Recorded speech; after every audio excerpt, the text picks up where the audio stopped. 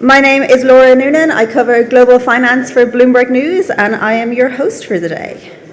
Or as they call me, Masters of Ceremony, which is definitely the best title I have ever had, hands down. So it's a real pleasure to be here with you all. Now, I was told Paris was going to be sunny this week, which I was particularly excited about after spending last week in Brussels, where it was definitely not.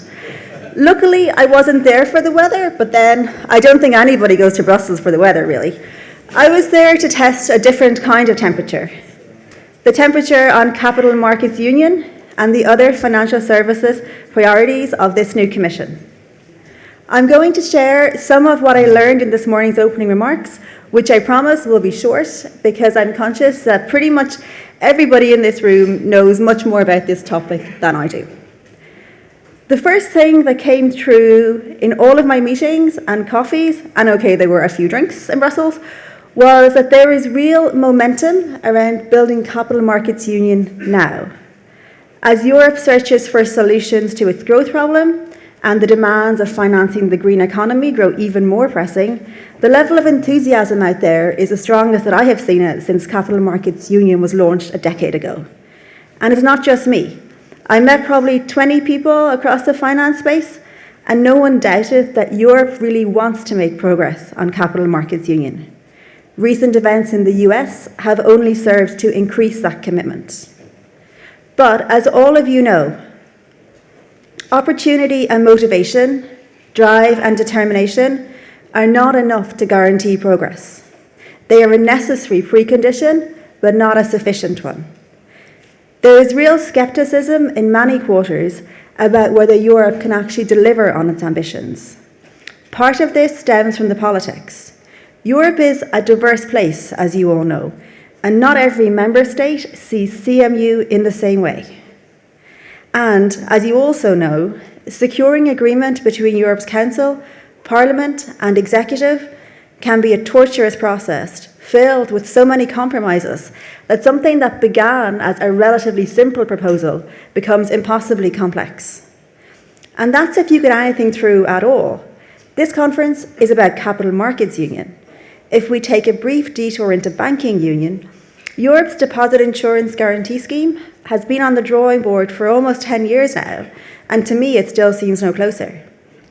Some aspects of Capital Markets Union could prove similarly divisive.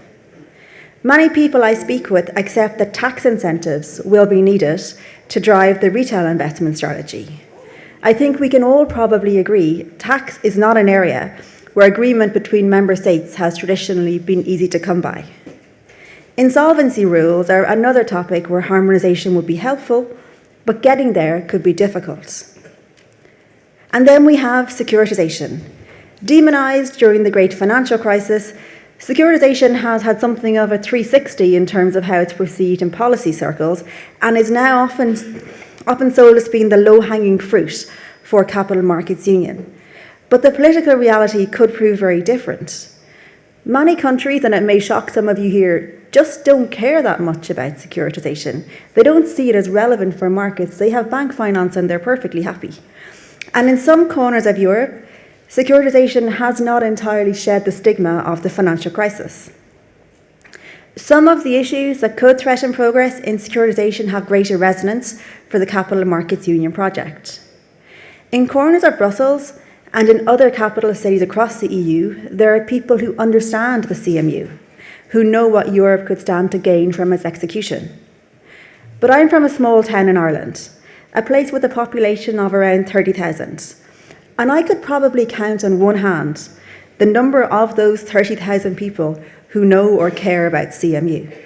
And that's including my parents, who've been forced to read my pieces about CMU. A decade on, CMU remains an obtuse concept for most.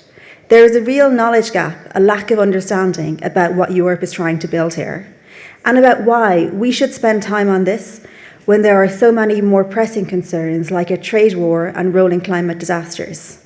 Now, I know these things are all interrelated. My point is, the public at large does not. Putting the Savings and Investment Union umbrella over the CMU and Banking Union, it does make the concept more relatable and understandable, but it is far from job done.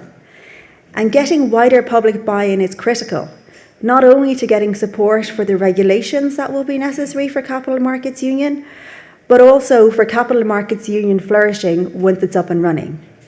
The fact that you build it does not mean they will come. Which brings me to the private sector. There is fatigue there, especially among foreign firms doing business in the EU. From the Brussels bubble, the Paris one even, it's easy to think CMU is a first-order issue, a key topic we should all be focused on. But imagine how it looks from the headquarters of a firm in the US, where you've been hearing dispatches about CMU for more than a decade, with little evidence of progress. It's not hard to see why some would lose interest. Now, think about the other European finance headlines those international executives are hearing, like the political fallout surrounding UniCredit's proposed takeover of Commerzbank. All I'll say on that is, it does not exactly create the impression of a joined-up approach to European finance.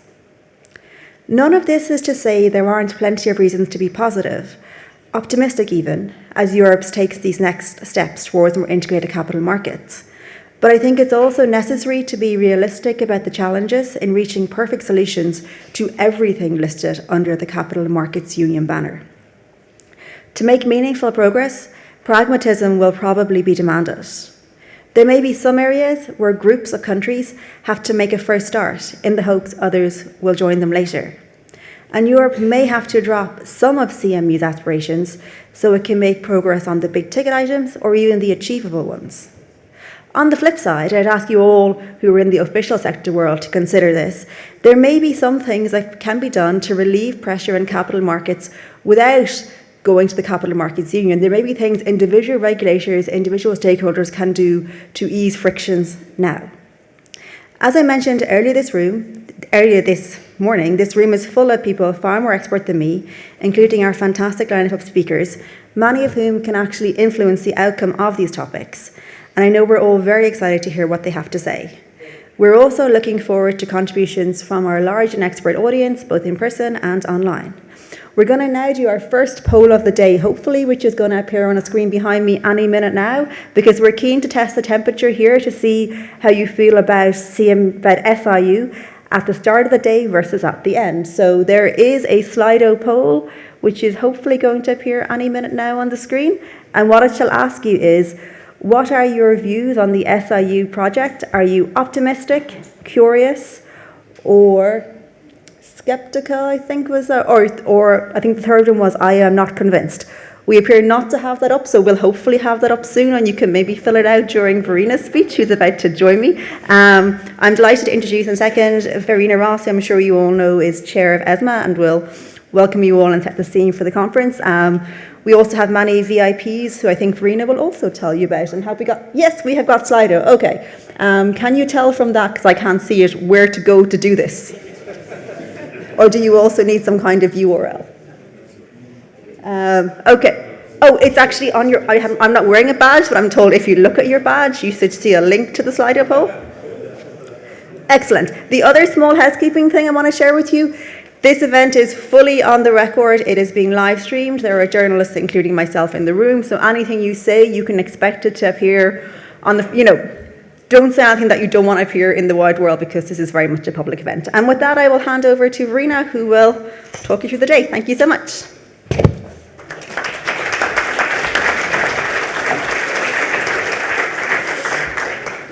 Thank you very much, Laura, and good morning, distinguished guests, good morning, colleagues, good morning, friends. It's a great, great pleasure to welcome you all here today to the ESMA Conference. Today's discussion on shaping the future of EU capital markets is both, in my view, timely and urgent. We need to have a collective vision for our markets that are resilient in the face of challenges, markets that are inclusive in terms of opportunity and transformative in terms of impact.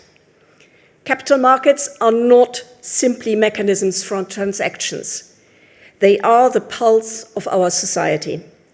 As such, it is our collective responsibility to ensure they are equipped to meet the demands of our rapidly changing world. In opening today's conference, not only do I want to welcome you all here, but I also wish to highlight that collective responsibility that we have. We need a bold vision to confront the challenges before us. But before elaborating on that vision, let me just go slightly back and let us remind ourselves of the history of capital markets and their capacity to drive innovation, create opportunities, and connect people and business. The story of capital markets is a story of progress. Throughout history, though often through quite volatile and unpredictable ways, capital markets have mostly been a force that have propelled economies forward. Capital markets fueled the Industrial Revolution, connecting capital to innovation and ambition. They turned ingenuity into railways to unite countries, into factories that employed millions, and into technologies that have redefined our daily lives. They turned steam engines into engines of growth. Capital markets have also catalyzed societal changes at important moments in our history.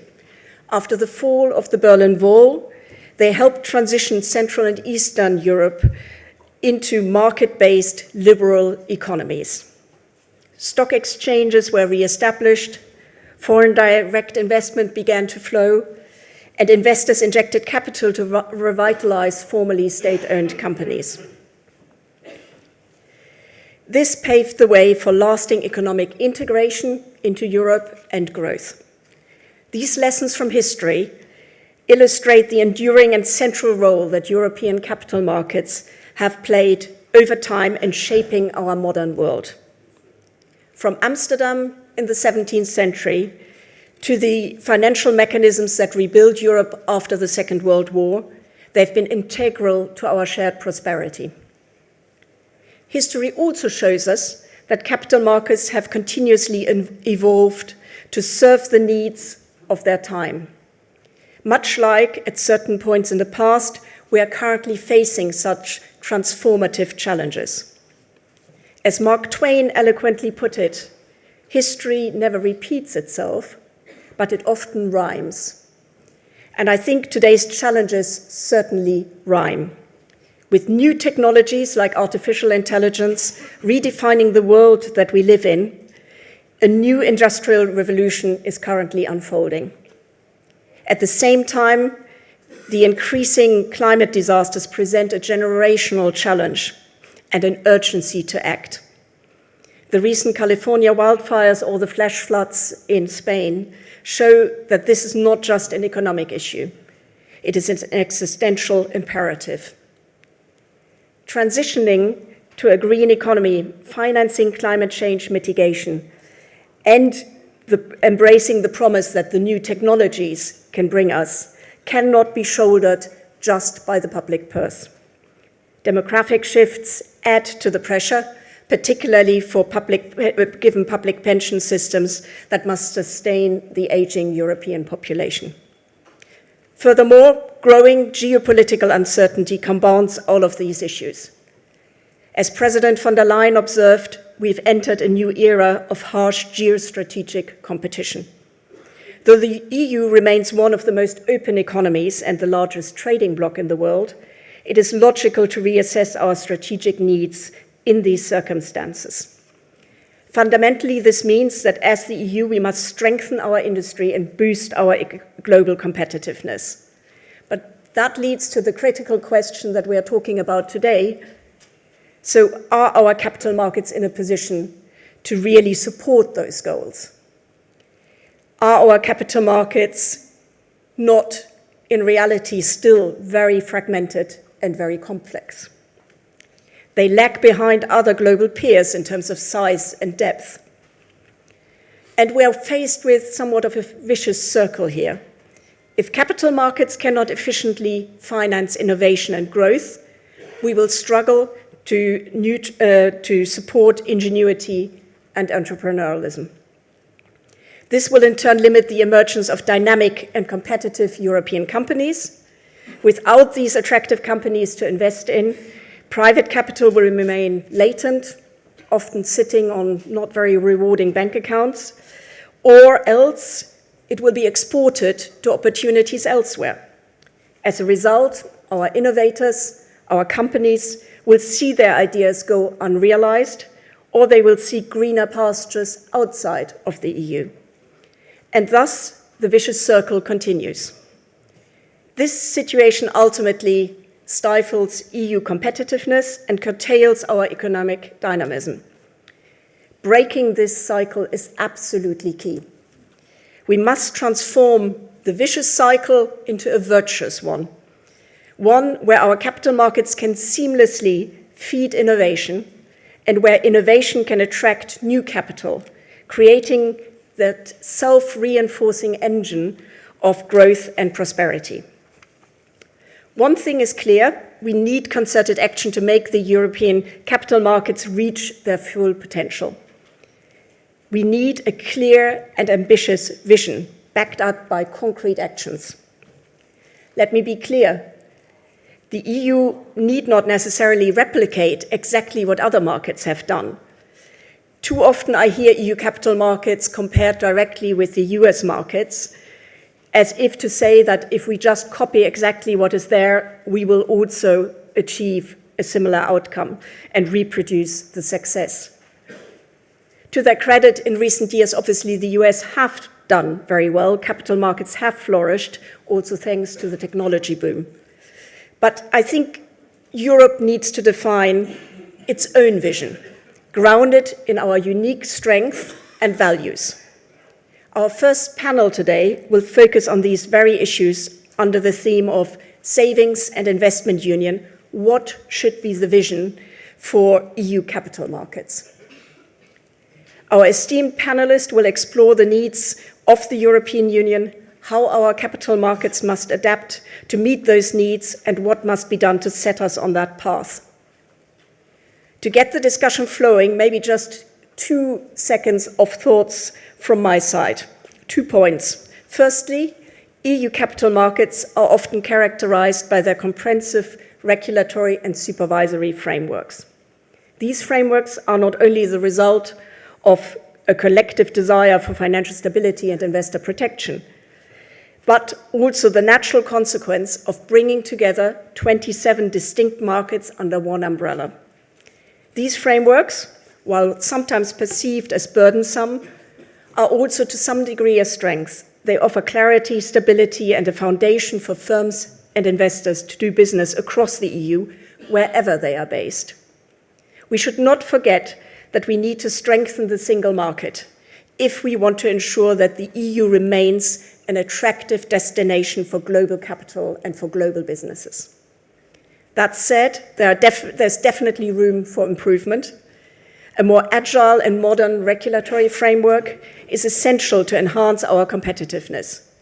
Simplifying rules and reducing the report and administrative burdens is critical, as is supervising markets in a more consistent and efficient way.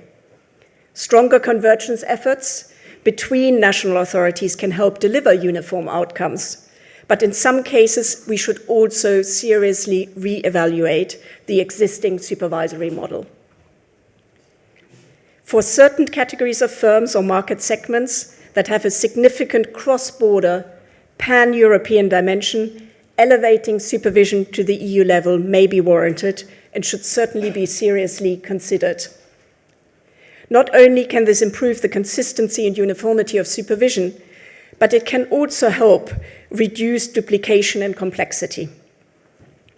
This view is not only put forward in ESMA's own position paper on EU capital markets, which was endorsed by all the EU national supervisors on the ESMA board, but it is also a common stance across many of the reports that have recently been published on this topic, including the reports from Mario Draghi and Enrico Letta, who we welcome here today as well. The second point is that greater integration is essential for the future of EU capital markets. Creating a truly pan-European market with sufficient scale and liquidity and with no cross-border barriers is fundamental. Simply put, a fully integrated market will provide businesses with better access to financing and investors with better opportunities. Integration, however, does not mean a single marketplace. It is about creating a unified system where capital can flow unimpeded, regardless of national borders, and to the benefit of all. Many of our different capital markets in the EU bring valuable strengths, whether through unique expertise or sectorial specialization, and we need to value that. This enriches our collective ecosystem. However, we should not turn this strength into a weakness by focusing exclusively on the development of 27 individual markets. We should ensure that any effort that is taken in member states supports the common goal of a strong single capital market in the EU. This brings me to the topic of our second panel of the day when discussing filling the funding gap for competitive European businesses. Our excellent panelists will explore how we can create a more attractive and sustainable financing environment for businesses' growth and renewal. As it stands, bank financing remains the preferred source of funding in the EU for corporates, as alternative financing options are often less developed and less accessible. EU public equity markets have struggled to maintain vibrancy, with IPOs often shifting abroad or companies deciding to remain in or even return to private ownership. So the key question is, are capital sources sufficiently diverse and sizable enough to support the growth potential of EU companies at crucial moments in their lifetime? And if not, how can we address that challenge? And I'm sure the panelists later will give us good answers. To begin with, however, the EU needs to attract sufficient new investment to scale up pools of capital. This is not only about attracting global institutional capital, which remains critical, but also empowering EU citizens to turn their savings into more productive investments. To instill a culture of trust, engagement among citizens, we must make capital markets more accessible, more straightforward, and more aligned with their financial aspirations and needs. Retail investor participation remains low across Europe, in part because the system often feels too complex, opaque, far removed from the average person and what they can grasp and deal with. Encouraging citizens to invest requires offering appropriately transparent and easy to understand products that meet their needs. At the same time, we must make greater efforts to educate citizens on the long-term benefits of participating in capital markets, such as building financial security, funding education, or preparing for retirement. Our third panel, Shaping the Culture for Retail Investors, will explore how we can further foster that culture of empowering citizens to see capital markets as an avenue to build their financial security and their long-term prosperity. In addition to the stimulating panels today, I'm also excited to hear from our range of special speakers that Laura already mentioned, which will bring a unique perspective and hopefully enlighten us with their wisdom and thoughts. In addition, so we have, as part of that, the chair and CEO of NASDAQ, Adina Friedman. We have, I think, we're very honored to have the former Banque de France governor and author of the instrumental post-crisis report on future of European supervision, Jacques de Larosière. We have the president of the European Investment Bank, Nadia Calvino. And finally, and by no means least, we have the European Commissioner for Financial Services and the Savings and Investment Union herself, Maria Luís Albuquerque. Today's program is rich, and I'm sure our different speakers are brimming with ideas and inspiration. I will therefore quickly conclude and allow you all to enjoy the sessions to come. But let me leave you just with one final thought. Jean Monnet once said, "People only accept change when faced with necessity, and only recognize necessity when crisis is upon them." So I would argue necessity is upon us, and our choice is stark. Either we drift until a bigger crisis ultimately forces our hand, or we rise to the occasion and shape the future of EU capital markets on our own terms. And I would very much suggest we try to do the latter and shape it ourselves. Let us seize the moment to shape the future of EU capital markets, a future defined by resilience, inclusivity, and ambition. And let us turn that vision into concrete actions. And I'm really looking forward to hearing a lot of that today. Once again, thank you all for being here in person in Paris and all the people online as well to join with us together in this ESMA conference. And I look forward to inspiring discussions. Thank you very much. And back to Laura.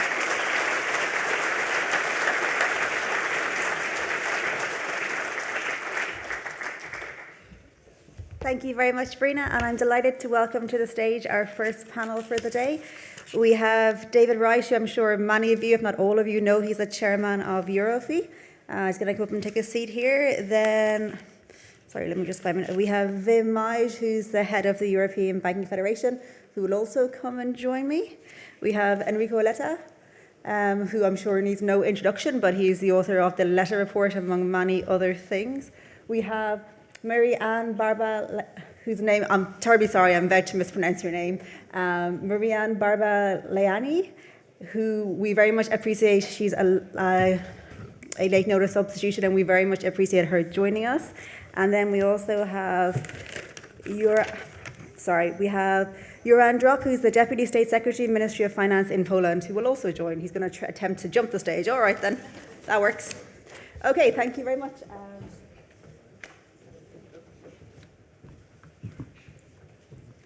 Okay, and yes, the mic. These all working? Everyone hear us? Great. Okay, so our first panel for today is about the outlook for savings and investment union.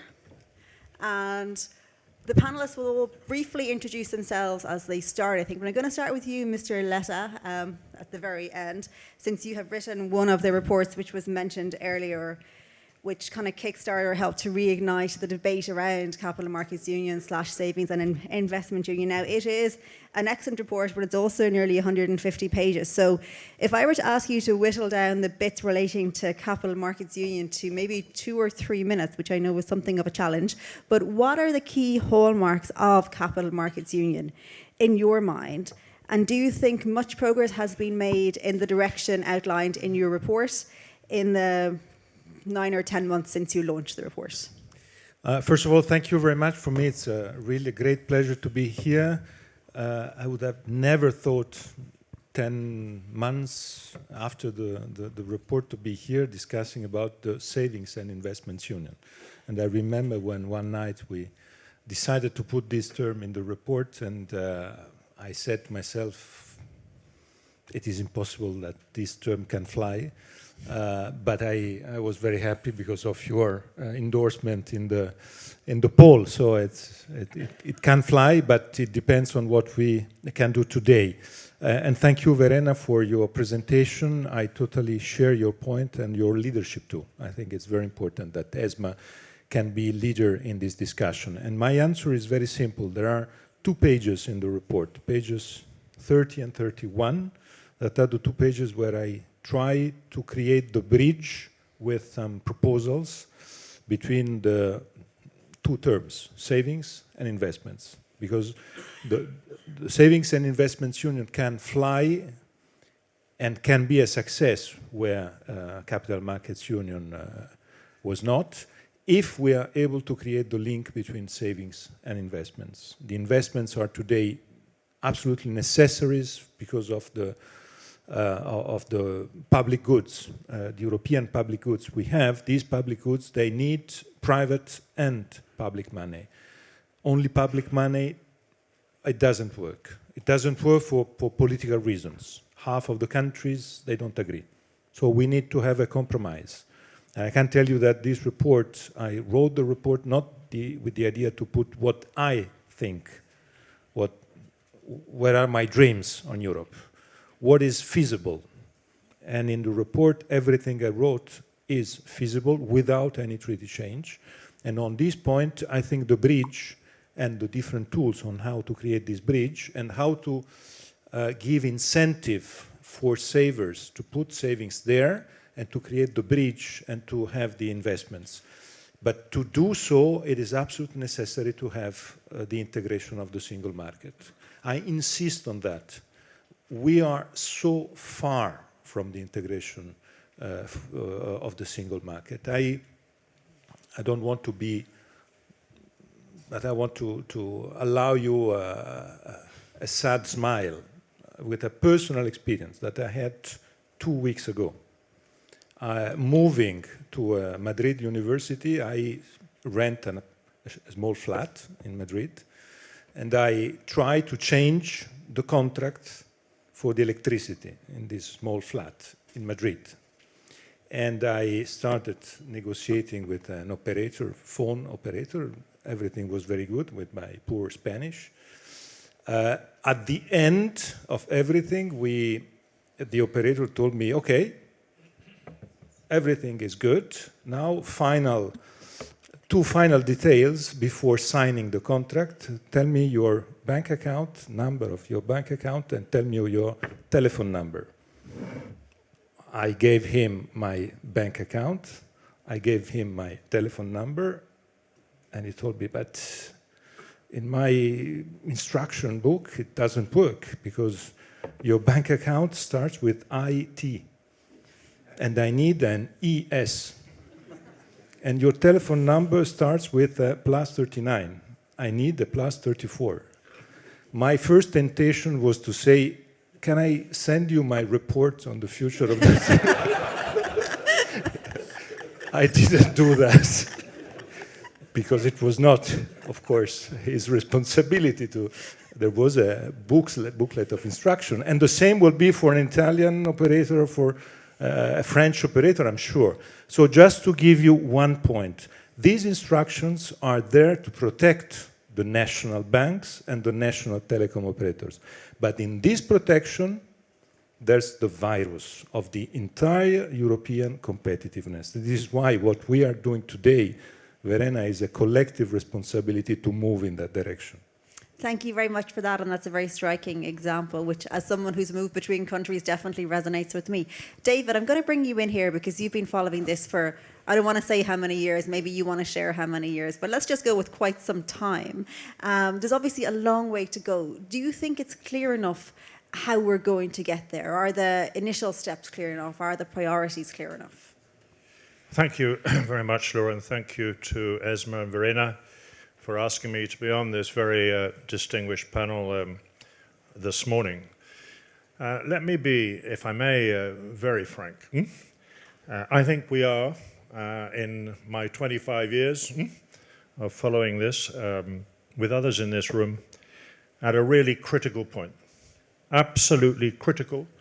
We are falling behind as a union, economically, financially, globally. We are simply not building the capacity to finance our companies, our investors, retail investors. The job has not been done. Bits have been done, but no more. And for me, one of the reasons for this is partly because the member states have different conceptions, but here the role of the Commission is crucial to bring the member states together, pilot the proposals through co-decision. But in my view, one of the big problems has been the lack of political support at the highest levels of the Union. Now, you said, Laura, in your introduction, you felt a manifest sense of excitement in Brussels. Really? I mean, excitement by Brussels really? standards. Well, you know. we're about to come to two crucial tests, in my view. And I think the ball, by the way, is squarely in the hands of the European Commission.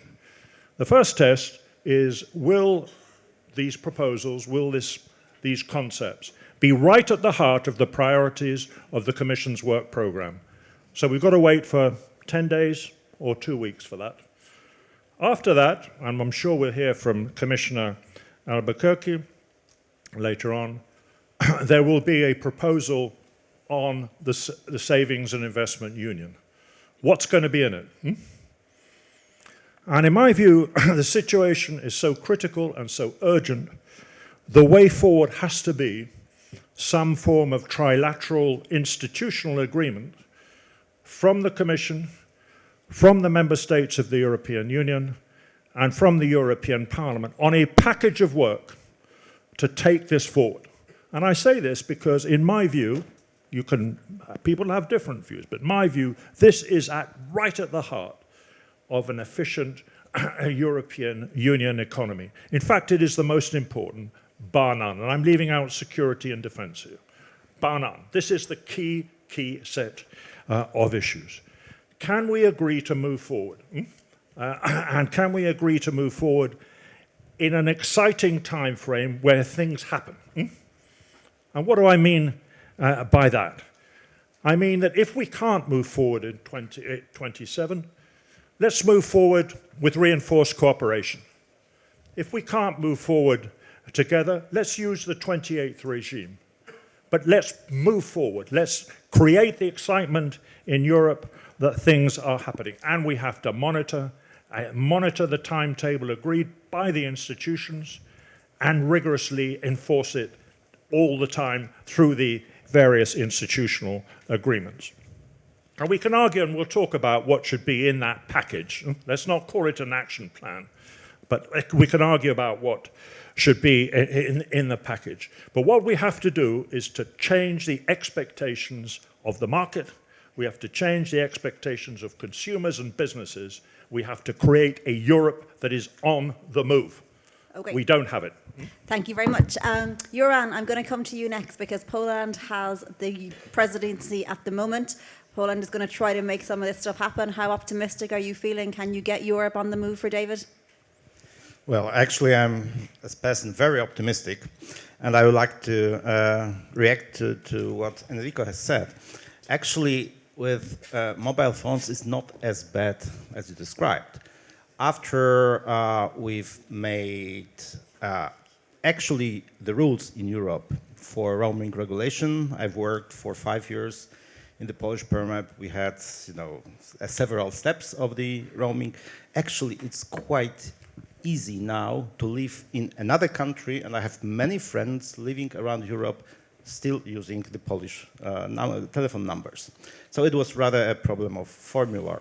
And I also think that in finance, in banking, as you mentioned, it's also not as, I would say, I think the integration here is quite advanced. And we shouldn't forget. You are an optimist. And we shouldn't forget that we have achieved really a lot through regulation as well. And for instance, as you asked about the Polish presidency, we are looking forward to update on payment directive, PSD 3. It's one of the things we will be doing. But starting from coming back to your main question, Poland sees a great potential in the relaunch of the CMU, as it's now called CIU. And indeed, it's what David said. It's another take on the problems we have experienced in the past. We've seen the issues both at political level, but also, the practical ones, the practical obstacles. But we are really looking forward to proposals from the Commission. We are, as presidency, we are supporting the Commission and creation the new plans. We see the changes in the capital markets as urgent, and the competition of the internal market, as Verena mentioned. This is the main product of economic integration in Europe. Capital markets, the free movement of capital is one of the four freedoms, and this is to be completed well, it's a road, but we await a major step in the new legislative period. And we are looking forward to a set of game-changing ideas to create, and concerning this conference, to concern a culture of equity culture in Europe. It's something very important actually for my minister, who by trade is a trader and manager of the investment funds, and he's always thinking and he's promoting the culture, equity culture. So we are looking forward. We will, as presidency, we will support. We will do our job. For me, you know, these are the normal dealings of the European institutions. For instance, I had a trilogue with the Parliament yesterday. We are working a lot in the working parties, and as presidency, we will do our job as honest broker during our presidency. Okay, thank you very much, Marianne. I'm going to come to you next. So you look at it from the international perspective, from the IMF's perspective. How critical is capital markets union? Is it as important as we're hearing here, like David Enrico saying this is really it in terms of Europe's prosperity, or are we overthinking it because we are in this room, we are the people who care about this? Thank you very much. Well, of course it's important. It's not only important, it's crucial. And by the way, I will not repeat what David has just said. It's a key and I would say a survival point for Europe. I was not supposed to speak today. I was about to listen quietly. We are very grateful. I'm not representing the European Parliament, or Laluc was supposed to be there, and so I will not say what she would have said. So again, a market regulator point of view, as Verena has said in her introductory speech, market regulators have, under her guidance, worked on the subject and made some proposals like last spring, and I think they could still be used and are still very current. So the vision on SIU, what should it be? I will use two words. It should be ambitious and it should be ruthless. It should be ambitious because we are now more or less on our own in Europe, and I think David mentioned security and defense as other objectives, but obviously there will be no such thing as security and defense if we don't have money to finance it, as is the case for the digital transition or sustainable finance, which is still an objective for the European Union. We need to change methods, but we don't need to forget the objectives, because last word about SIU, how it should be and what the vision should be, it should be a European vision of markets. Verena said that very clearly. We will not imitate anybody because it just won't work. We can take inspiration from things that happened elsewhere, obviously, but we have to do it our way. And why we need that, you know, while I was on my way and trying to figure out what I was about to say, I had 10 minutes to figure this out. I passed by a small sign on the street which is called Europe Snacks, okay? So I think we need more than a snack in Europe. We need a full meal with cheese, wine, Belgian chocolates in the end, dear Jean-Paul, and maybe Italian coffee also, because we don't want to, we need to stop this downward spiral where our economies are getting down and further down. So that being said, why did I say we need to be ruthless? Because obviously we need to change methods. David has been in this business for many, many years. He was at the initiative of the initial Capital Market Union program, if I'm not mistaken. Some successes have happened. It was said also we don't have to just say it's a complete failure and no progress has been made. It's not true. Lots of progress were made, but still we need to progress, and more rapidly, and probably with a stronger method, and that's why I mentioned ruthless. Then three things that obviously I will not go through the 20 proposals of the ESMA report, so let me pick three. Securitization, it's key, it's of the essence. Market regulators, for the first time, I think, in ESMA's report, have endorsed this objective. And the reason why they did that is it's not only a question for banks and their balance sheet, it's a way to develop markets. So there we need to be ruthless, because we must stop to fight yesterday's battle, which is to cure the great financial crisis. By the way, the securitization that was involved in the great financial crisis was not European securitization, so we'll do it our way, but we need to do it. The second point is investors, because only investors in the end will decide where they will put their savings. Savings, by the way, has become a key resource in the world nowadays. As far as I can see, a lot of jurisdictions, and not only Europe, need savings. We have it. It's up to us to make more of it come to Europe and finance our economy and corporates. But in order to do that, we have to find right ways to address investors with products and conditions and fees and advice that are accurate. This was in the retail investment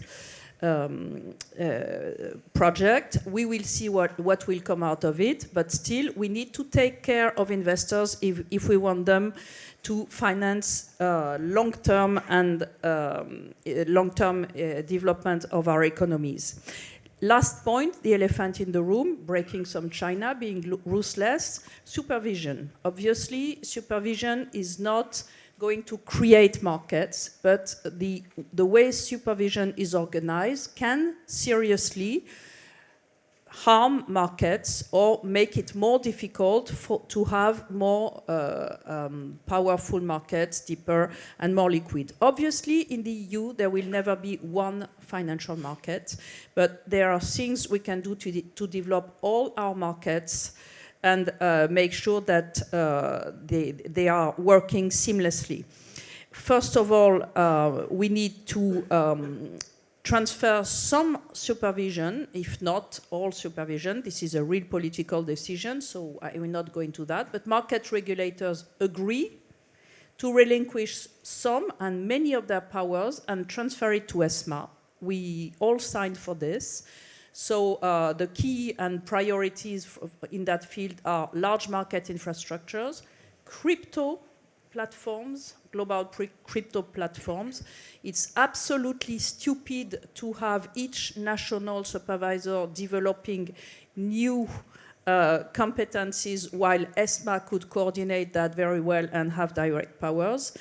And of course, we also need to introduce group approach or consolidated supervision for large asset managers and market infrastructures in order for them to work better and in order for us supervisors to be more efficient and ensure financial stability.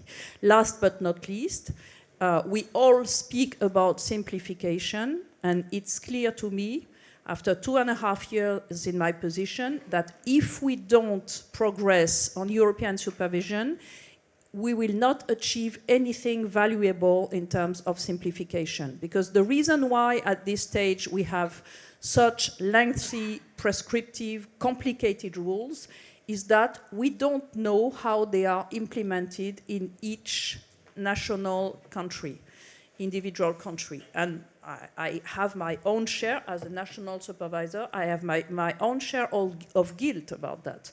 So if we don't give more powers to ESMA, it will always be necessary in order to prevent damages to national markets and national retail investors especially, and we see a lot of that, damages that in some cases come from misuse of the passport.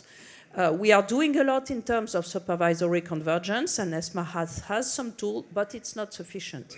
So if we want to have principle-based rule, I've heard this word, it's like a mantra, principle-based. Everybody wants principle-based, but nobody does it. And the reason why we don't do it is that we don't fully trust that the implementation in each individual country will be the same and will not create problems of functioning within the market. Thank you. Okay, thank you so much for those very comprehensive responses, especially delivered on the cuff. Wim, I'm going to come to you. You represent the European Banking Federation. I know we've discussed this many times, and I know you're keen for an outcomes-focused approach. Having listened to all of this, do you feel more confident that there is an outcome-focused approach now? And sorry, I should have said earlier about the phones. If we could please put our phones on silent, that would be awesome. Wim. Well, if I listen to this panel, I would say here you have the market ruthless people. If you put these in charge, then the problems are solved tomorrow. So that is to start with. But going back to the poll, I studied the poll a little bit, and I'm an optimist. So I voted optimist, and I was with 30% other people. What I found very worrying, if you talk about you say the momentum is there now to move forward, is that you had the choice of I'm curious to know more.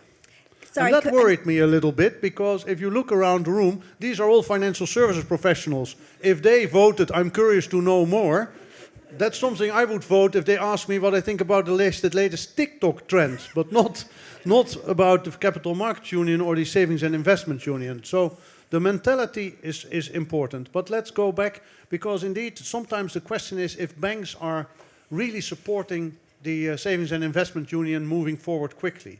Now, if you go to the first step there of the macroeconomics, indeed, if you look at the challenges of Europe, that we need 800 billion in the next years of investment, it is so clear in the changed geopolitical circumstances that we need to fend for ourselves, and that public money will not do it. Banks will not be able to deliver that credit. So if you ever need a sense of urgency to create and be more efficient in a savings and investment union, it is now. And then many things have gone forward. So you see things moving, but you see things moving forward slowly.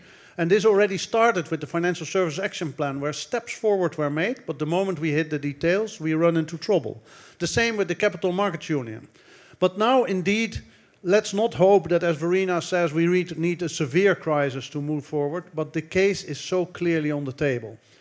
If we move on securitization, and there are two parts on that, and I think that the political mentality has changed, but as a tool that is important, but also, and now I go to the detail for a short moment, I'm part with the ECB and the banks of a project to have a shorter approval of plain vanilla securitizations. And it is that will work already, and it's these kind of small steps that will work.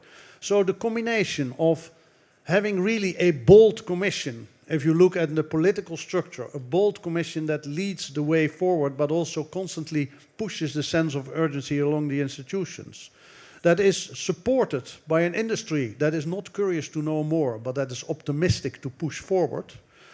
And we adapt to the right levels. Indeed, it's better harmonization of supervision. It is really move forward on instruments like securitization. And then the third aspect, and that is why the Savings and Investment Union is so important, is to really get the citizens on board that we are talking about their investment, that there is more, that there's a better return if they invest. Because part of that is because of the many collective pensions, people do not feel, there is no equity culture, people do not feel that they need to invest, they just save. So that is one part that we can move forward, and for that we need indeed the ability to create simple, transparent products. And if I go into my bank and I have a green investment portfolio, after the 450 forms that they let me fill out, they happily afford me a product. So maybe we can do something there as well. So in this first round, I would say the momentum is there, the urgency is there, but in the detail, there is still so much obstacle. So now let's go through it. Okay, thank you so much. So we do have another poll for the audience. First, I was hoping, could we get the results of the last poll on the screen, please? The one that Wim was just talking about, to see how many of you are still curious. Is that possible? Here we go, loading. Okay, this may be possible. Okay, so I'm going to turn around so I can read it. So most of the biggest response is I am still curious to know more, okay, followed by I am optimistic, followed by I am not convinced. So what we're going to do is we're going to take this poll again at the end of the day, see if we have more optimists, see if more people have in fact learned some more, and I'm hoping that is going to be an outcome of the day. The next poll is going to hopefully appear around about now, and it's going to ask you if you think that the priorities for CMU/SIU are sufficiently clear. It's a binary yes or no. We'll only do this poll once. I'm just curious to see what the temperature is there, so if you'd like to go and vote, we can see that. I should also say we will take audience questions throughout the session, so if you have a question, please do raise your hand, and we will try to get to you. Oh, okay, no seems to be the overwhelming result here. What is it, 69% no, 31% yes. So I think, and these are the involved professionals. Yes, so out there it's going to be like 1 to 10, I'd say. So this is where we're at, and I think it's good to sense check, and this is our starting point. Now, we're going to have a more detailed conversation on some of the topics as time allows. I'm going to start with the securitizations piece, just because we focus on a lot in the media. It is where we hear a lot of hopes. I know France is obviously very involved in trying to develop the market. Do you think we are getting closer? Well, first of all, let me react on the priorities. Obviously, after the commissioner has spoken, we will have a better outcome of the poll, because obviously at this stage, this is everything is in the hands of the commission, and I'm completely confident that they will deliver. I also was in Brussels last week, and I came back very optimistic, as you were, because I saw a lot of hope and dynamism, and I think the Commission is ready to provide the type of strong basis and that is needed to progress. So on securitization, it's more a banking subject at this stage and a banking regulator subject, so I'll not speak for my colleagues. But what we as market regulators identified is that it is obviously the type of products that can be game changers to develop larger markets in the EU. I mentioned that we don't have to always to look on our neighbor's shoulder to take inspiration, and we will not, the European Savings and Investment Union will not be the US capital markets for several reasons, including history. But that being said, one of the most important outcome of what we saw in the US is that securitization, if it's properly designed and regulated, can be a game changer in developing markets. And one of the major differences between developments of the US markets and the European markets after the great financial crisis is that in the US, securitization picked up rapidly again after the great financial crisis. In Europe, probably we were a little bit more cautious.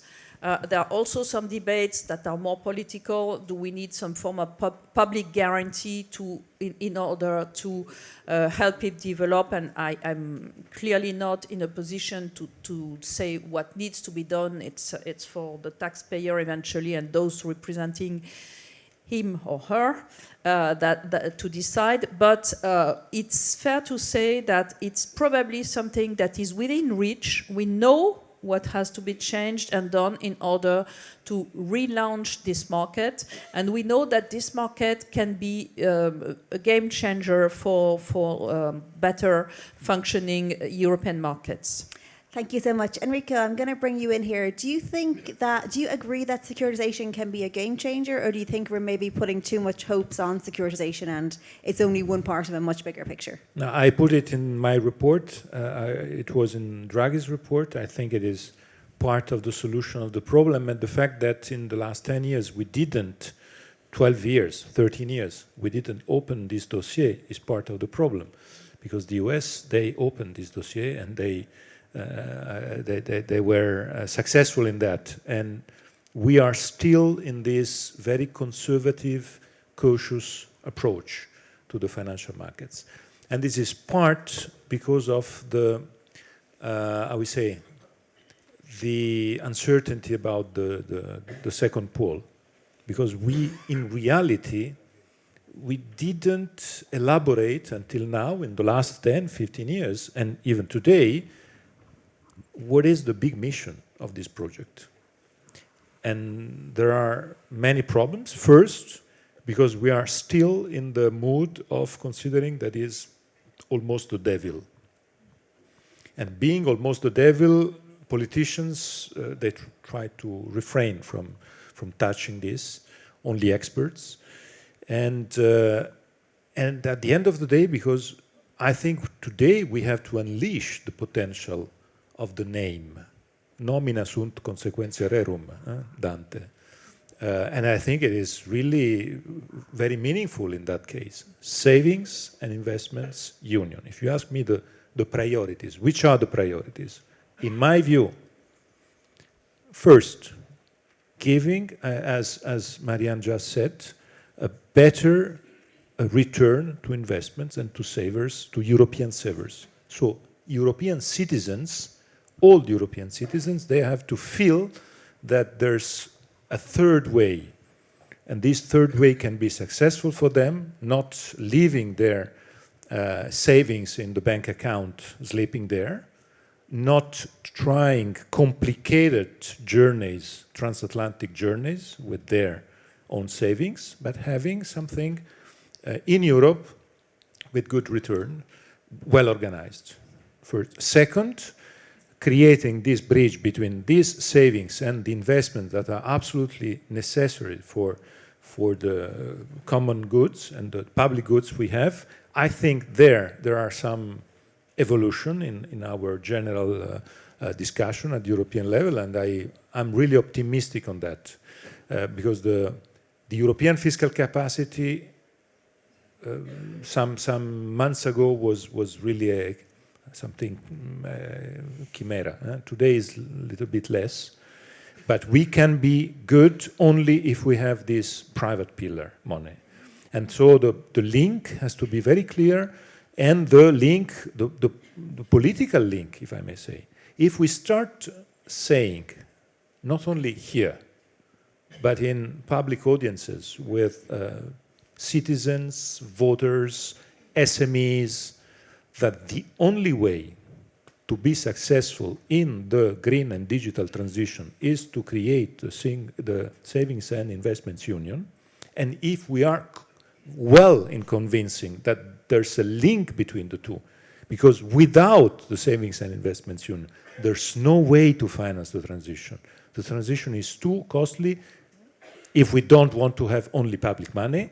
So if we are able to create this link politically, of course, it depends on the big leaders, those who are the capacity to be, I would say, listened everywhere. And the third one, savings, investments, unity. Unity means dimension of the actors. This project is the precondition to have, sorry to use, I would say, easy term, but just to answer your question in 30 seconds, to have the Airbus of the asset management, l'Airbus in the investment banking, l'Airbus of... If we don't have the system, the unified system, the union savings and investments, it is still a national game. And if it is still a national game, it is not at the level of the US, the Chinese, and the others. So the only possibility is to play this game at the European level. Until now, it was impossible because of these rules. I think some of the big protagonists are working, struggling. I see here Stéphane Boujna, and Euronext is a good example of that. But for the rest, the system is still national. And if the system is still national, we are lost. So the third big priority is this one. So savings, investments for the big needs that we have today, and the national level is not enough for these needs. And third, the Airbus of these different métiers, If we are not able to do so at European level, it will be impossible to have it at national level. And by the way, I was obliged to change my number, to add a Spanish telephone number, and to open a Spanish bank account. Maybe it was my fault, but it was the only way to get electricity there. All right, thank you so much. David, I know you're keen to come in. I'm going to come to you in 1 second. Joran, I want to ask you briefly first. Enrico talked there about the need to not have national systems and to have something more harmonised. But there's also a cultural bias. There's very different investor approaches throughout Europe. So how do you see that playing out? The fact that the risk appetite, what people are comfortable with in one part of Europe, what they're used to, is not the same. Yeah, we are taking into account these different cultures, different attitudes among people, and our answer is rather to go for simplification of the rules. So for allowing the local markets, for allowing various markets to thrive, and to bring down the barriers which prevent people from, for instance, investing. So you've actually mentioned that you have to fill in a lot of papers, or perhaps now online, but it requires a lot of skills and a lot of time to invest. And this simplification of the rules has to be taken seriously and, well, with a plan, with tackling different legislative acts, but also different structures. And then the simplification is important for local markets, because these are, actually the greatest costs of implementing pan-European rules are born somewhere, in different corners of Europe. Because the solutions proposed by the Commission are usually based on those already enforced in global markets, while and these rules, the local markets have to implement, have to adjust. So these are the smaller players who have the compliance costs, and so the simplification is something the way forward. And actually, it's we are very happy that it has been spotted at the European level, and we are looking forward to the omnibuses of this world. Okay. And this is the way I think about the priorities in this area. Okay, thank you very much. Sorry, David, I know you were dying to come in on something Enrico said, so what were you dying to come in on? Or you certainly looked as if you were anyway. Maybe I caught your eye wrong.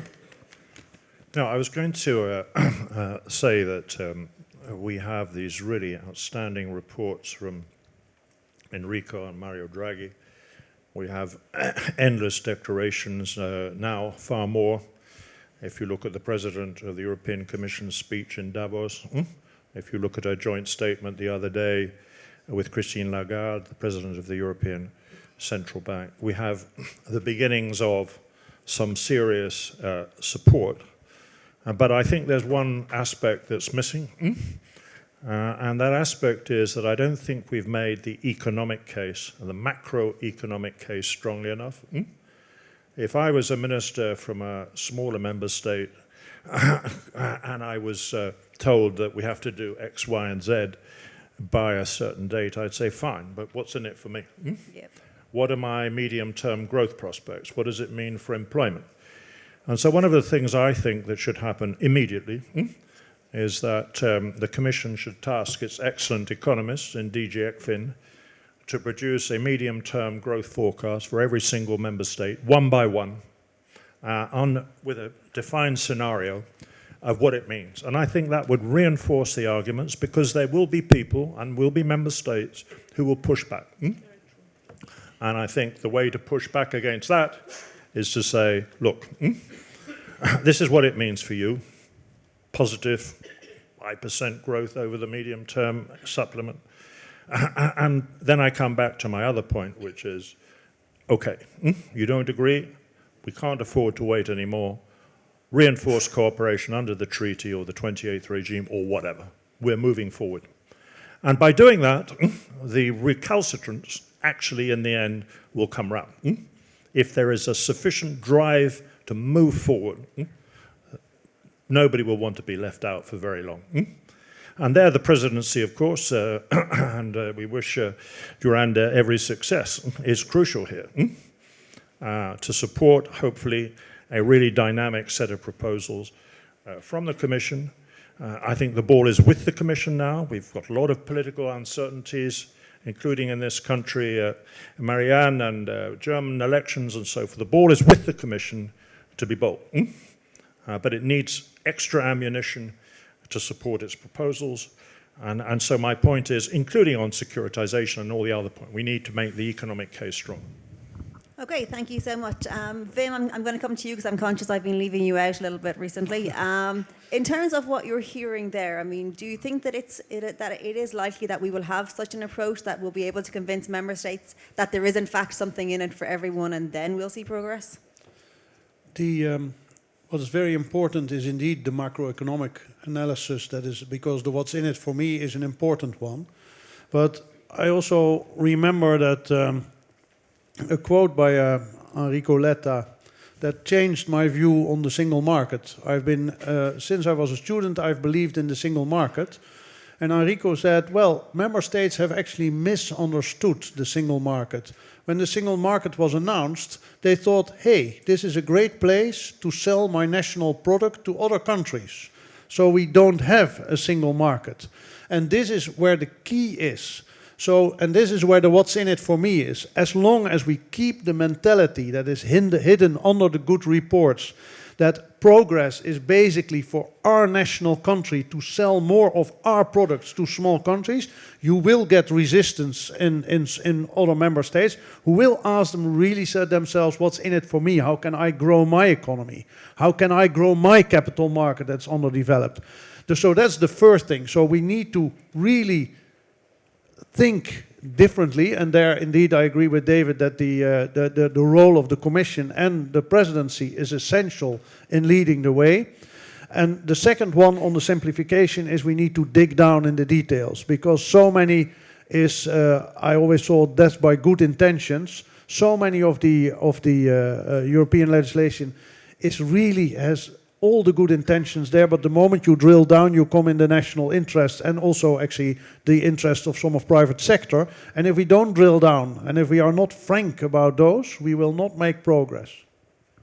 Okay, thank you so much. I'm going to come back to you, Marianne, there. As one of the larger countries, and I know you are not speaking for the French government in this, but how do you see the benefits of capital markets union being shared between the larger and the smaller companies or countries? And what if we did David's analysis and we found out that the larger countries were getting a 10% uplift in GDP and the smaller a 2%? Well, I'm not an economist, so I hope the great economists of the Commission will produce the answer to that question. Maybe the OECD, I see Carmine here, so maybe the OECD can also help us with that. And I fully share the view that we have to make sure that benefits are clear. And benefits for everybody, because obviously, and that's why I was saying, by the way, if we want to succeed in this project, and we need to succeed in this project, we have to do it our way, not any other people's way, because Europe is not one country, EU is not one country, it's several countries.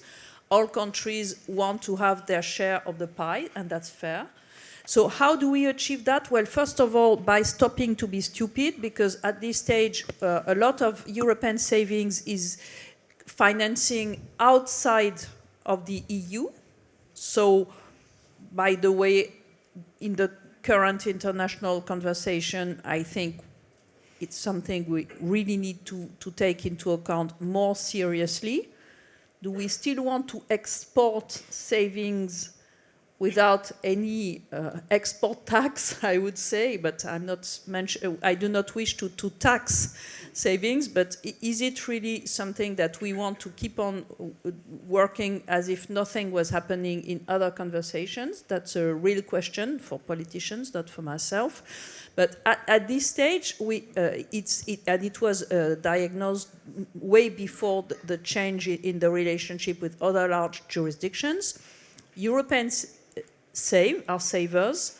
They might not be investors enough, but their savings is to a large extent financing something else than EU development. And obviously it will always be the case. We will not just close the borders of the EU, and we also need foreign investments to come in. But why can't we just be a little bit selfish and Euro-centered and decide that savings can be better channeled into the financing of our economies? I think it's completely possible. We have to simplify the investor's journey. It's first to say that the road to hell has been paved with good intentions on that subject, and leading people to prefer investing in cryptos that have absolutely no impact on financing of the real economy or of the But they make people transition. rich temporarily, at least. Yes, they may make people rich temporarily, and that's fair, and I don't criticize that point, but they are not directed to financing any corporation or anything in the real economy. One of the reasons why they are so popular, and they are indeed very popular, you have more French citizens holding cryptos than listed shares currently. This is a study that the OECD has conducted for that is quite disturbing when you put it like that. That is disturbing, and one of the reasons is that it's much easier to buy cryptos than to buy financial products in a traditional financial venue. One of the reasons it is more difficult is that we have tried to protect investors by putting more and more regulatory burden on their investor journey. We have to look at that, but one of the reasons why it is that way is also because of the lack of convergence in supervisory practices, lack of European direct supervision, and I mentioned that already. One last word. One of the key pools of savings that is underexploited in terms of investment is women's savings. There is a wide discrepancy between the way women are investing, or, to be blunt, not investing, and the way men are investing. Maybe it's linked to the fact that maybe the financial industry is a little bit full of men, too manly, and they don't care or they don't see it. But this is something also that we have documented in our studies. So there is a whole pool of savings, and as far as I know, sorry gentlemen, but women live longer than you do, so we need more money to finance our retirement period. So sorry about that, but so it's another stupid thing, because we don't look enough at where investors, where we could channel more savings into investment. That is just one idea, but probably if some financial entities are present here, and I saw a lot of people, I think they might think about it also. Thank you. Okay, thank you for that excellent point. We are now into the final 10 minutes. Very quickly to react, because Marianne is absolutely correct on the untapped potential of women investors. But I'd like to point out, indeed, the groundbreaking studies of Maria Luís Albuquerque on the choices that women make and how they grow up and how they make an investment decision. So there is some scientific work done, basically on getting more investors to the capital market, which we can follow up on. And then indeed also Jean-Paul, who's one of the people is one of the pioneers of investor education and financial education, can maybe also help there. Okay, thank you so much. I'm sure we'll be hearing from Jean-Paul later. My final question to the panelists, as we are into the final 10 minutes, and I know you guys might be looking forward to your coffee break. I'm going to work right along the line just to forewarn you of where you'll come. So Enrico, you're first. There's so much in Capital Markets Union. If there was one thing which you could look at and say, okay, when we have done this, we will have done Capital Markets Union, what would that be for you? And I will limit it to one thing, and we have 1 minute each to speak, so you're all getting the same question. I have to say it's very easy for the place where we are. If we are able to solve the impossible until now equation of the supervisory authority, I think we are almost at the end of the process. Why I say that? For the very simple reason that we know very well that we are discussing about subjects, about missions, but there's a political topic among the 27. And this political topic is about the which is the European city that after Brexit can be the post-London financial capital of Europe. And if we are not discussing about this point, not in terms of discussing which is the capital, the financial capital, but saying what I think we have to say, there's no one financial capital of Europe. Because all the discussion is about that. And if we are not able to solve this problem, the virus of the discussion on the headquarters of the European authority will, I would say, in my view, will kill the entire project. So we have to be creative in discussing on how to have, I would say, a multi, I don't know how to say it, but we have to be creative in finding the solution on that. Knowing that the 27, they have to stay. We don't want to kill the 27. As the central banks, we have 20 national central banks in a peaceful coexistence with Frankfurt. So we have to be creative on that. I want to be very clear. This is the elephant in the room. For the political debate, not here. Here, I think nobody cares about that. The political debate is on that. And if we are not aware of this point, we will miss again the big mission, the big objective. So if we are good in finding an intelligent solution on this point, it will be the first point of David's roadmap, and I'm sure this approach that David mentioned will be successful. Thank you so much. Jurand, I'm going to give you a choice. You can either come in on that point or you can give me your own vision of what success looks like, but either has to be in under 60 seconds, so pick your poison.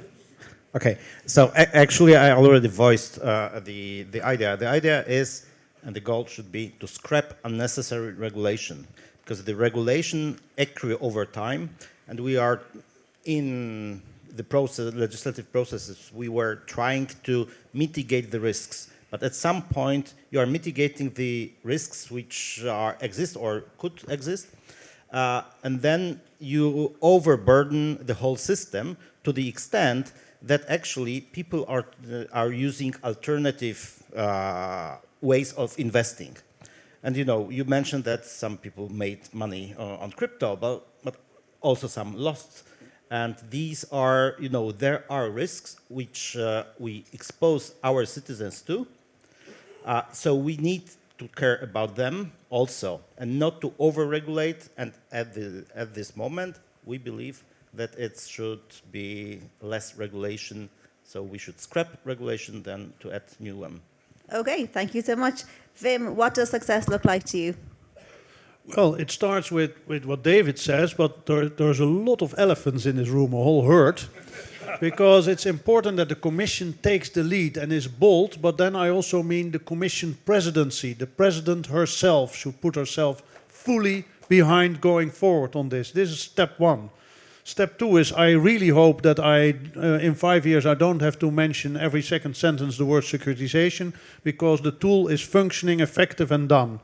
Then indeed, I would say many of the aspects of the Letta report are important. But indeed, we may want to look seriously at the 28th regime. We've tried before, but indeed, if that is a way to speed up, we could do. Then, indeed, I think there's a lot to do on harmonization of supervision, another elephant in the room. And finally, I've been involved sideways, and I'm thanking the leadership of Verena on things like post-trade, T+1. If you look at it, it seems like a technical solution. If you drill deeper, there are interests and there's politics behind, and I hope that we are able to jump over our own shadows and really deliver.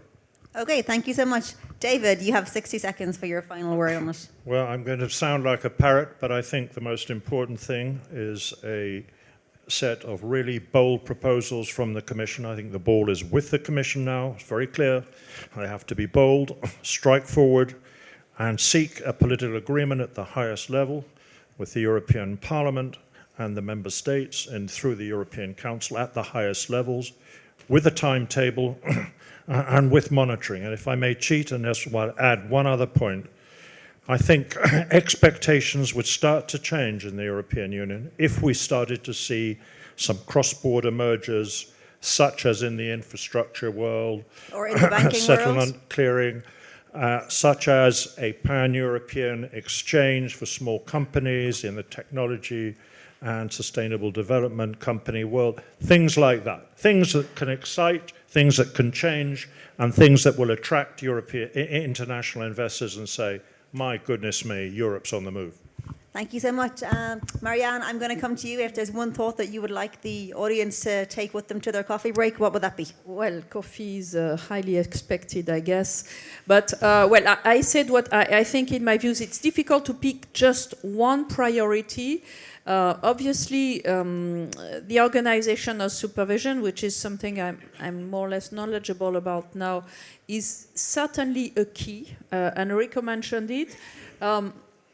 I would say politicians should somehow take it easy. It's not because the banking supervisor is in Frankfurt that the European banking system is fully and only in Germany. So obviously, and I mentioned that by saying that markets are, the SIU, we have to do it our way. Obviously, it's never going to be one market in one country or one financial infrastructure in one country. We are building upon strong traditions.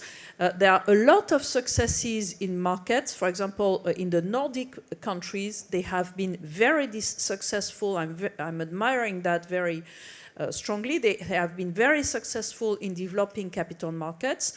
So there is no reason why this project should end up killing initiatives in individual countries. On the contrary, it should give more opportunities to have a wider market, a well-functioning market for national players, and there is room for everybody, because then again, what we need is not to share the same pie among the same people, is just to have an extra pie. And this is really something that creates opportunity for everybody, including investors. I mentioned that the key success indicator of that project will be our collective ability to convince the European investor that there are better opportunities in the EU and that they will be well treated and that they better put their savings in European products.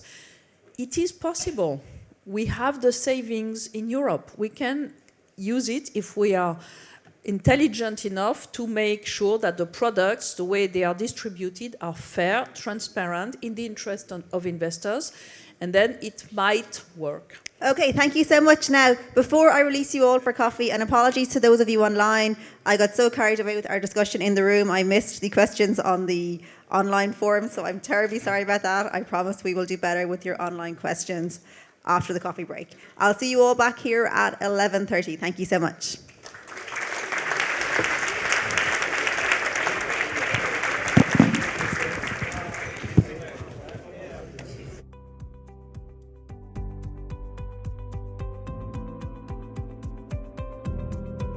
Hello, if you could all take your seats, that would be great, and encourage your colleagues to come in from the halls, come down from the stairs, because we are running a few minutes behind schedule. Okay, we're getting there. We'll just give it another few minutes for everyone to settle, and then we'll kick off for the next session.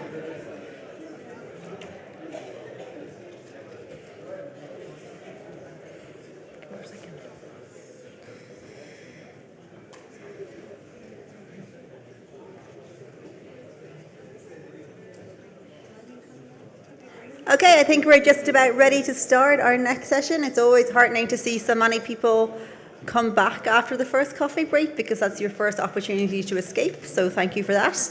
We're going to close the doors to the hall in a second. We're just waiting on the final few people who are just coming through now. And I can see some more making their way down the stairs, so we'll probably give them the benefit of the doubt, and then we'll get the afternoon underway. Some housekeeping for the afternoon. I should have said we actually can't take questions from the floor because we haven't got a microphone for that. So if you do have a question, please put it into the chat, which you can find, and we promise we will take them out of the chat this time. So we are now back in a session. Okay, I think we have enough people here. So I'm delighted to introduce our first session after the coffee break. If we could all maybe take our seats or ideally stop talking, that would be awesome, so that we can hear what our excellent panelists have to say. So our first session is the Executive Director of ESMA, Natasha Kazanov, who I'm sure you all know, and she is going to host a fireside chat minus the fire with the Chair and Chief Executive of the NASDAQ Exchange, Adina Freeman. So I'll give the stage to Natasha and Adina. Thank you so much, guys. Thank you very much. Thank you very much, Laura, and welcome again to everyone to ESMA's conference. We're really delighted to be here, and so we have the great privilege of having Adina Friedman with us, who is the chair and CEO of NASDAQ, as it was just said, and so she has, I've been told by her team, 20 years experience in leadership and transforming NASDAQ into this leading global exchange and technology provider to financial services, but she's told me that she has 32 years experience in the company, so really we have this great privilege of having someone who has deep knowledge of how these leading firms function and how they can help strive in capital markets. So before that role, she also had previous roles as president and COO, where I understand you also drove the transformation and the efficiency and driving the also internal culture of the organization. So really a lot of knowledge that you're bringing to us today.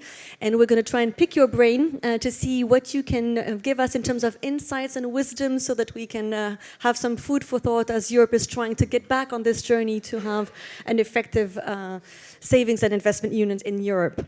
So we have 20 minutes altogether, and I would like just to start maybe by saying, so global exchanges, they are a really sort of the very core of our financial system, and so NASDAQ, one of those key players.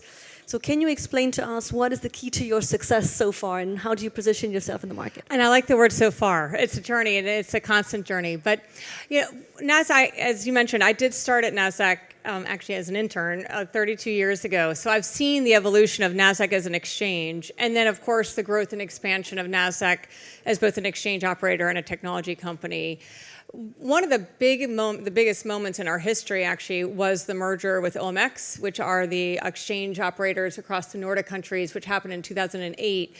And that really helped globalize our business, and it helped us gain a global perspective. It allowed us to have a cultural infusion of Europe and the United States. And then also with OMX, they had already established a market technology business where they were providing market infrastructure technology to exchanges around the world. So we actually leveraged that kind of beachhead in terms of being a technology provider to the capital markets, and we've expanded that quite dramatically. We've focused on 3 key pillars within NASDAQ, which are all core to a successful market operator. One is liquidity. You know, how do we expand and enhance and optimize the liquidity of the global financial system? How do we also, then transparency is the second. How do we drive transparency across the financial system, across markets, and allow corporates and investors to find each other more effectively and communicate and make better asset allocation decisions? And then the third is integrity. How do we make it so that the whole system operates with more integrity in terms of market surveillance, trade surveillance, anti-financial crime, regulatory reporting? How do we make sure that we provide a complete suite of solutions that really foster the integrity of the financial system? So we've grown and expanded across those 3 key pillars. And today, we provide technology to 130 market infrastructure providers around the world, as well as obviously the same market technology that we use to power our own markets in the US and Europe. That gives us a global perspective of how I would say interrelated the capital markets are, how global capital flows are, how consistency across market operators drives more liquidity into the markets. And then now with the Calypso solution that we also have as part of our portfolio, how do we manage risk more effectively? If you can manage risk more effectively, you can unlock more capital into the capital markets. So we really focus on that as well. So it's that. Those 3 key pillars are really what has created NASDAQ today and allowed us to operate in a very global way. Thank you very much for setting the scene like that. So we were discussing earlier, so how can we sort of project ourselves to the future? So what is the future of the Savings and Investment Union? What is the future of European capital markets?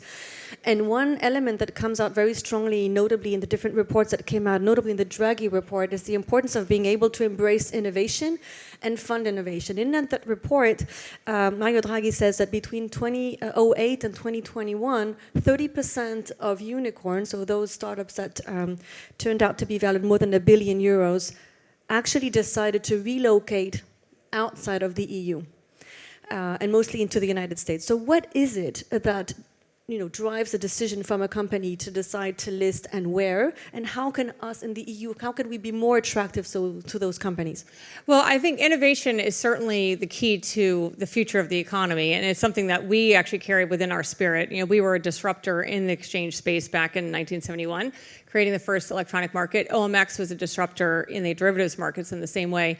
And so looking at innovation and constant innovation is critical to allowing the capital markets to function in a modern society. And then if you look at being the home to innovators, I think it's really important to understand that it starts with what is the social contract, I would say, that exists within a country that allows for innovation to thrive. So you have a great educational system, you have great rule of law, you have a startup ecosystem that allows small companies to be funded through multiple means, whether that's angel investors and VC investors, banks, and other organizations. And then you also then create an opportunity for them to grow and expand in a global way. So you give them rules and laws that allow them to operate and drive their technology forward very quickly, but with some guardrails. And I would say the US and Europe in many respects are very similar. In terms of having an amazing educational system, having great rule of law, and allowing for multiple means to fund startups. But I also really point to Sweden as being kind of that marker in Europe that I think is special. And when we look at kind of the growth of innovation in the US, what makes it so companies come and thrive in the United States is frankly the same as what makes companies grow and thrive in Sweden. And I will point to Sweden as, I think, a great example. So there have been 931 companies that have listed in the Swedish market since 2019, raising almost $100 billion. And in the same period of time, the U.S., of course, has also brought probably over 1,000 companies listed, and we've also raised probably $150 billion. But it's still, or maybe a little bit more than that over that period of time. But it's definitely one thing where you look at the fact that companies you've got a risk culture, you've got great education, you've got multiple ways for startups to be funded, and then you have markets that support retail and pensions, long-term money, and hedge funds, and market makers. I think in both markets, the U.S. and as you look at Sweden, it's that ecosystem exists. So within Europe, there are great countries that have really tried to grow and expand their markets very effectively and efficiently to support startups. And I think, so you can look at a lot of great examples. So you're giving us hope because we had this poll earlier about whether we are optimistic or not. So I'm optimistic. Maybe I'm you're bringing us to the optimist. optimistic side, which is very good. But then, precisely, so you were touching on this. So NASDAQ has this peculiarity that you operate in the US and you also operate in the Baltics and in the Nordics. And with this very a specific example of Sweden that is often brought forward as an example of a very successful market that we can learn from it. So what can we actually learn from both experiences? You touch upon a few points, but can you give us a bit more a feel of what should we change concretely to benefit from those experiences on both sides? Yeah, so I think the first thing is getting more of the population of the country or the continent involved in equity investing. I mean, that to me is by far the number one thing that the EU can do to drive more equity ownership, more of a healthy risk culture, and put more capital to work to drive the future of innovative companies. And that is obviously very evident in the United States, but it's also very evident in Sweden, and actually the other key market where that's very evident is in the Netherlands. And so you sit there and say, why? So, if you look at equities as a percentage of household income, how much equity ownership does the average household own? It's about 39% in the United States. It's 36% in Sweden, and it's 36% in Amsterdam or in the Netherlands. And I think there's two ways to look at it. It's direct ownership versus, let's say, ownership through pensions and mutual funds. And so you look at all of that. In the United States, there's a lot of direct ownership, and you've got mutual funds and kind of 401ks and directed savings accounts. In Sweden, you have both the pensions and the ISK program. And if you look at Sweden as the percentage of household income invested in equities in Sweden from 2012 on has literally steadily risen. And that was when the ISK program was introduced. So the ISK program there allows for Swedish citizens to invest up to a certain amount of money in a savings account in a very tax-efficient way. They're taxed maybe 1% on total holdings every year. They're allowed to invest in any listed equity and any, I believe that and any MTF that's in Europe. So they really fuel investment in the small to medium enterprises. They fuel investment in the domestic markets, in the EU markets. But it has allowed for that culture to really kind of be a big part of the development of the capital markets. And in Europe, I mean, in the US, I wish we had that program. But there's just, I would say, a longer history of equity involvement by retail investors.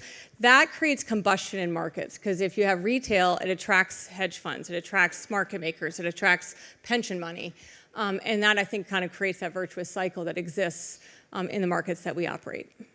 So let me just pick up on the point that you were saying about Europe. So you're saying it is possible. It is possible. We have examples where it works. Yes. But so we had a discussion earlier about whether we need to do things separately, market by market, whether we need to do things only at the homogeneous for the whole Europe, or whether it's possible in the EU to have our own way that would combine the benefits for each member state and for the whole of the EU. So if we want to be in that game and have effective markets for the whole of the EU, what's your take on that? Yeah, so I think the first thing is, it's interesting around the world, if you form a country, there's a lot of national pride in having a market as the center of your economy. You form a country, you want transportation, education, rule of law, and an economy.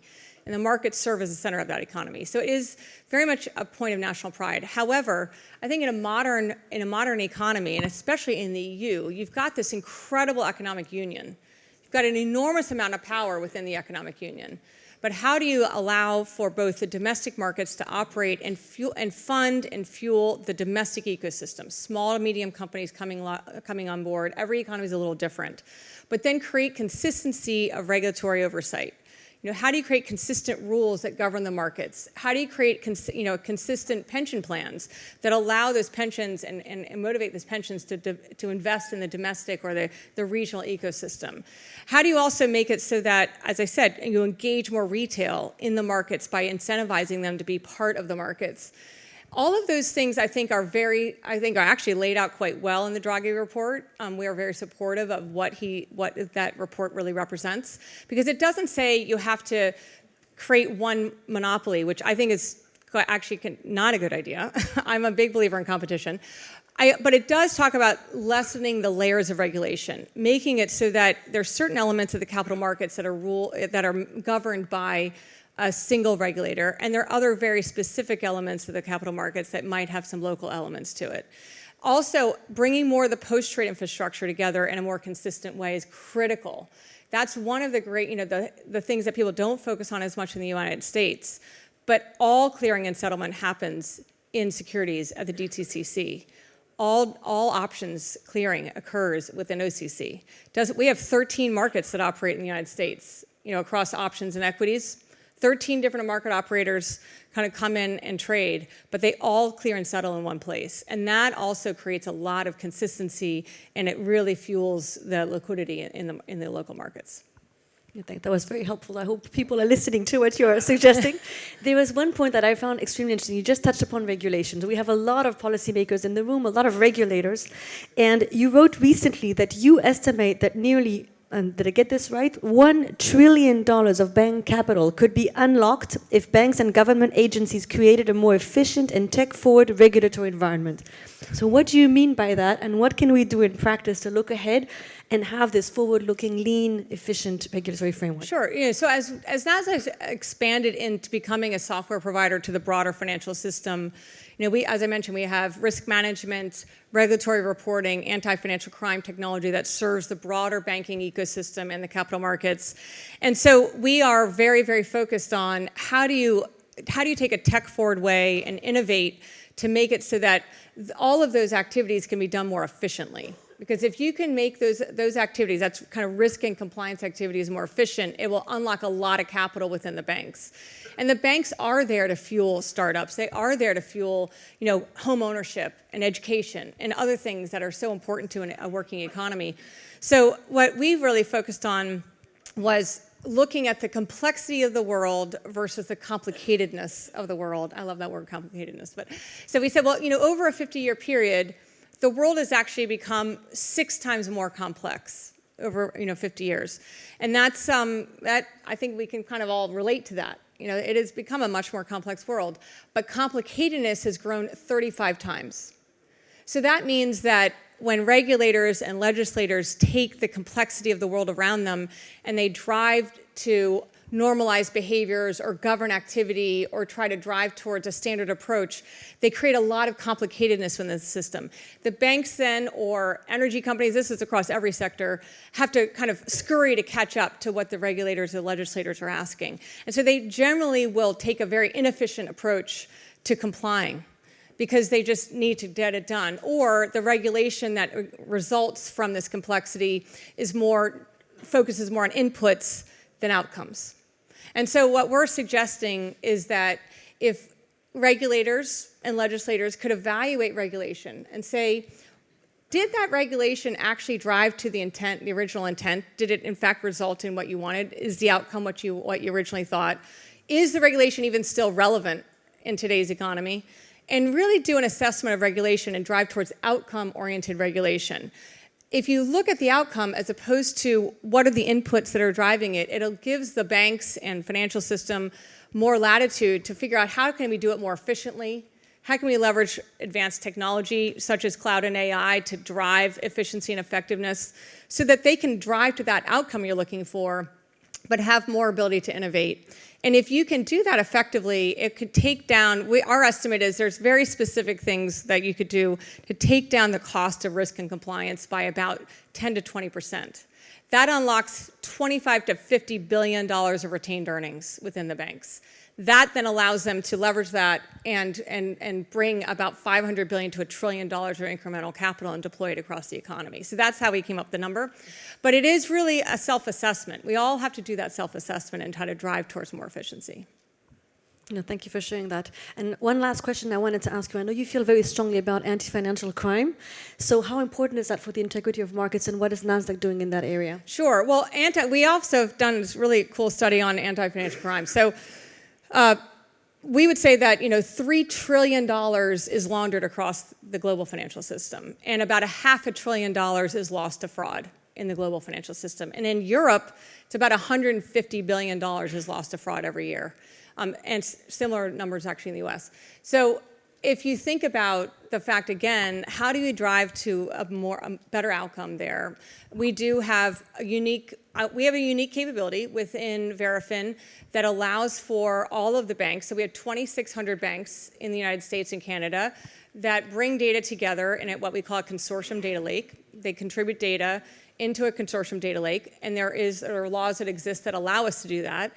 And we do it in a GDPR compliant way that allows for us to take down the false positives. And in any given bank, we can show that we can save 20 to 40% of false positives, which creates a better experience for the consumer. They don't get their account locked as much.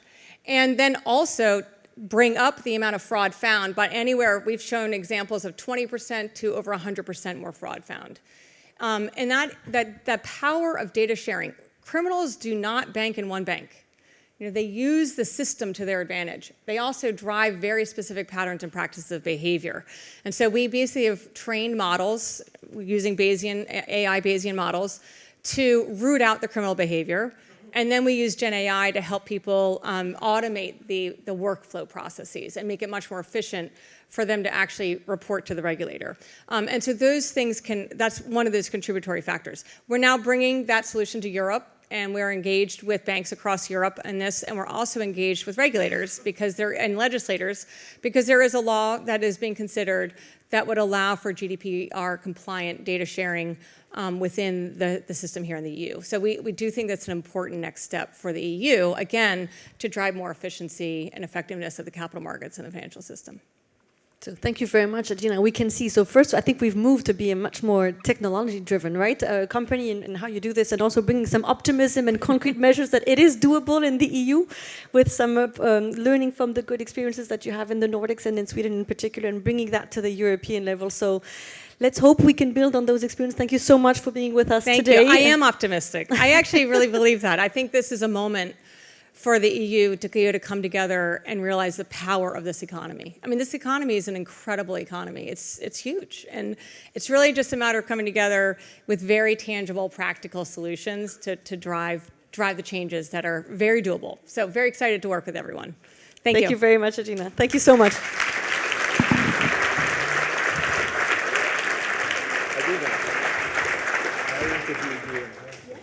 Thank you very much for that very uplifting conversation, and I'd be interested, we aren't going to rerun the poll every 5 minutes, but if we were, I'd be interested to see how much of that optimism had infected the audience and how it would affect our level of optimism/caution about the European Capital Markets Project. I'm now delighted to introduce our second high-level panel of the day. For this, you'll be glad to know that you're getting a break from me, and we have another far more skilled moderator. I'm about to bring up someone who you probably all know from his work through ESMA, and I'm going to do my very best to pronounce his name properly. Klaus Laubert, Chair of the CCP Supervisory Committee for ESMA, and he will introduce the rest of his panel. Thank you.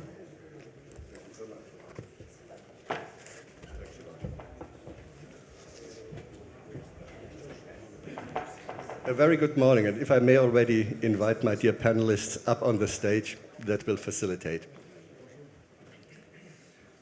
So again, thanks Laura, and a very good morning. I think we can handle flexibly.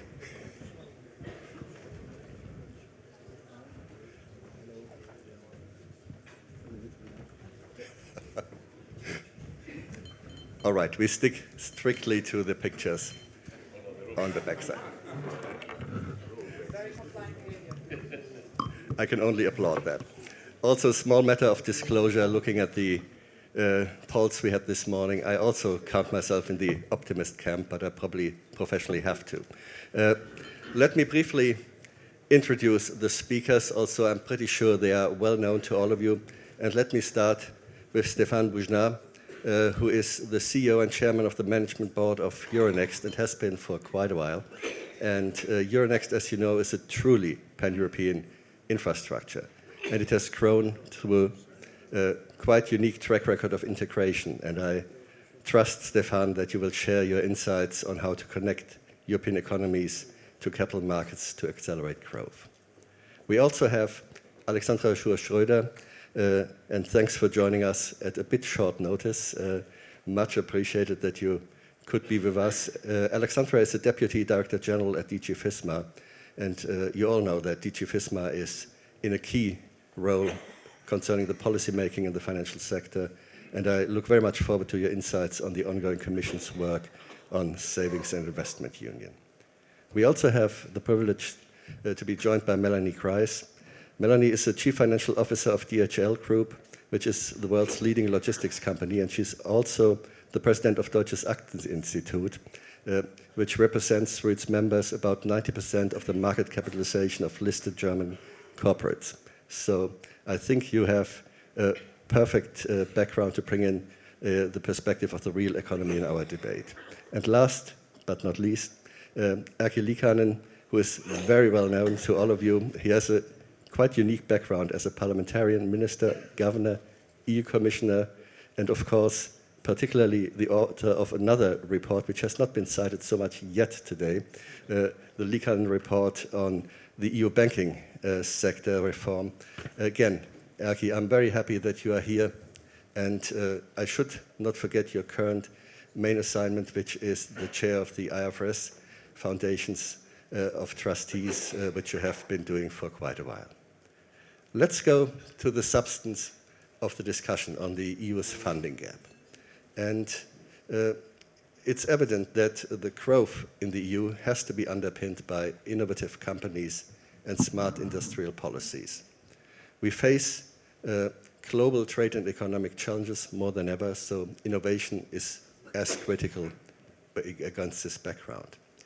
Transition hinges around progress in having cutting-edge technologies, green tech, AI, quantum computing, yet we see a severe lack of investment in innovation which may threaten the EU's prosperity. From this perspective, the closing of the funding gap for EU companies is an imperative. And I still believe that we have excellent research institutions, creative entrepreneurs, and skilled workforce. So we should take a look in this panel how European business, whether they are startups, SMEs, or larger firms, actually can overcome the constraints to seek funding. To look at this subject, I would like to go with the panelists through 2 rounds. First, do a bit of stocktake analysis to see what are the main reasons you see behind these evident funding gaps, and in the second round, forward-looking to see how can we overcome and improve on this situation. And let me start by turning to you, Stefan, to take a look at the corporate dimension. Euronext has unveiled recently a strategic plan called Innovate for Growth 2027. And in this plan, you put out a bold vision of Euronext to become a global champion in listing. To achieve that objective, what key obstacles would you see to be addressed? Stefan. Maybe, I don't want to speak too much about Euronext, although I enjoy talking about us and it's my favorite topic, but for the benefit of the group, I don't know how you feel about these panels on competitiveness and on capital market union and saving investment union. I feel that we are all meeting like across Europe from time to time, like a group of anonymous alcoholics, and we share our frustrations. And usually the main takeaway is, that's promised, I start tomorrow. Tomorrow I quit. And I'm starting tomorrow. And I think the question is really how we can focus, first of all, your attention away from your mobile phones if you can, but how we can focus our action plans on the things that do really matter and do make a difference for real and that are achievable. There are things that are not problems for the moment that we have and that not where we don't have any shortage. The first one, as you mentioned it, is talents and science. So the question is how we transform science into technology and technology into growth and growth into jobs, but that's another issue. But talents and science is there in this part of the world. The other thing which is here, which is not an issue, is the amount of saving. We have one of the highest level of saving as part of disposable, as a share of disposable income in the planet. So there is no shortage of money in Europe. There is no shortage of talent and science. There is no shortage of consumer. We have one of the largest blocs in the planet. The rest of the world respects us only because we have a single market. Otherwise, they would just come to visit our museums and spend the money they are making elsewhere. But the reason why anyone who wants to be rich has a division called Europe, Middle East, and Africa is because if you want to get rich with a global business, you have to penetrate the America's business, the Asian business, and the European business. So we have a market, albeit not integrated. We have saving, and we have talents. So how come we don't make it work? The first thing, and I just want to focus on 2 things that will connect with the Euronext strategy. There are only 3 issues to fix. The first one is liquidity. The second one is liquidity. And the third one is liquidity. The fundamental reason of the situation where we are is a shortage of equity funding of European companies. Nothing else. The beauty of this problem is that by addressing some locks, these écluses, we can fix it. The first one, and the most critical one, is the way Europeans prepare for their old days when they are too tired or too old or too lazy to work and when they need some income. In the US, if you want to have some income when you are too old, too tired, too lazy to work, You have one single solution. You buy shares when you are young. And that's called retirement and pension, and that fuels all the good things that Edina shared with us. 33% of retail participation in any equity book in the US. And that has a lot of implications, including in the industrial way. They metabolize savings into investment. BlackRock, the largest asset management platform in the planet, would not exist without the way people prepare for retirement in the US. In Europe, in most countries, if you want to have some income, some revenues when you are too old, too lazy, too tired to work, you just have to hope that the people around you at that time continue to pay taxes and social contributions. And that's why we have only 3% of retail participation to the book. So, and also, when I was referring to BlackRock, the reason why BlackRock exists, the reason why there is in the US a big BlackRock is because there is a small government for social redistribution. In Europe, we have huge government, which even borrows to the rest of the world the money we are distributed internally, and the small Amundi. So the fundamental source of a difference between the US and Europe is the way we organize the channeling of savings towards long equity investment. And the beauty of retirement investment is that this is the only way to prepare for retirement is to invest in equity, because equity is the only asset class where you can have deferred, long-term, diversified return, which is exactly what pensions are about. So the question is how we make Europe great again. I mean, how Europe equity investment culture was before the welfare state was invented. There was a time between, just to take the French example, which I know the best, but it's the same across Europe, between 1870 and 1913, where savings, domestic saving in a country with a much lower GDP was able to fund within 40 years real estate investment in Paris to build all those buildings that you're seeing, canals, fortification, schools, colonial initiatives, steel, mining, railways, etc. Just because anyone who had some surplus was going after work to the post office to buy a bond from the government and to the bank to buy a share with a coupon. And that concept of how to channel equity, how to channel savings of Europeans towards equity is the most critical single issue to change the picture. And in this respect, there are some chemically pure examples. Edina mentioned two countries that are doing marginally better than the others in Europe. She mentioned Sweden and the Netherlands. She could have mentioned Copenhagen, Denmark. Why? Because among the 27, the three largest countries in terms of growth of pension funds are first the Netherlands, then Sweden, and then Denmark. So when you have local pension funds, you can have capitalism de voisinage, neighboring capitalism. Because never forget that what is behind the strength of the US is two things which have, in my view, the equal weight. One is the strength of their innovation culture, the fact that from the age of 5 years old, when the kid writes his name in majuscule, they tell the teacher says, "Oh, great, you are so amazing." So 25 years later, they do PowerPoint presentations and they go and they say change of paradigm, and everyone say, "Oh, great," and so on. So the level of self-confidence and energy and innovation is the reason why they do great things. But the other one is that people save for retirement and give their money to players that have no other way to provide return when people are old than investing long-term in equity.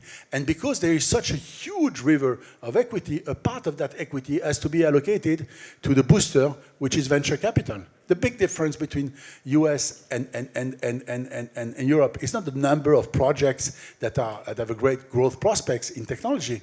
The real difference is the size of the rounds and the appetite for very risky projects, because when VCs are smaller, they have less appetite than when they are diversified and they have a largest portfolio.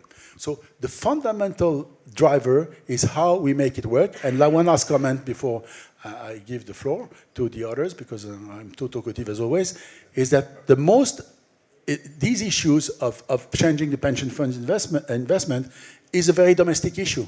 So we love discussing single supervision and consolidated tape and unbundling, blah, blah, blah.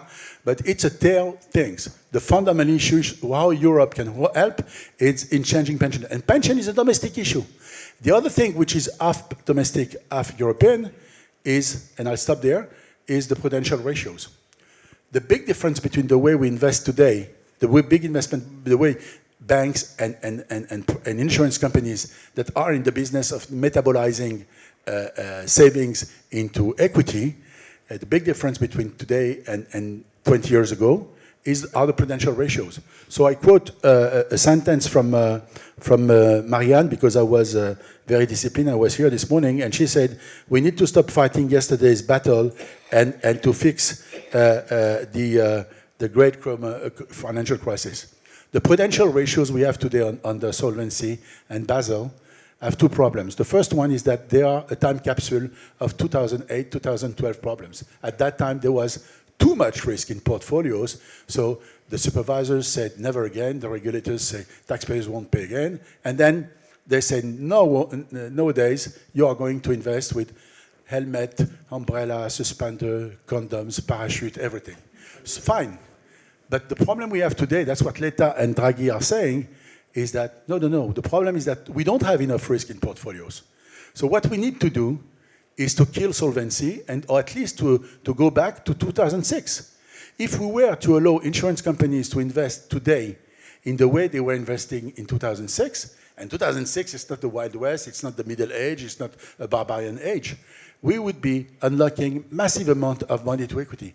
The same for banks. And to finish for real now, the reason why we have to do it is not only because those ratios are obsolete, it's because we are the last man standing in the planet to apply them, because our friends in the US not only have creative ideas about Groenland, Canada, Panama, and Gaza, but also they have very creative ideas on prudential ratios, and they say on Basel III, you know what, we will probably never apply them. So have fun, and we like the idea that we run the same race, but we in the US, we run with Adidas shoes or Nike shoes, and you in Europe, you have decided to run exactly the same race with Bunbuns and Havaianas. Thank you, Stefan. You have set quite an intriguing start for the debate, and you have already covered not just the diagnosis, but already provided a number of elements for solutions. I want to give the due opportunity to all the others to also bring in their perspectives, and I may cut a bit short on your second round, Stefan, now. But Melanie, let me first look at you, and with your experience in the corporate world, you heard some elements from Stefan, but what are the core challenges that you see for companies that want to access finance and capital markets? And there may be perhaps also some differentiations between the size of the companies concerned. Melanie. Yeah, thank you very much. I mean, first of all, thank you for having me. I think I'm a little bit the strange element here in the room, because I actually represent a listed European company. So we do use European capital markets for our funding. And I think, Stefan, you said a couple of sentences about what needs to be done on the supply side. Obviously, in order to get a good market dynamic, we need supply, where I totally agree with your analysis that it's all about liquidity. But we also need the demand and companies which are excited about tapping into European markets and which want that as a funding source. And I think that is also an area where obviously the depth of the supply side plays an important role, because if we as a company look for funding, we want attractive financial opportunities and having a more liquid market, having a broader investor base will have an impact on capital availability and also on valuations. And that is obviously one of the challenges we have as a European stock-listed company, that multiples are different to what we see, for example, in the United States. But I think the fundamental problem is when I now talk to startup companies in the US, and I ask them, what do you want to be when you grow up? The answer is pretty clear. I want to IPO. I want to be a listed company. When I ask the same question to a European startup, not really sure. We read all these things about European regulations. So if a young colleague would ask me, you've been sitting on the board of a European stock-listed company for 10 years, is it really fun? Is it worth it? to get a European listing, I would have to think quite long about my answer. Because when we look at what has happened over the last 10 years, the trend has just been going into one direction. And I want to make that very concrete and tangible. So we are just closing our books for the year 24. We will publish our results on March 6th. And last weekend, I spent reading our management report. Excluding notes, it's 140 pages long, roughly. 70 pages are actually on the non-financial reporting, where we report in line with ESRS, not under ESRS, because we didn't get a German law in time, right? But so we decided that we will apply ESRS for 24. We are lucky, we don't have more than 1,000 data points, but we have about 600 data points. And the problem is, when you try to read those 70 pages, which I did on the weekend, you get totally lost in what is actually the core message. So I now told my team, and we had to convince the auditor that this is actually allowed, that we should have a 1.5 pager before the non-financial report so that people actually understand what we are talking about. Yeah? So let me just be clear. I'm totally convinced that global warming is a reality and that we have a responsibility. And as a logistics company, we have a huge CO2 footprint and we have to do something about it. But I think we have to acknowledge that we have overdone it. And that is something which does not make it attractive for small, young companies to get listed here. And I think what makes it even worse, and then I will be quiet, I think what actually makes it worse, and that is a huge concern for me. I mean, one thing is having regulation which is cumbersome and painful and leads to an inefficient use of resources, yeah? Spending time on reporting instead of spending time on doing stuff. But where it gets really difficult is when the reporting requirements force you to do the wrong thing. And we have a number of examples on that. So we are committed to science-based target and to reduce our CO2 footprint by 2030. And we are buying expensive sustainable aviation fuel because that's our biggest CO2 footprint. But under the EU taxonomy, if I put sustainable aviation fuel in an old aircraft, it doesn't count. So how shall I then justify doing that vis-à-vis my investors, particularly US investors now, where we will soon have different debates, yeah? So I think it is super important to be attractive, get the liquidity up, and then have companies who want the liquidity, that we also work on the reporting requirements. And I know it's not just the non-financial reporting requirements, but I think they are a nice example of where, with the best intentions, we have just simply made it too complicated. Thank you, Melanie. And you have pointed with the finger at some regulatory dimensions. And I think this is a good point in time to look at the public sector colleagues here in the panel. I must say, it's easy to criticize regulation as such. It's important to look concretely at the specific aspects that may deserve a review. We have had quite a significant pushback across the board, but you have been mentioning some elements around the sustainability regulation.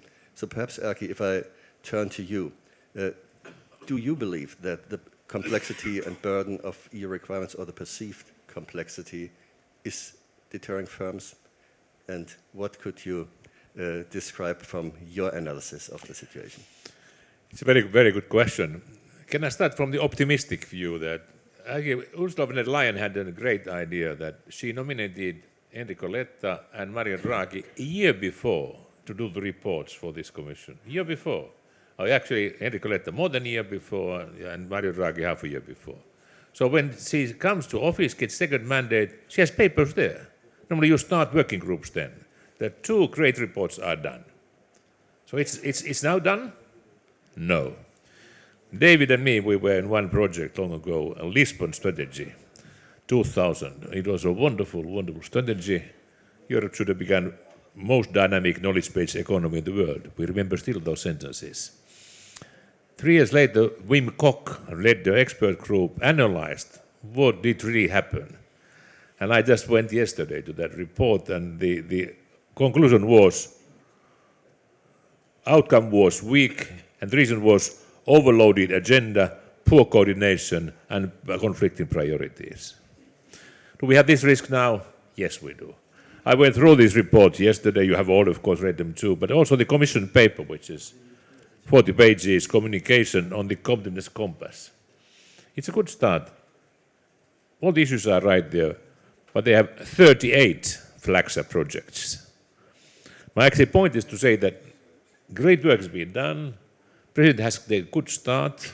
Mario had a wonderful job, and Enrico, but we must focus on the right issues. If Europe lacks the focus, nothing will change. And I would just focus two issues now. And now one is really this savings and investment union. We all know the problems already. We don't need to repeat them, but that just must be fixed. And then I come to my last point is on the European regulation, sustainability. You can't avoid the problem that companies feel it's too heavy, too complicated. You are European, local, global regulations at the same time. Commission has now promised a paper soon, which will be, as they say, unprecedented simplification efforts. We older people have seen many of those efforts. But now the question, how to make it? Especially sustainability. You don't need to give away the objective. That's the key objective. But you must absolutely avoid double, triple reporting. There must be global baseline. Standards are the same. If your constitution has higher visions or higher priorities for some particular issue, you can add one element, but it must be interoperable. So that double reporting is not needed. I think we have a great moment now to try to fix this global baseline. IFRS proposed the first S1, S2 standards, and now half of the world GDP is there supporting. Many countries in Africa, Asia is strong, US is a problem. We have found agreement also with the EU level. But I just say that we have lacked focus. Now we need focus. Few issues, do them, deliver. Savings and Investment Union and simplification on a bureaucratic agenda. Thank you. Thank you so much, Erkki. And you have alluded already to some aspects which will clearly fall within the remit of the European Commission. And Alexandra, before in the second round, we will take a look at what you may have envisaged as a way forward. Does what you have heard correspond to your own analysis and the one of your colleagues? Are there aspects, and of course, again, there has been some pointing at the regulation, but it's also clear from what we have heard, these are not the only factors that may create an issue here. This morning, we also had a reference to the bank-based financing in the EU. Just to get a feel, the DG FISMA analysis, what, in your views, are the main frictions that we may need to address? Yeah, very good, Klaus. Thank you very much also for inviting a regulator to this panel, because I think that will allow us to have a balanced and interesting discussion. Perhaps, first of all, I would absolutely concur that there is a funding gap in the European. It's a quite massive one. And there are certainly different reasons why we are having them, and many of them have already been mentioned. But again, maybe picking up also on the fireside chat, this is, and also what Stefan said, it is certainly clear that Europeans are not investing enough in equity, and the question is, why is that happening?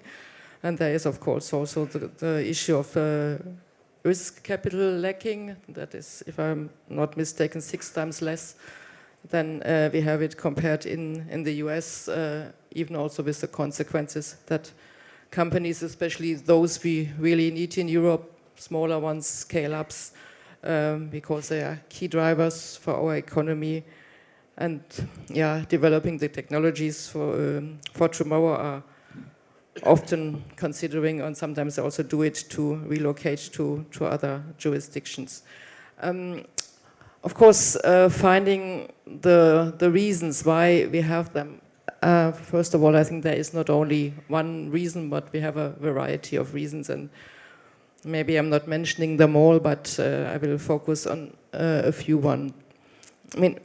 The question is, of course, always, if you want to put private money into something, you cannot simply allocate it. It's not like the state who decides to give a subsidy. I think that is a challenge, how you attract private investors. And there are a couple of framework conditions have to work well, in order to make that happen.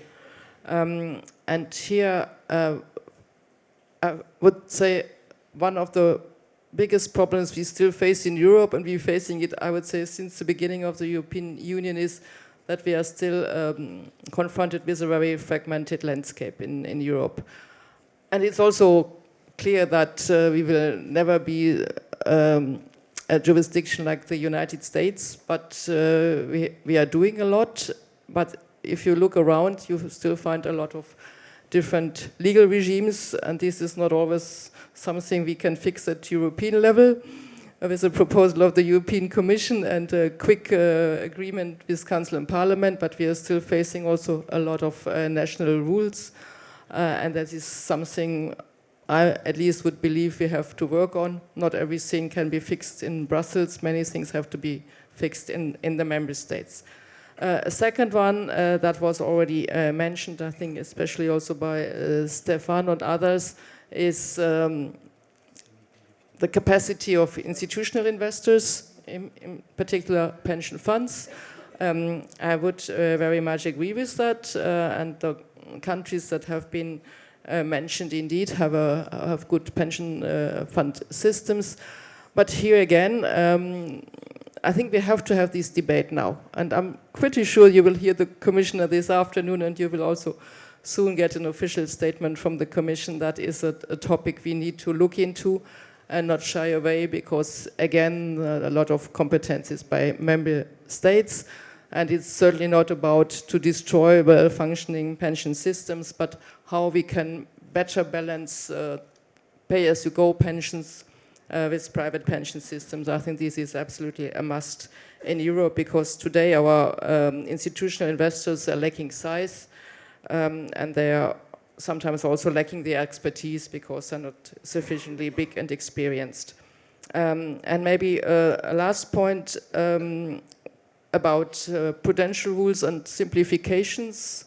Should we look into that because they are somehow breaking or not sufficiently adapted to enhance competitiveness? I would not say that we should now reverse what we have done many years ago, but there may be a bit of a need of adaptations.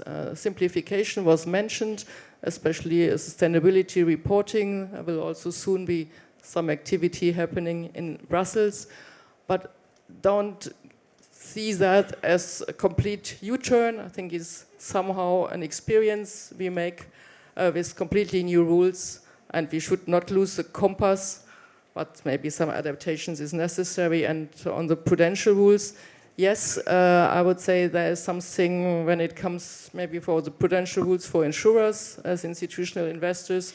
We will have the Solvency II level acts now being discussed with Parliament and the member states. But again, let's be careful not being too lenient, because I think we can have finally a good balance between stability and competitiveness. Thanks a lot, Alexandra. And of course, the last point chimes in with some of my personal views on the need to still maintain the necessary framework to have a safe environment. However, there is a couple of aspects, and Stefan, I see your reaction. I come to you in a second, if you don't mind. Let me first turn to Erki, and apologies for picking up the regulatory side again. Alexandra had a few teasers on the sustainability regulation, and of course there is the discussion around the omnibus regulation. I must say, having done Latin at school, it's probably a misuse of the Latin term, but I'm not going into that. Let's look at whether really the simplification of recently adopted regulations, is it the most effective way forward? And of course, if you have other aspects on the way forward, what could be done, I would also be interested to hear. This is a very important question. I believe that the sustainability is there to stay on our agenda. Climate change is a historical and scientific fact. There have been elections in some big countries. People think that these facts change. These facts have not changed. The question there is that what can we do with political measures? What can we do with the markets? Political measures like carbon tax are terribly complicated, but if we have proper disclosure standards by which investors can assess the value of the company on the basis of their risks and opportunities, that can make market works. And I'm sure that the key issue simply is that when climate is a global problem, we must fight on global level, and Europe must play their role, have one global baseline. If we think we can go beyond the others, that's fine, but let's not do it so that people need to report the same issue 2 or 3 times. And let's try to win friends in the area. I mentioned, I'm coming here actually directly from India. I came 10 o'clock this morning, by the way, plane was late.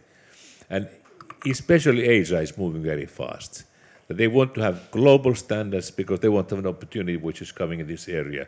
And we need to work with this global level, because if India and China are out, the rest doesn't matter much. If Africa is out, those who have been victims don't have opportunities. So we need to solve European problems, but with the global view as a basic point, because the problems are by their character global. So let's not think that sustainability is away the agenda. It's there. Let's make it global. Just last 2 points. We could start to do already standards which would be at the same time global for all. One is, for instance, transition, because the transition issues are big ones. Second is sector-specific standards. Because if every country starts to have jurisdiction have separate standards for every single industrial sector, it will be in the end chaotic. That those 2 areas where European Commission, IFRS, the others could work together, that the global baseline is for industrial sectors and also transition solutions available. Thank you so much, and thanks for these thoughtful interventions. I really appreciate. Melanie, just to complement, and since we also had touched at the beginning on the need to foster innovation and innovative companies, we also had some allusions to the role of venture capital as a specific aspect. Can I just see, with your background of seeing different companies in the Aktieninstitut, what would you recommend here to get a bit more dynamism in the ecosystem? I think that goes back to what Stefan already said. This is really about increasing the liquidity. I think we have great European startups. We have great innovative scientists. So I think bringing the liquidity on the supply side there is absolutely paramount. But I want to pick up on what you just said, also with regard to global standards and stuff. And I don't want to labor the whole sustainability topic to death here. But I think, and Verena already said it in her opening statements today, so change requires necessity, and hopefully we can get necessity and the feeling for necessity without having a real crisis, right? So I think from a European company perspective, we are seeing that we are falling behind in terms of competitiveness. I think the facts in the mentioned reports are very obvious. But I think we also must not get into doom and gloom. We have a fantastically strong position and we can turn this around. But we have to act now. And so as organizations, as businesses, we are hearing the signals that there is a willingness to now simplify things, and we are watching very closely. And that is where this whole sustainability topic and what will now come up in the second half of February, hopefully, is super, super important. Because that will be the show me moment. Yeah? So we have heard the words about, we understand we have gone too far, we have to get simpler, we have to cut back. I think what will be proposed with the Omnibus will be the first tangible opportunity for us to see, is there real substance behind it? And the good thing is, I think there are very concrete things which we can do without abandoning the course. You talked about the compass. We want to stay on track. Yeah, global warming, like you said, is a reality, and we have to decarbonize. So we don't want to abandon that.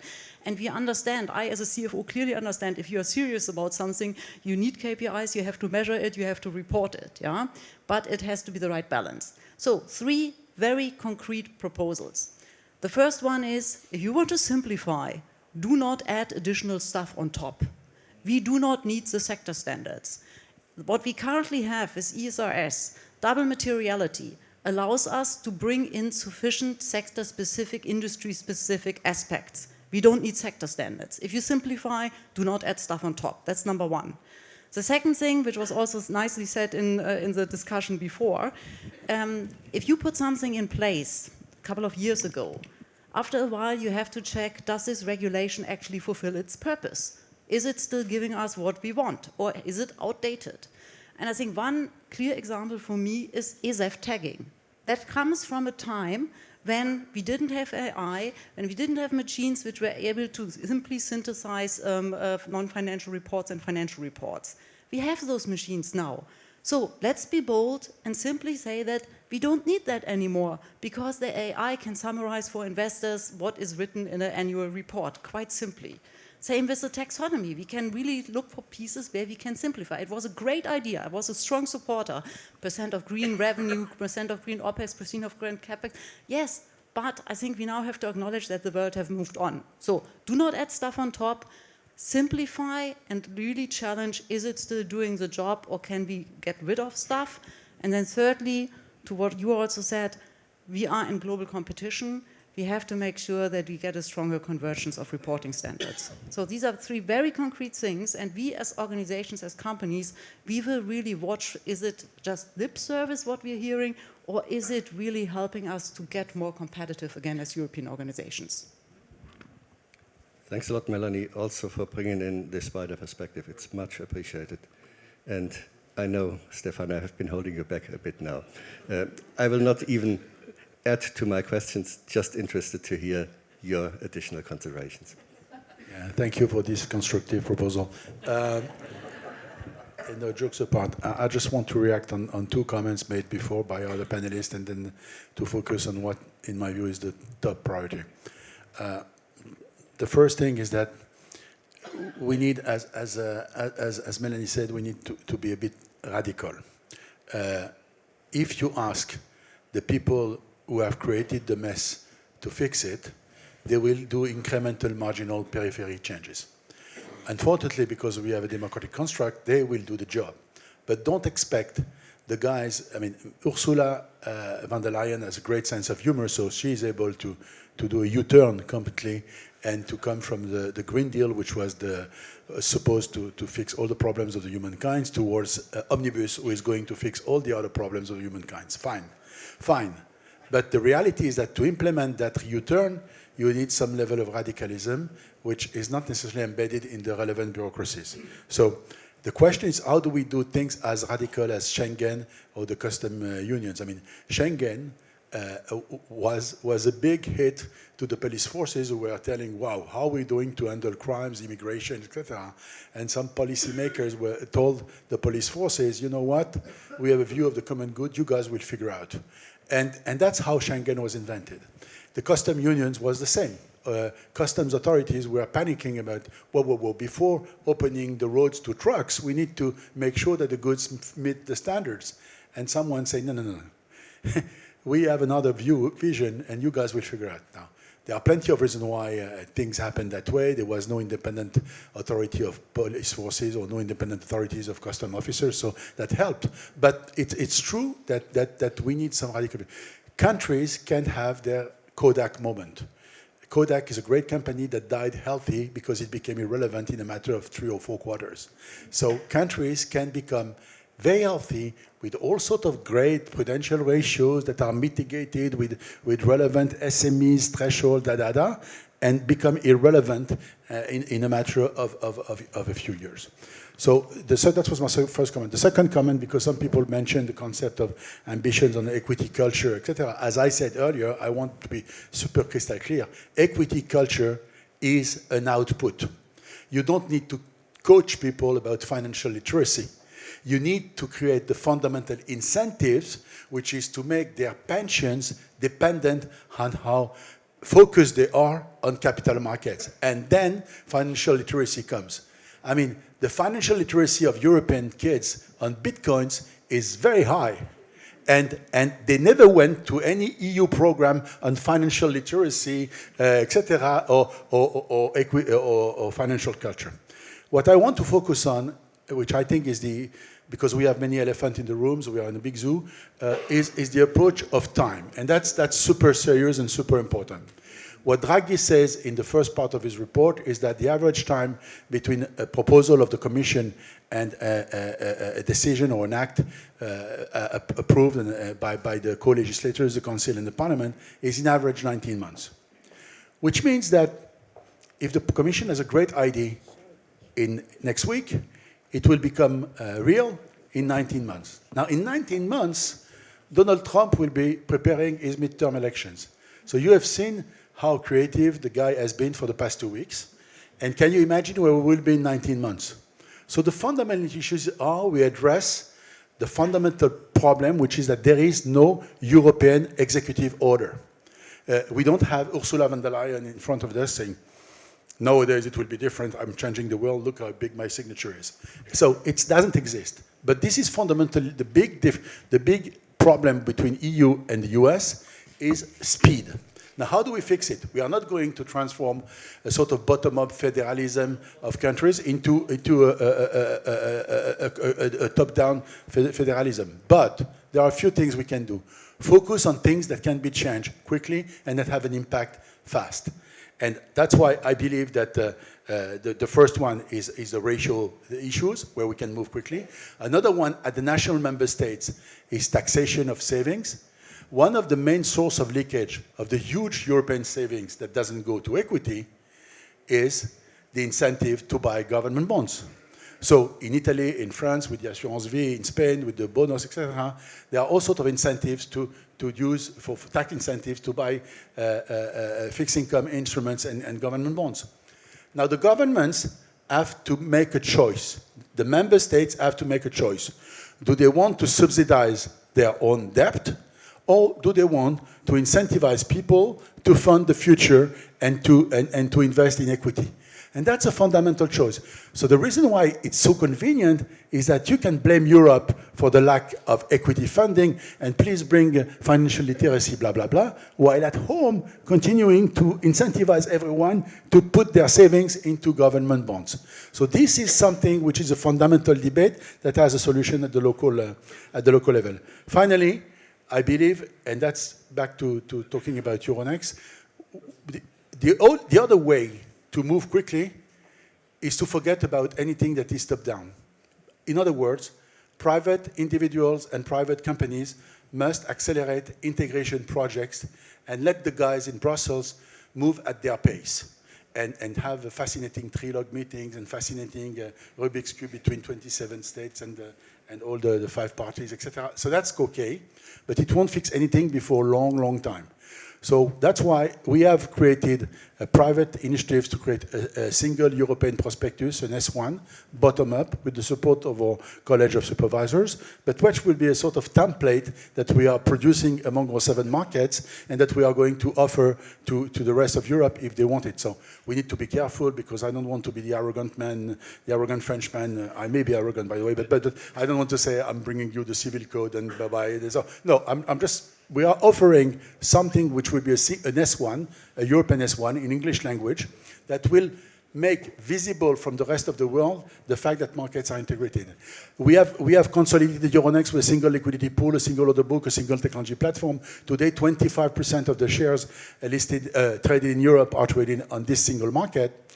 We do things that are weird on paper, but are extremely efficient, like a power trading market in Oslo with derivatives that are power futures that are going to be listed in Amsterdam and cleared in Rome, in Euronext clearing, in Tomacelli 146th Street. So we have created something very integrated, which is totally bottom-up, totally bottom-up. And I think that the only future for us is what we do for S1, what companies did in the 70s or the 80s with the ISDA contract. ISDA is a very powerful tool for integrating markets. It's a purely private initiative. So the only way to deliver integration is not to wait for our lord and masters, albeit elected, to focus on our problems. The only way to catch up the speed and the time gap with the US is to do things differently, and not the hard way by investing outside the EU, because for us, it's not Europe, Middle East, and Africa. It's home. So we have to fix it at home. Thank you, Stefan. And thanks for the additional points which clearly raise enough room for us for further considerations. I also noted here you carefully avoided taking a view on the supervisory framework, but I'm not going to tease you now. I'm happy to do it, but that's the easy way. I think we will have other opportunities. But Alexander, just because you now heard a number of reflections, and I know you made a few teasers, and I know you are still having work in progress on some of the reflections, but could I still nevertheless see whether you could be sharing some views on the ongoing way of thinking in the Commission and DG FISMA, and also if you want to react on some of the propositions being made? No, happy to do that, Klaus. And first of all, I mean, maybe not agreeing with everything what Stefan said, but I think he has a point that time is of essence, and often this is a bit an issue we have here, especially in the European Union with 27 member states, a democratic process in Brussels. So I think there is something we need to think about. On the other hand, I would also like to stress that we should not be too shy to do it in the European way and not always look at what the United States is doing, especially in these times. I think we should be proud of our values in the European Union, that in the European Union things are decided in democratic processes and not just by putting a signature under a piece of paper. Therefore, I think the way to go, and I'm not denying that we have problems when it comes to our competitiveness internally and internationally, is that we have to figure out what is exactly the right recipe for us in the European Union. And I think we should also not be too shy, because in the past we have certainly managed to go a good way. But indeed, we have to face new challenges, and that have to be addressed. Yeah, Klaus, you put me a bit in a difficulty, because you will have the commissioner this afternoon who would possibly also like to sketch out her first ideas. But maybe a few teasers again, and then we will finally see. Scaling up the investor base, I think that is certainly a topic possibly everybody here will agree in the room, and I mean by that the huge number of retail investors, so many people in the European Union. How can we bring them better, move them from savers to investors? That is certainly a big topic. I mean, we have a retail investment strategy in negotiations. There are still lots of things to be done, but I think we should also think a little bit beyond. Interestingly, Adena made the case for a sort of say national saving account. I think that is an interesting idea. Maybe that could be something one could take some imagination for our European level. So I think there is still a lot of potential we can use. And the same goes for institutional investors, although there are also indirectly retail investors in investing a bit in the sense what I was saying in my first intervention when it comes to the possibilities of pension fund and also insurers, and that we have this on our radar screen for the next 5 years.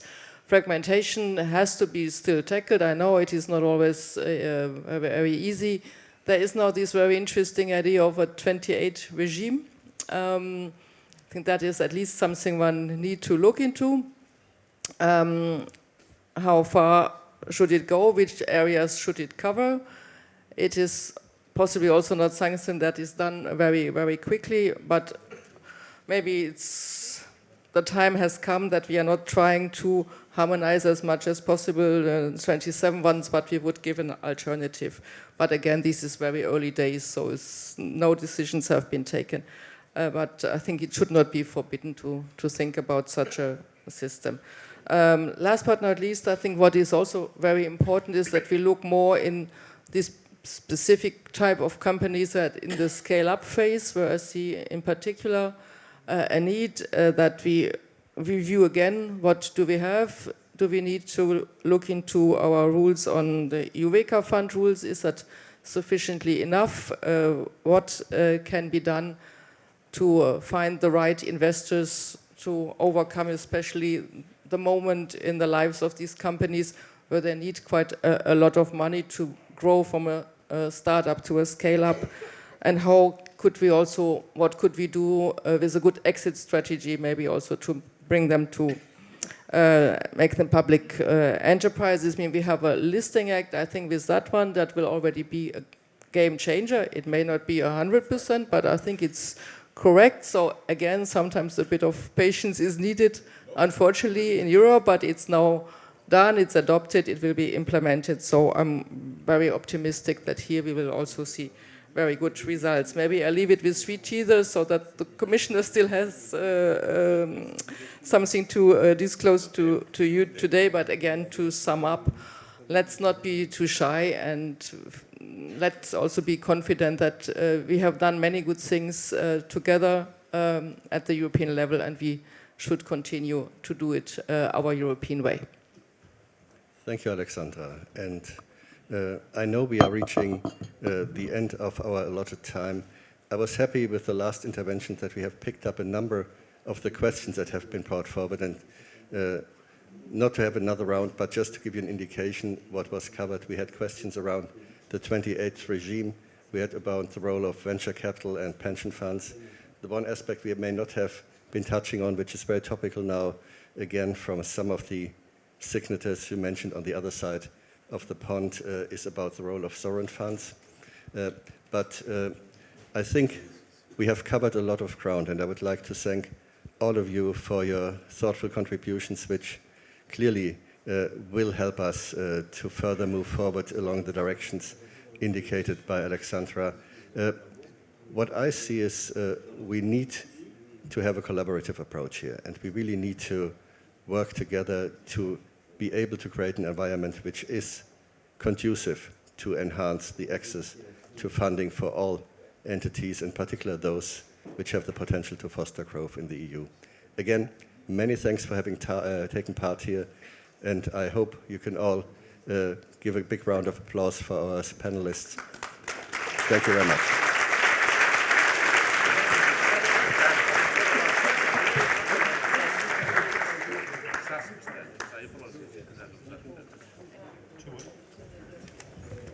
Thank you so much to all our panellists for another very stimulating debate.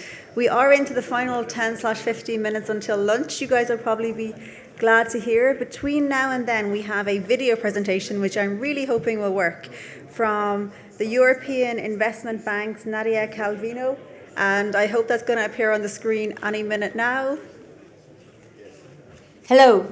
I am delighted to participate in the ESMA Conference and contribute to the debate on how to foster Europe's capital markets.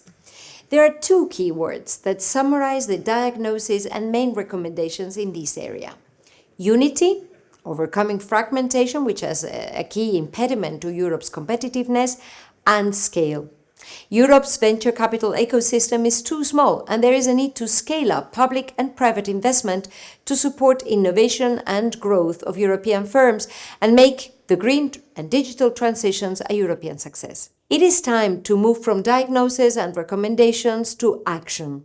And I'm happy to see that the panels today share the same spirit, focusing on concrete ideas about how to improve EU capital markets and how to fill the funding gap for the competitiveness of European companies.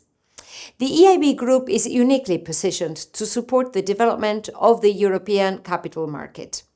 In a way, we are a capital market union instrument, issuing bonds under a European signature, channeling savings towards investment, and financing pan-European projects that drive our shared priorities. Building on our strengths as one of the largest international financial institutions, we have shared with our shareholders, the member states, and got their support for an action plan with concrete work streams to contribute to a stronger capital markets union in Europe.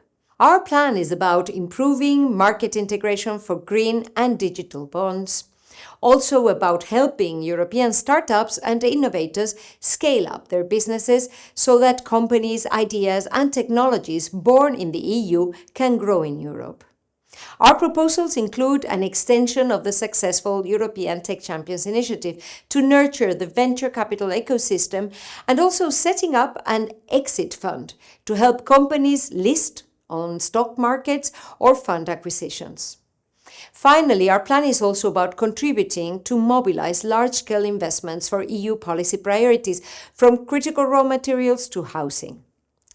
Dear friends, Europe is at a crossroads, and the choices we make today will determine our voice in the new global order. No matter the headwinds, we have a clear interest in working together for a stronger Europe in a more secure, prosperous, and sustainable world.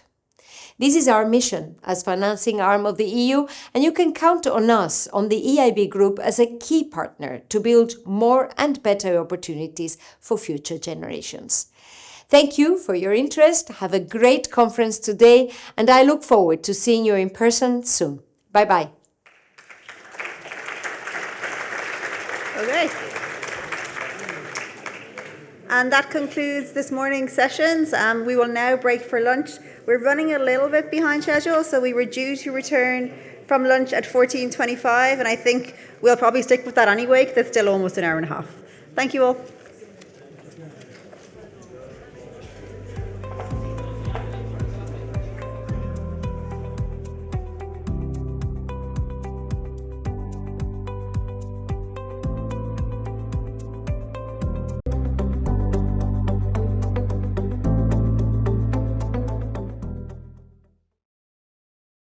Take your seats.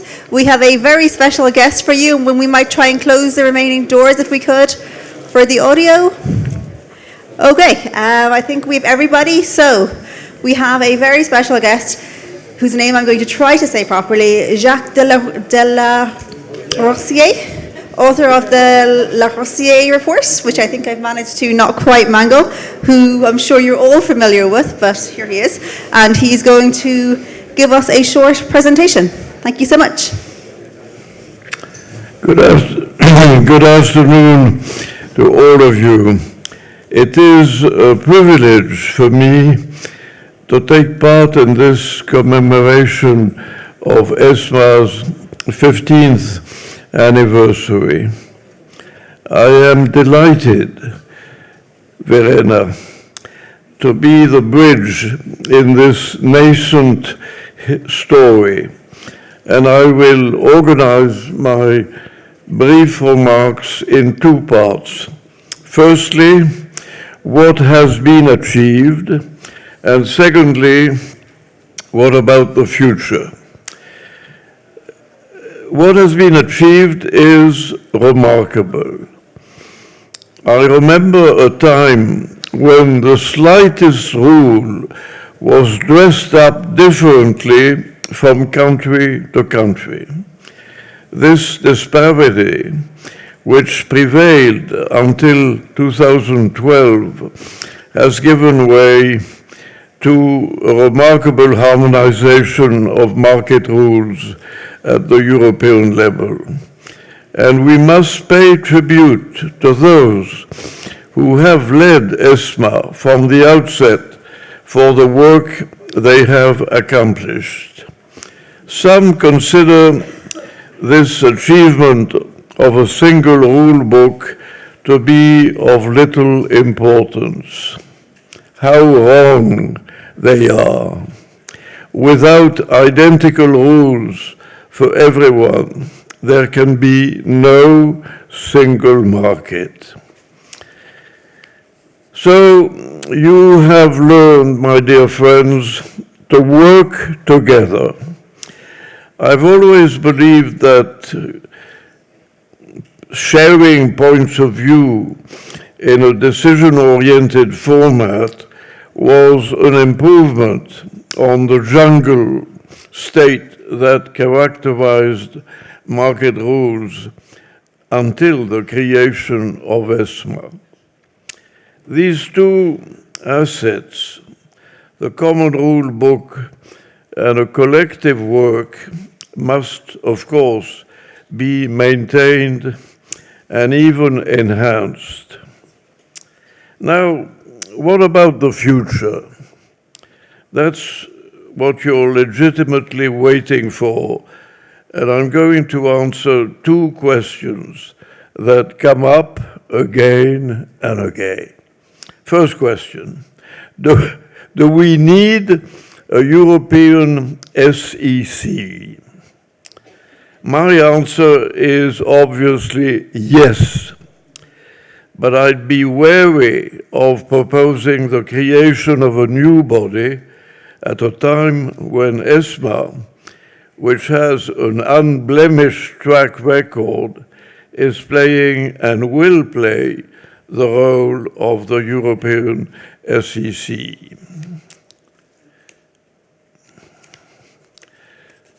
The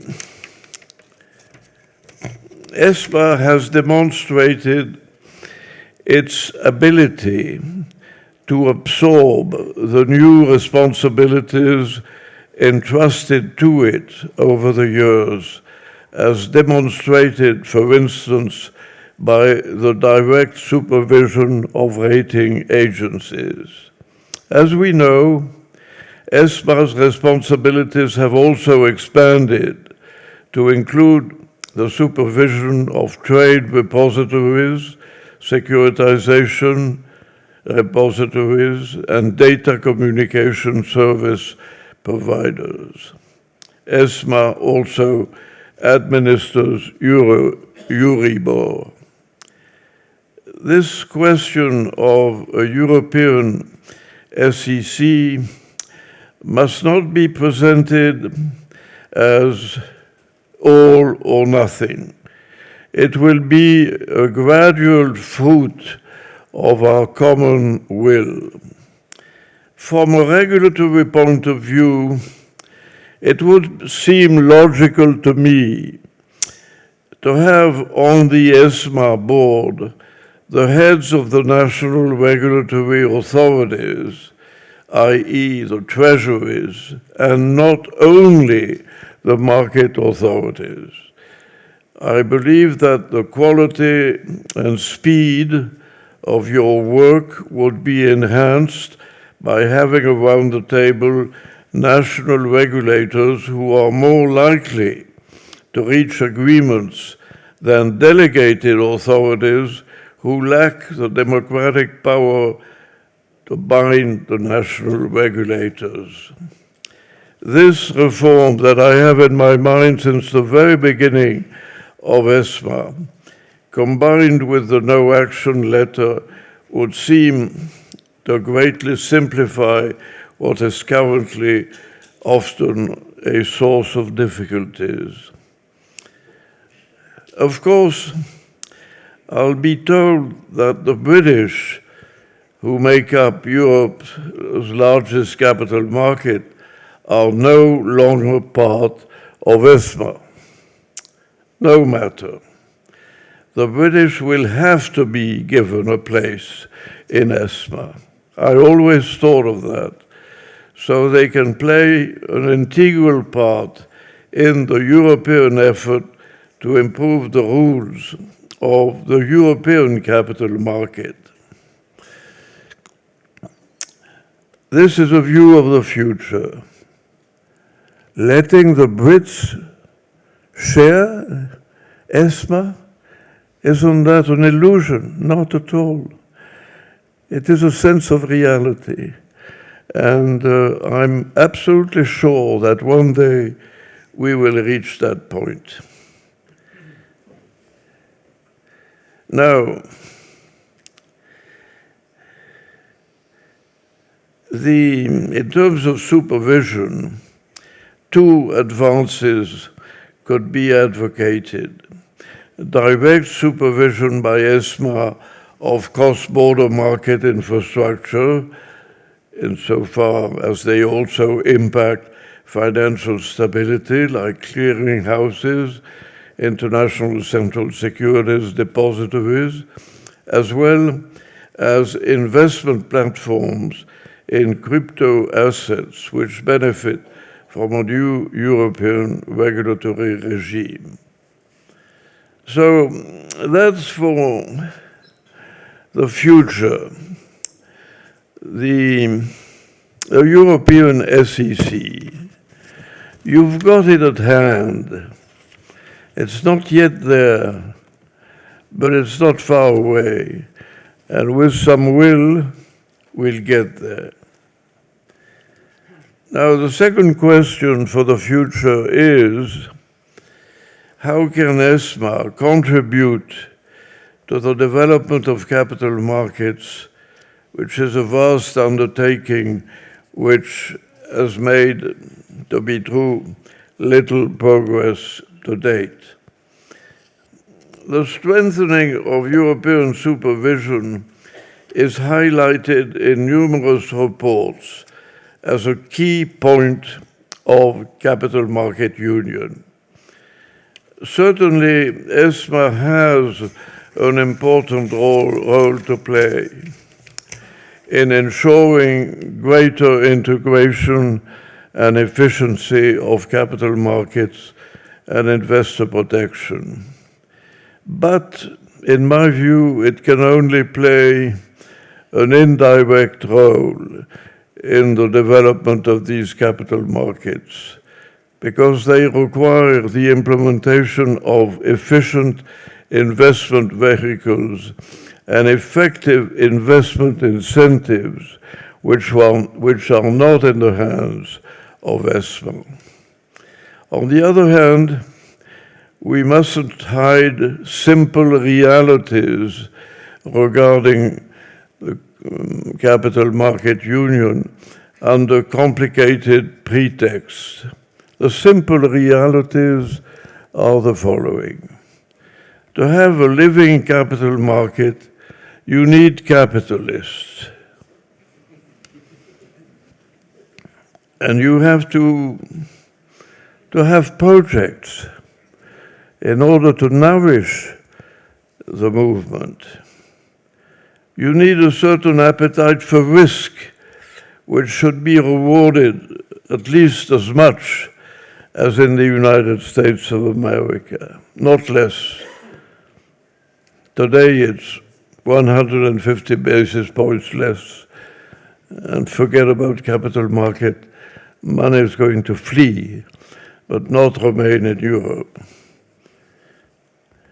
You need competitive European market players of a sufficient size. And you need, as was said this morning by Monsieur Boujna, amongst others, we need pension funds capable of draining European savings into corporate equity. The paradox today is that interest rates are, let's say, 150 basis points lower than the American rates, and that explains the annual flight of European capital to the dollar zone, which is in the order of 300 billion a year. Now, ESMA does not hold the key to this essential problem. But the problem is there. All that I am saying is based on confidence, because without mutual trust, it's very difficult to conceive action. Today, there is no economic convergence, at least between the two major countries that are Germany and France. There is no trust. There is no economic convergence. There's only divergence. And therefore, there is no trust, and therefore, there is no action. So, this is my final thought. Dreams are not forbidden. And my dream, if you're interested, I would like to share it with you. My dream is to imagine that one day ESMA will be able to combine its regulatory powers with direct supervision of European market players, which would, of course, involve a transfer of powers to the European level, as it has been done for the banks under the aegis of the ECB. And in my dream, national authorities would simply apply the decisions of the European authority. Now, this is very far away. I don't say it's going to happen, but it's part of my dream, which I wanted to share with you all. Thank you for listening.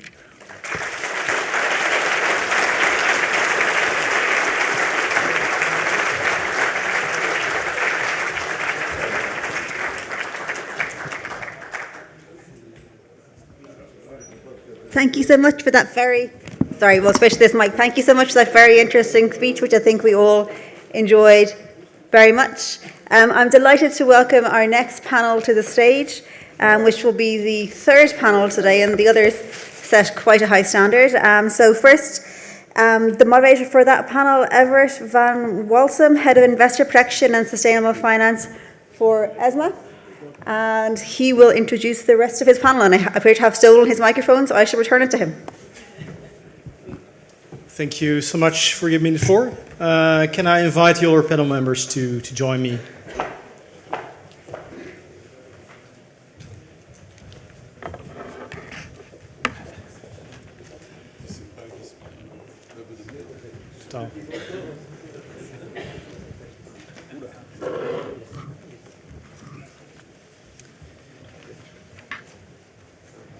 So, good afternoon, everyone.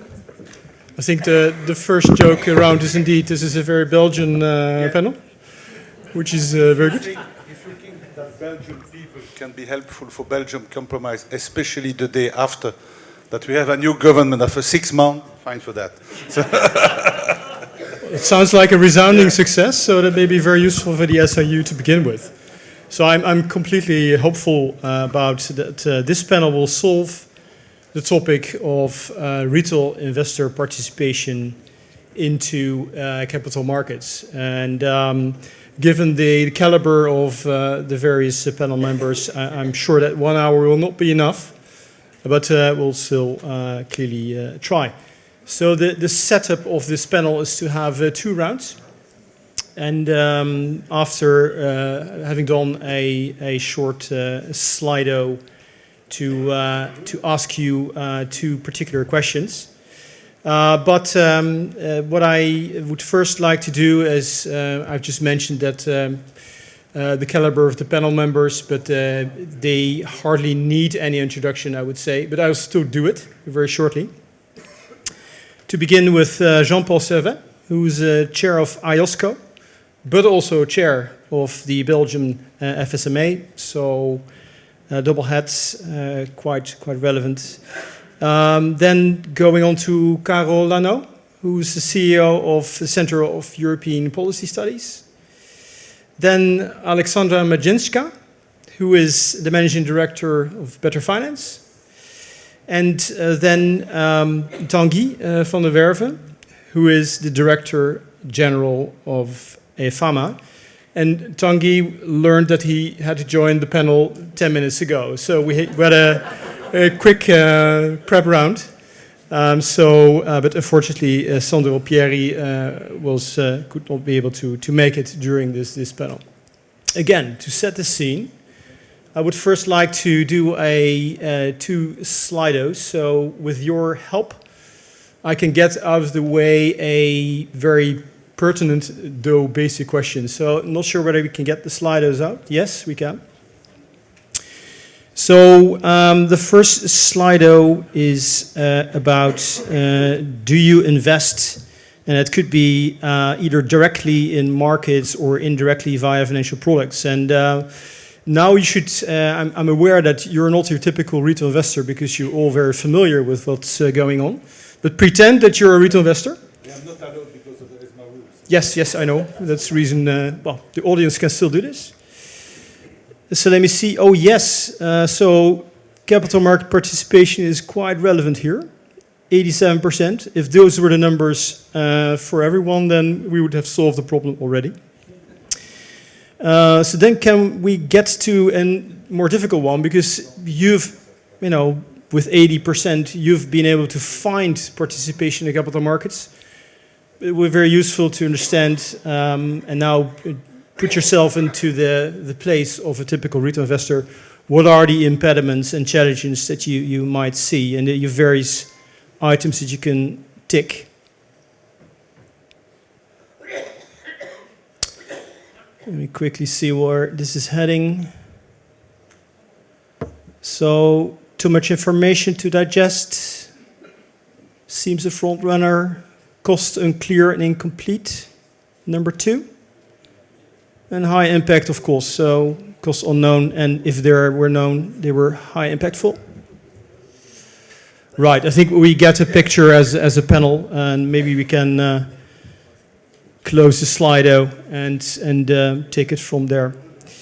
I think, first of all, I would like to, in the first round, to set the scene, to make sure next to this outcome what we're talking about.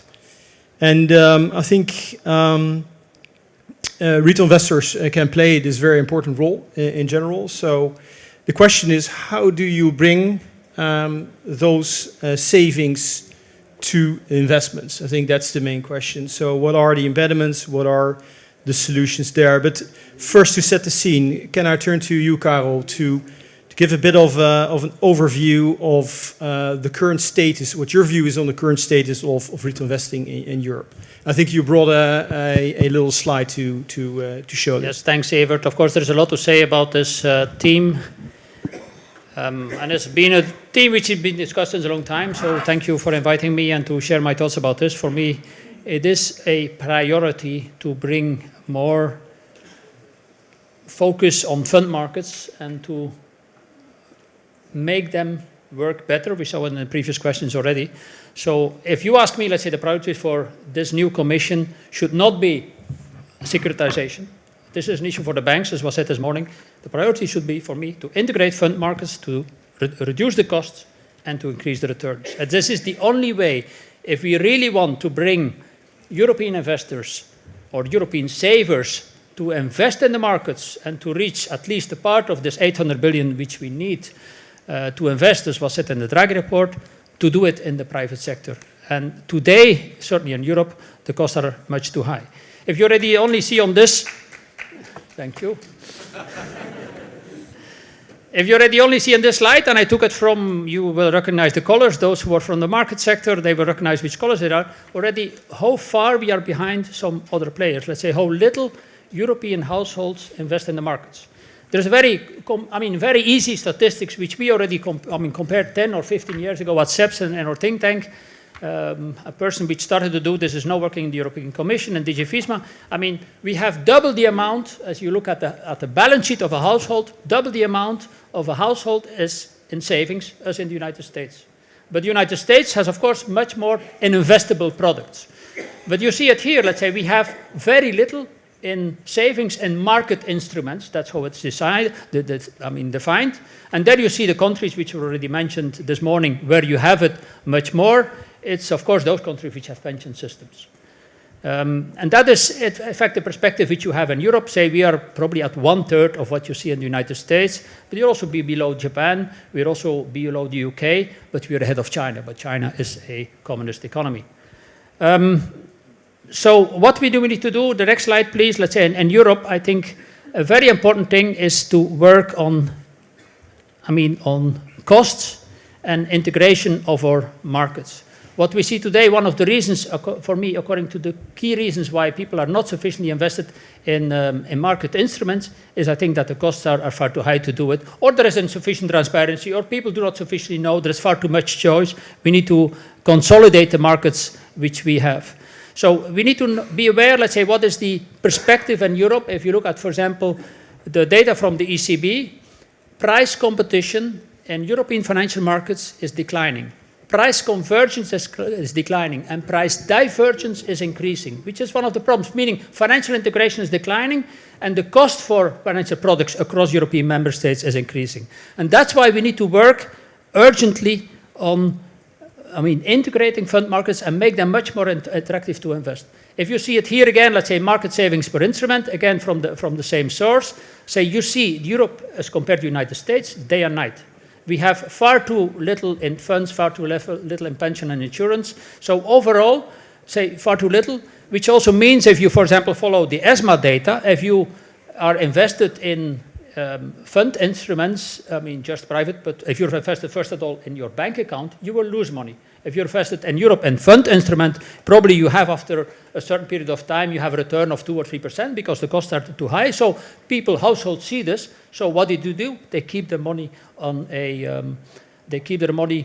on the bank because they say, look, there is no reason for me to go into the markets and to invest in such things. But also one of the key problems which we have in Europe is there is far too much diversity, and that's I wanted to show on the next slide. If you look, for example, in Europe, the number of funds which we have in the left corner on the top, let's say we have an average size of a fund is far too small. In Europe, it's about 400 million. In the United States, it's 3 billion. But also the average cost, you see that next to it, let's say, is also, I mean, probably half. The cost which I took there is from one source. Of course, you need to have the data on the United States, which I don't have from ESMA, but if I were to show the ESMA statistics, Verena, which have been collected since quite some time by ESMA, they're even higher. If you look at, for example, an average cost of a UCITS equity fund, it's 2%, a UCITS bond funds, it's 1.4%, compare this to the data which you have there for the United States. But what we see even more, and that is probably what was also explained this morning, the tragedy of the current situation is that over the last years, this is if you compare the period 2012 to 10 years later, 2023, there has been a massive flight into US assets. And that's where our whole debate about strategic autonomy, but also the whole debate about the geopolitics comes into play. Apparently, the US market has become much more attractive. And whereas in 2012, I mean, it was more or less, I mean, equally divided. Now, let's say you see this enormous surge into equity usage and above all, I mean, into equity ETFs and also index usage, let's say, towards the United States. And of course, if you then know that these index funds follow the MSCI of certain index, or share in an MSCI index has declined, I think, over the last 20 years from about 45% to around 20%. You know these. If they follow index funds, these are massively invested in the United States. So what I would propose, let's say that if there is a concerted action, first of all, to consolidate funds, to increase the performance, to reduce the costs, I'm sure there could be easily a doubling of what Europeans invest in funds, and we could create a win-win situation. Of course, I know the asset managers are thinking about my bottom line, let's say, and what are my returns, but we need to think about a strategy to reduce the number of funds in Europe. If we have only usage funds, of course I don't speak about alternative funds, structured products, etc. We have 35,000 funds in Europe. Everybody sees right away this is far too much. Funds are far too much developed in Europe as a marketing product by the banking sector, held by the asset managers. They are not developed as a long-term savings product for the households. And if you see this also in the element I mentioned, let's say that we don't have enough, according to the ECB data, price convergence, that it is extremely important, let's say that in the context of the retail investment strategy, which is being discussed in Brussels, that there is much more transparency in the cost of funds. Because you can only have price competition, and an essential element of a single market, if you have transparency in prices. And that's why I found it so much of a pity that in Brussels today the debate is, no, we want to keep financial advice included in the cost. I mean, this is just, I mean, I don't say it should be forbidden. I simply say it should be transparent for a consumer what you pay. And in this sense, I think a consumer will know what they can invest in. So that is, I think, the thing I wanted to say, but don't forget, costs today are an important impediment. For example, ESMA, in its latest report, I found this data only yesterday when I was traveling here. For example, over 10 years, on a product which costs you 10,000 euros, you have paid 1,900 euros over a 10-year period. I mean, consumers are not stupid. They know what they pay. Thanks, Karel, for that.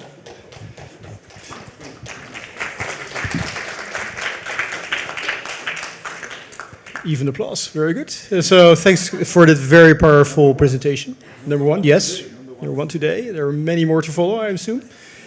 Thanks for the very powerful, and again, this is data, this is facts, so it's good to see. I'm sure this will provoke various reactions, and likely also from my direct neighbor. But first, I want to go to Alexandra, because you represent investors and retail investors in general, and users of financial services. So what's your take on what Karel has just given us, given the state of retail investing and possible impediments and solutions that may be out there? But I agree with everything what Karel said, so we can go to the next speaker. No, I'm joking. First of all, thank you very much for inviting the representative of retail investors to the debate.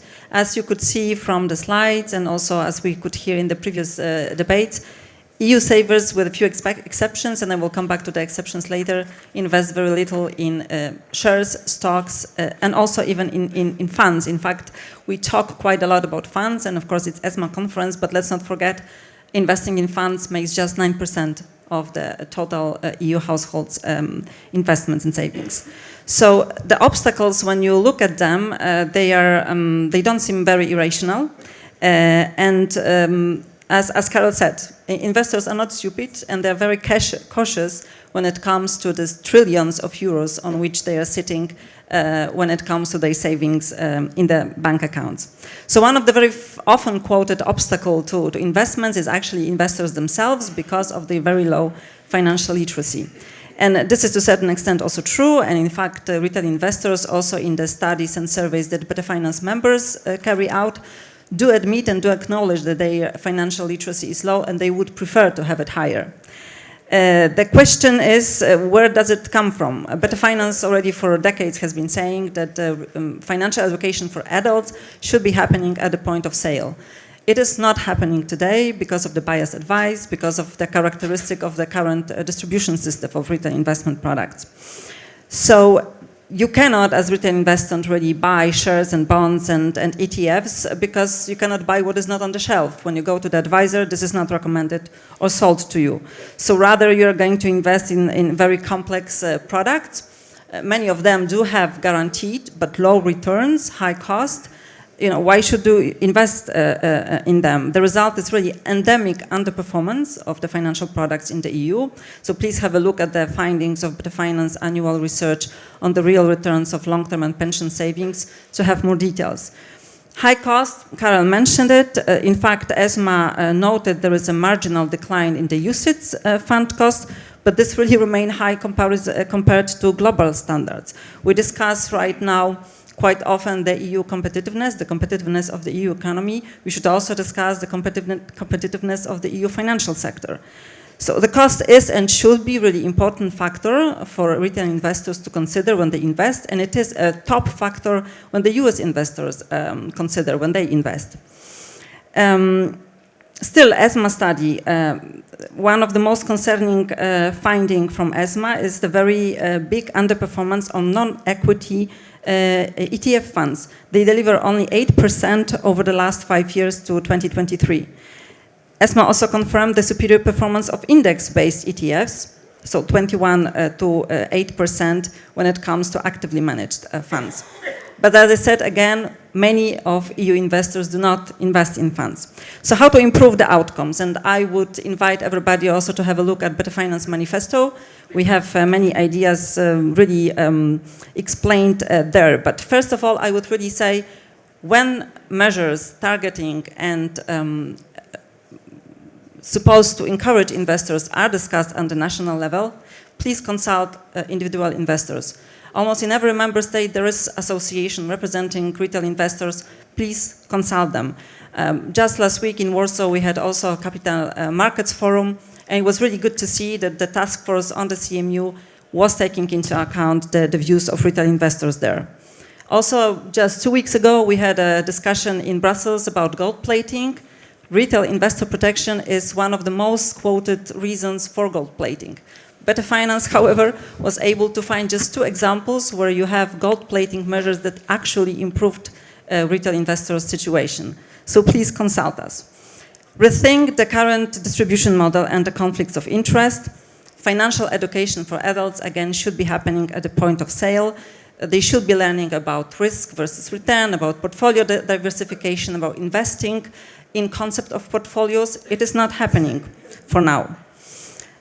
Facilitate also access to simple and cost-efficient investment products. This could be pan-European, this could be PEP. Again, where the finance has some ideas how to fix PEP, how to increase the uptake of PEC, this still has potential. And also to simple tools.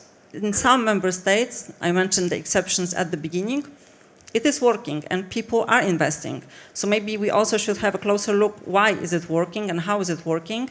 And the first example would be, of course, Sweden and the investment saving account. It is easy and simple and people do invest.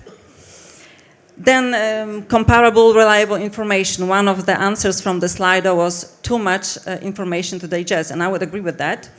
And I hope that some of the respondents referred to, for example, the pseudo-scientific information on the future performance scenarios in the KIT.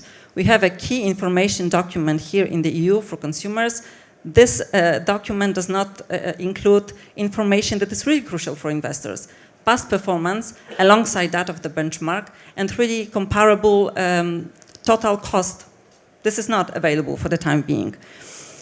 Enable comparisons, again, see how Norway does it with the Finansportalen, enable people to compare products. Rethink tax incentives. So really use tax incentives to incentivize people to invest long term. Last week in Warsaw, there was also a good discussion about that.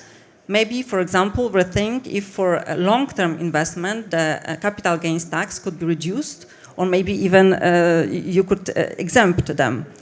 Look also at the tax rates. In Poland, you have 19% rate on capital gains tax versus 8.5% on rental tax. There is also, and I also encourage everybody to have a look at our manifesto when we have a graph with concrete data on the really severe misallocations of savings in the EU. And also have a look at the misallocation and the fixed income bias in the institutional investors. Look at their balance sheets, because quite often people say that it's retail investors and individual investors that are very risk averse. Sometimes it's actually institutional investors that don't invest enough in equity, with the very poor results for the pension savers and retail investors.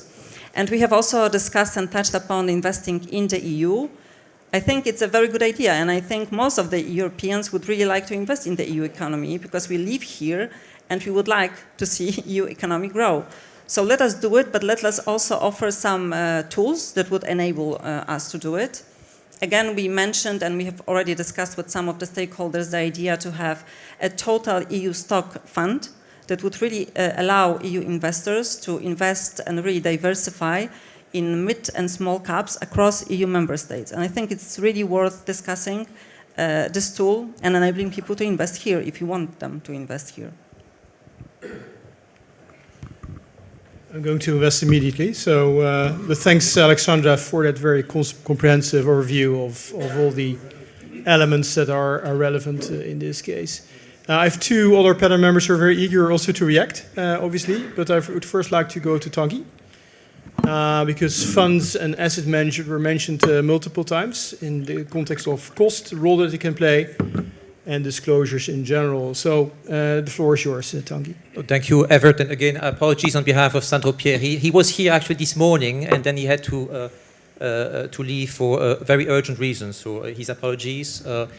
Allow me to comment on some of the point made by Karel. I think when it comes to consolidation, first. We do see consolidation happening among asset managers, so this is very much happening. You know, I'm losing many members actually because of these M&As. If we look at the number of funds, it's true, high number of funds in the EU. I'm not so sure that comparing the EU with the US is super helpful. First, if we just look at equity funds, you know, we are not saying 35,000 versus 7,000. If we look at equity funds, we have 5,300 and plus mutual funds in the US and around 10,000 equity UCITS. So it's a ratio of 2 to 1 if you look at equity funds and you compare US with the EU. So it's not that bad as a ratio. Also, I know that UCITS, you know, we export a lot of UCITS to third countries. You know, it's not only a pure EU product, so lots of UCITS are distributed internationally, not so for mutual funds. Also, and I think the recent report of ESMA was mentioned a couple of times by Alexandra and Karel. I think that, you know, again, if we compare the US and the EU in terms of costs, we need to compare like with like. And actually, we are going to put out a statement in the coming days, Verena, on that. I think that, you know, some of the data used in this report when it comes to comparing with the US does not take into account the fact that distribution costs are usually taken into account when it comes to UCITS, and less so for some of these US mutual funds. So, you know, we need to be very careful when we start comparing the EU with the US, or when we start using EU average. An EU average does not exist. We are not EU average citizens. You are a Dutch guy, I'm a Belgian guy, and so on. So we are, and Karel is Flemish, I'm French speaking. So EU average do not exist. One. Two, on costs, I think that difficult to disagree with the point made by Karel. We need full transparency. I think a lot needs to be done there, not only for mutual funds, by the way, also for some insurance products, because we keep talking about ESMA, but we should also keep talking about EIOPA and some of the very high costs of tax-incentivized insurance products. Transparency is important.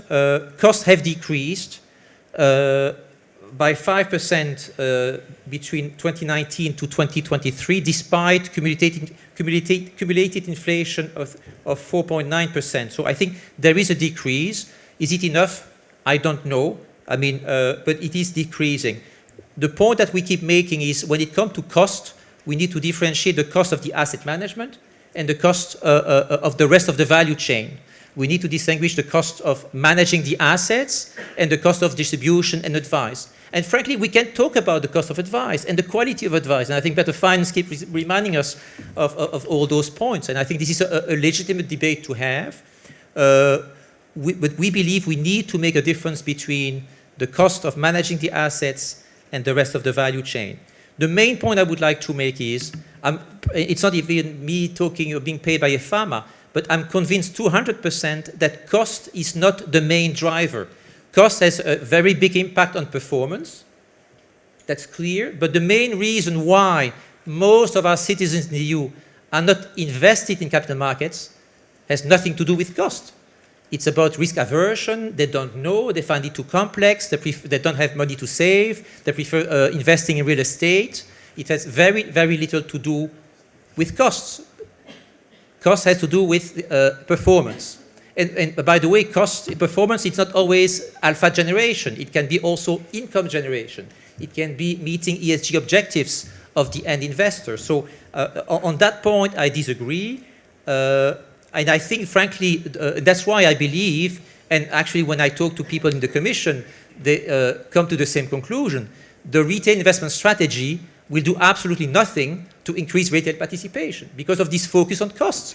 I'm not saying that we cannot talk about costs. I'm just saying this will not convince my brother, who is an officer in the Belgian army, who never invested in capital markets. If I tell him, you know, the usage cost will decrease by 5 basis points, oh, great. Now I will start investing. He doesn't have a clue. My mother, age 84, doesn't have a clue. It has nothing to do with costs. So it's not the main driver, but it doesn't mean that what is the main driver to me? If we really want to make a difference and activate all those savings in bank accounts, we need to talk about pensions. It should not be a taboo. It's all about pensions. There is a pension crisis, not only in France, in many of our countries. It cannot be a taboo. So we need to talk about the second pillar, the third pillar, auto-enrollment, pension trackers. We need to raise awareness of the pension crisis and the fact that we will have people in our streets maybe 5, 10, or 15 years from now. And so I think that we also need to make sure that we have tax incentives.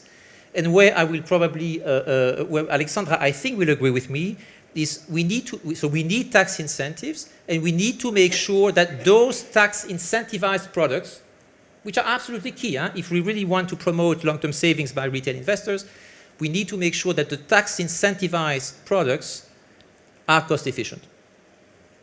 And it's not the case, and I think Jean-Paul, we were talking together this morning, a country we know well, is a good case in point. I think we need to make sure that there are tax incentives but those few tax incentivized products are cost efficient. Very clear, Tanguy, very powerful. Moving to Jean-Paul. Jean-Paul, you're chair of IOSCO and chair of the FSMA, who's a front runner specifically in retail investor protection. What are your views from a regulatory and supervisory perspective? Well, thanks for giving me the floor, Everett, and allow me first of all to thank you, Verena, for having me on board. I would say I think that's important that financial supervisor COPs are on the stage in order to give our comment about what we are doing and about, I would say, what we could do. And I see many colleagues and friends from the ESMA ecosystem under the coordination chairmanship of Verena, so it means that it works, I would say. The family exists and we are working very well, I would say, together, it has to be said.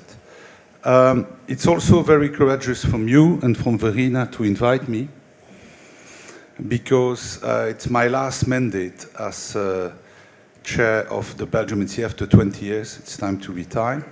So I think that my objective is to fight against many fake news.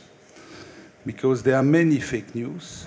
We are losing a little bit of time in the current debate, and I told that the European Commission, the co-legislator, and to my colleagues, and I would like to discuss about what we need to do in order to take into account this excellent report published by Mr. Letta. I was very happy to see him on the stage, and also by Mario Draghi. I think that it's important to stress that, because every day in my life I see news which are not necessarily the most important. So for this, in order to avoid any fake news, statistics can be very important. Fact-finding approach. And I was very happy, and I told you that Carol, doesn't mean that Carol and myself always agree, it's about democracy, but the statistics explained by Carol are excellent. I was a little bit surprised to see Belgium ranked number 4 in the proportion, the percentage of savings versus GDP after, of course, I would say Sweden, Denmark, and Netherlands. There is a distance between us and the Netherlands, but it means for me that if you want to understand when it works, I would say a retail investor, and I think that I may say about Belgium, it's a small country, that's not a giant market, of course, but it's a very open economy. You have the choice between all kinds of financial products, I would say. And if we want to be successful, let us be clear, we need proportionate regulation, but we need also, most of the time, easy to understand product, I would say. And last but not least, ladies and gentlemen, so that's with my capacity, as you see, not IOSCO chair, that's for the second question, see the element of language, but the first in my capacity as FSME chair. If you want to be successful, please don't think that retail investor, please don't think that startup coming from excellent project launched by university will jump to another continent for that. They need proximity. They need to be close to the market.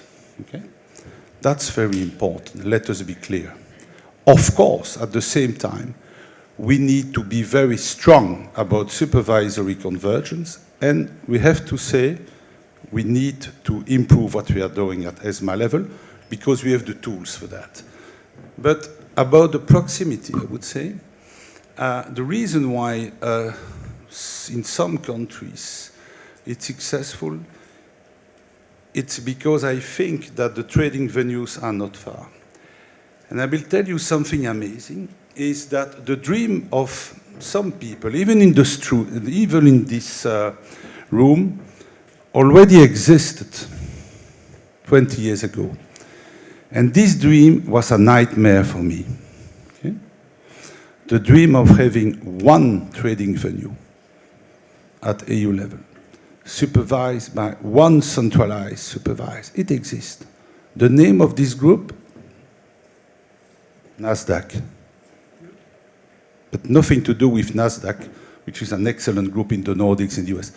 NASDAQ Europe, the former ISDAQ. My first decision, ladies and gentlemen, when I was appointed as vice chair at Belgium level, was with one of the original and very clever co-founder of Euronext, with Jean-François Théodore and Georges Meuler, Olivier Lefebvre, was to close ISDAC Europe and to ensure the transfer of all the listed company of this Nasdaq trading venue to Euronext. Of course, bubble internet, of course, market-making model.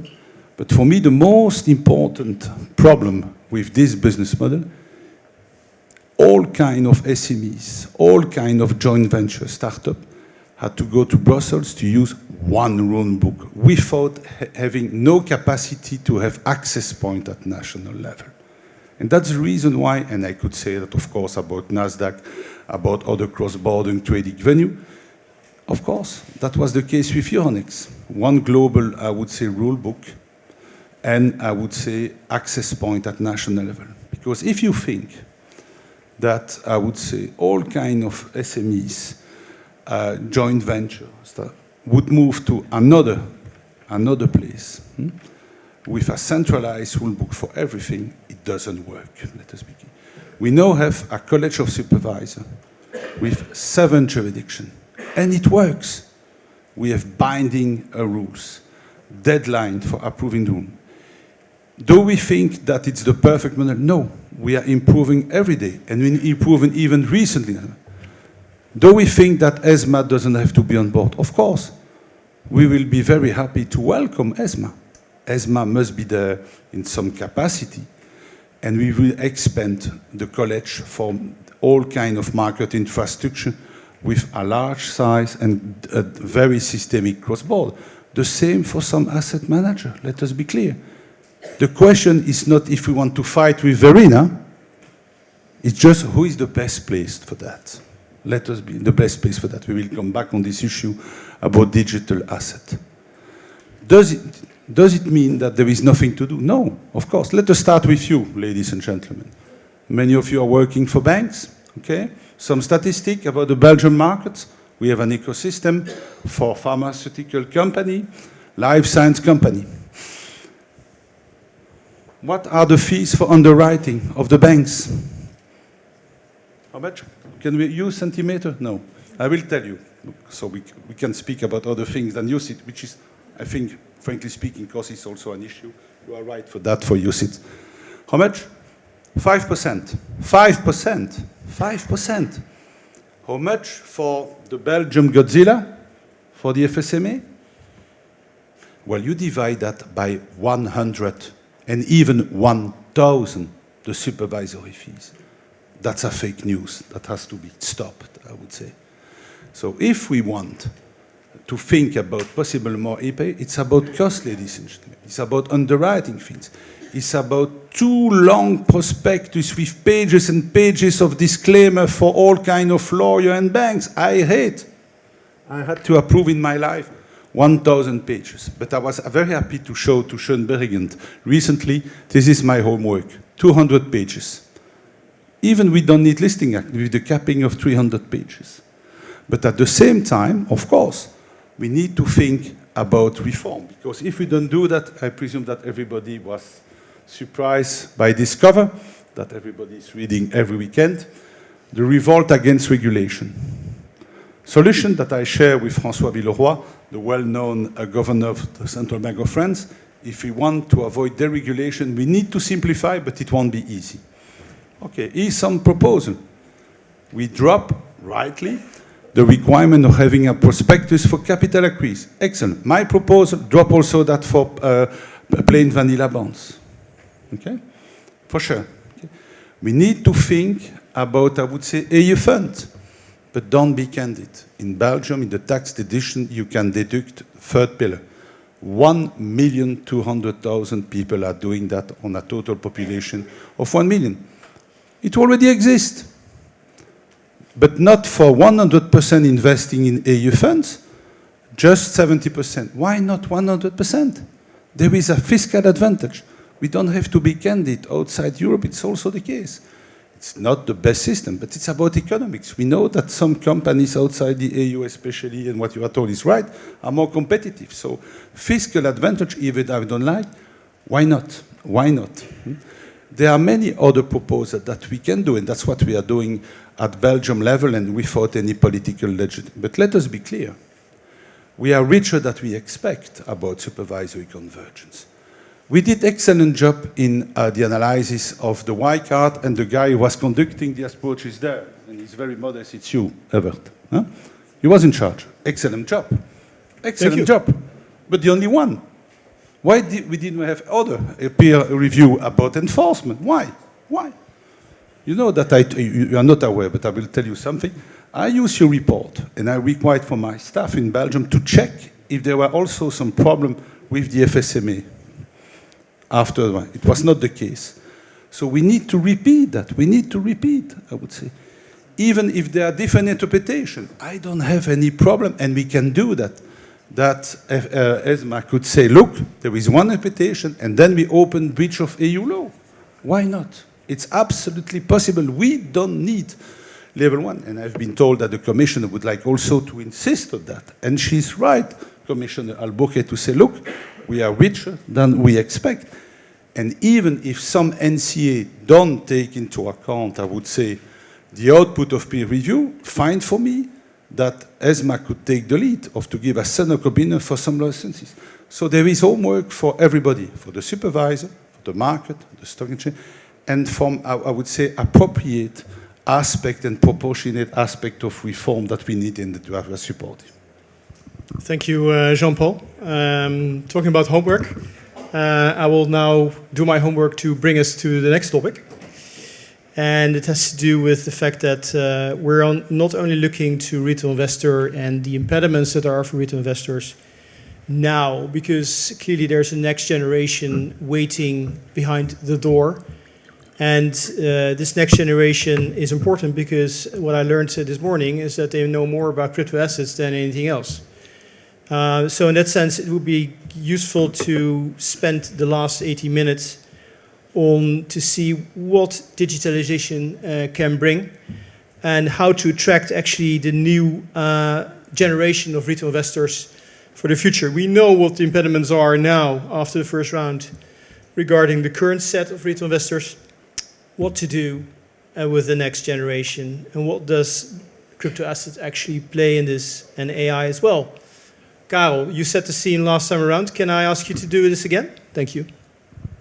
Yes, and let me start to react, let's say, on what was said, that there is a risk averseness. I mean, if you see what's happening in the crypto world, certainly in cycles, I don't think there is risk averseness. Certainly even before crypto crashed, for example, a country like Spain had 500,000 crypto accounts. 500,000 is enormous for a country like Spain. I mean, I don't know how it has evolved over the last years now, but anyway, we now have in Europe MiCA. But let me remind you of another thing. I mean, an anecdote, let's say, when I once spoke in the UK for State Street, I think in 2016, just before or after Brexit, the CEO from State Street came in. Well, for me, Brexit is not important for the asset management industry. Digitalization is much more important. Digitalization will have much more profound effect on the asset management industry than Brexit. And that made me thinking also when I prepared this, and you can put up, I just prepared one slide because it may help you. We have also published a paper on the subject early last year, which was done by a colleague, Apostolos Tomadakis, together with Marie Brière, who works for Amundi. So she comes from the asset management industry. Let's say what we found out, let's say what the impact is of digitalization is that, of course, and we see this in the United States, you may have seen what was in the news yesterday. Vanguard said that its funds, sorry, I come back to costs, the cost for a fund will be the total expense ratio 0.1% in the United States. So you see it. I mean, and these US investment managers have massively invested in technology.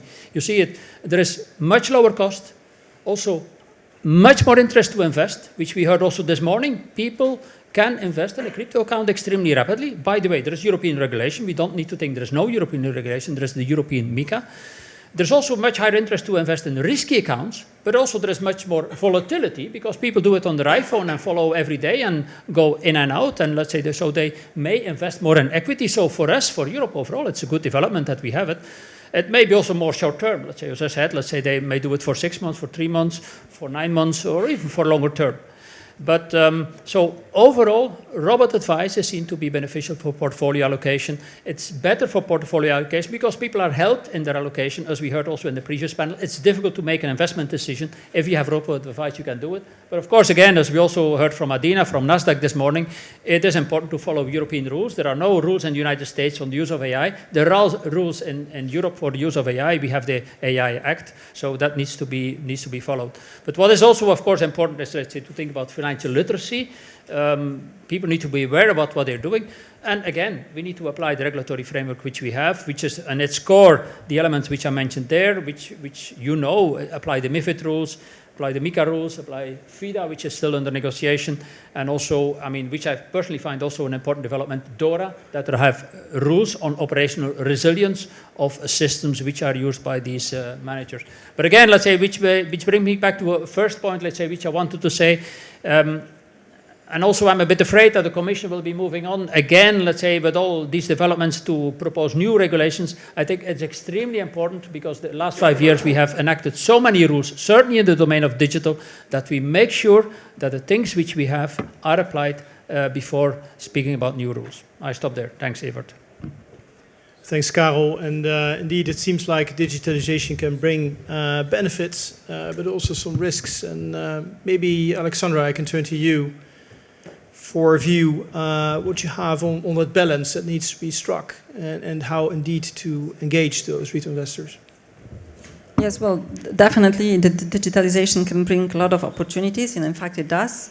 There are already some studies and research on the next generation of investors, how they behave, in what they invest, how do they invest, and in fact they use digital tools. They invest also more risky. The question is whether they do really understand risk, and I think also more behavioral insights would be really appreciated, and more behavioral research into the behavior of retail investors, and especially the next generation, would be useful, because it's not entirely clear if and how they understand the risk, if they understand the magnitude and probability, so the two dimensions of risk. If they understand also, especially the next generation, that when they are investing, their main focus should be really also the retirement. And when they look at the risk of the product, that should be also quite aligned with how EIOPA does see it, and to see the investment product through the risk of whether or not it's going to be helping them to achieve pension adequacy. And I think not many still understand that when they are investing. Financial literacy is really crucial. Many retail investors do admit themselves that they would need more of it. So really foundational financial education. For the next generation, it would be extremely important to have really good financial and capital markets education in schools. Still not available, I think, in all member states. The innovative platforms are very convenient. They're much easier to use. Many young investors do use them. There are mixed risks connected to them. We will be also, as Better Finance, publishing soon findings of our research of neo-brokers platforms. So prepare also for that. We would still think, and we've published recently a paper on the financial health and wealth, and we think that both for the next generation as well for the current generations of investors, the mix is really important. So the mix of financial education, personalized advice, and digital tools. This will be incredibly important. And in terms of financial education, we still need to remember that many of EU citizens really don't have the very minimum financial education. And last year's survey of the Warsaw Stock Exchange on the level of financial literacy of the Polish society revealed that 70% of respondents did not know what shares are, 62% what bonds are. So when we talk about really investing in capital markets, we also need to make sure that EU citizens, retail investors, also the next generation of investors, have access really to good independent advice, but also really to good independent financial education.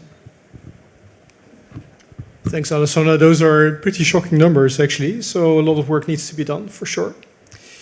Tanguy, this next generation seems like an interesting opportunity for the industry to take on board. So what are the trends that you see, and what are the opportunities that the industry may provide for that next generation?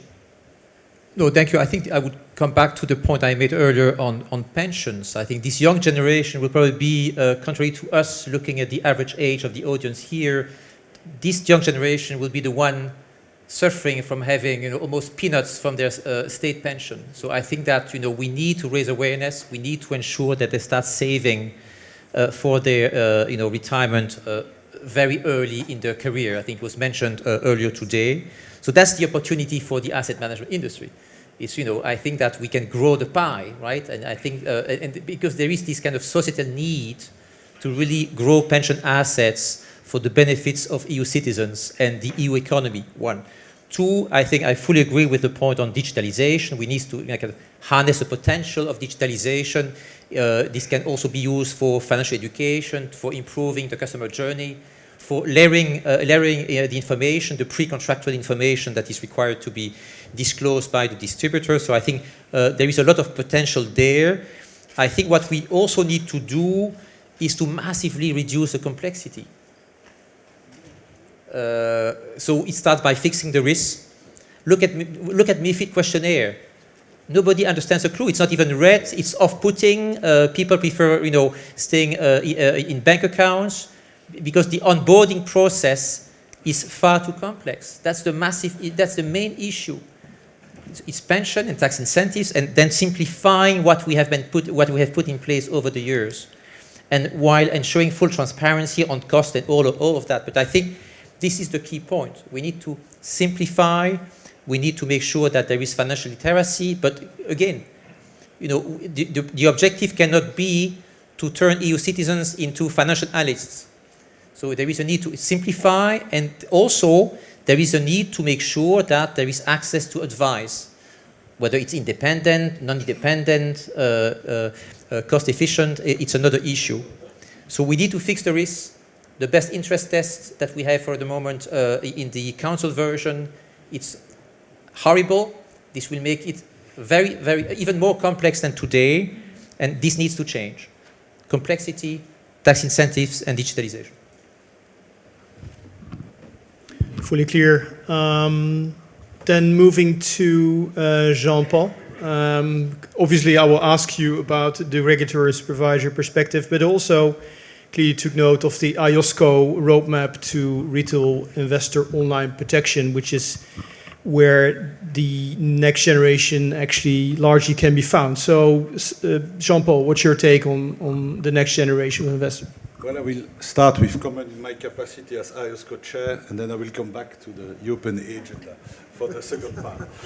First, as IOSCO chair, we have, I would say, a new approach, which is amazing for people knowing IOSCO, because IOSCO, it means 3 pillars in our mission statement: fair and transparent market, financial stability, and of course, investor protection. But it's also fair to say, when I start my journey with IOSCO 20 years ago, that the focus was about B2B, I would say, market infrastructure, wholesale. Some people had some doubts about the fact, do we need to be on the stage when we speak about retail investor? You know my passion for retail investor combined with financial literacy. I was one of them saying, no, we have to be there.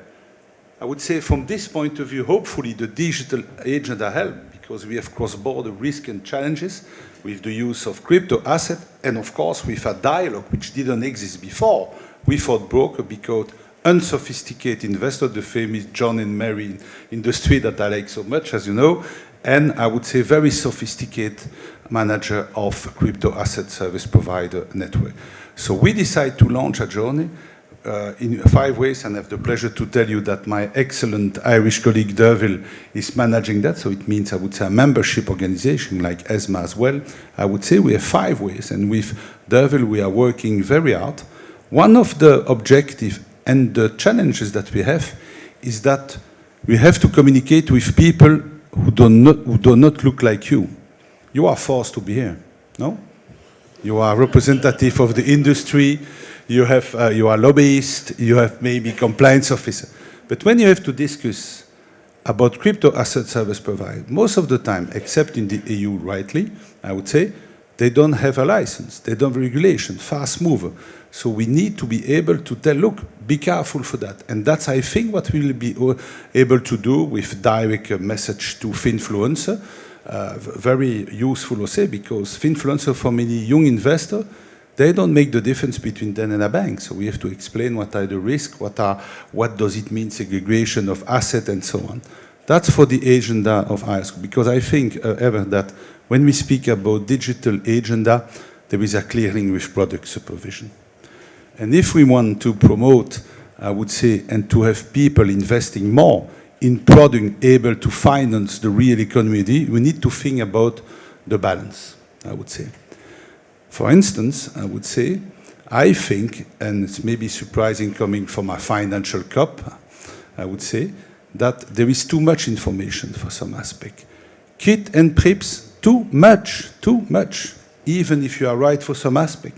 5 pages. Do you really think that I like to supervise that? It's too much. I would say PEP. PEP is a disaster because of the interaction at level 1.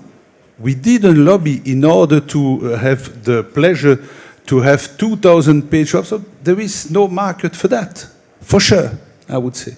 Let us be clear about that. At the same time, it's not black or white. It's proportionate.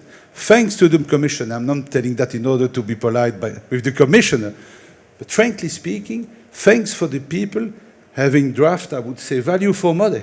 And POC, I can tell you, it's a new world for me. As supervisor in Belgium, member of ESMA, about the supervision of life insurance product, I would say. It has to be said. So it's an important sustainability. My life every day, it's about sustainable finance, because as IOSCO chair, we endorse ISSB standards with interoperability with European standard. Excellent. Having the capacity to have 130,000 companies using the same language. It's already the case with 56% of the global GDP having switched to ISSB standards and European standard. But let us be clear. We have to think about, I would say, simplification if we want to avoid this. Okay? So I think that the scope is too large for sustainability. Belgium, small country of 5,000 SMEs. I am very happy to have, I would say, to be ranking #1 for the number of companies filing their account in Belgium, which is, I think, is important for the trust of stakeholders, I would say, employees, investors, the banks, and so. But here we switch from NFRD 200 companies to 2,000. But don't throw, I would say, the baby with the water. I would say we need to have CSRD, but streamline. I would say narrow the scope, go back to the FND criteria. The same with assessment of double materiality. Indeed, the CEO of DHL, who's maybe still in the room, you are right. I try to avoid to be an ivory tower. I had a lot of contact with big firms. Even for the biggest company to have to assess 787 criteria for the man, it's too much. Maybe it could be useful, but the legitimacy is for the Commission, not for me, to reduce that and to say climate first, and then we reduce, we have interoperability with ESRS standards. And last but not least, MiCA, I would say, and crypto asset, very popular for different reasons, good or not, I would say.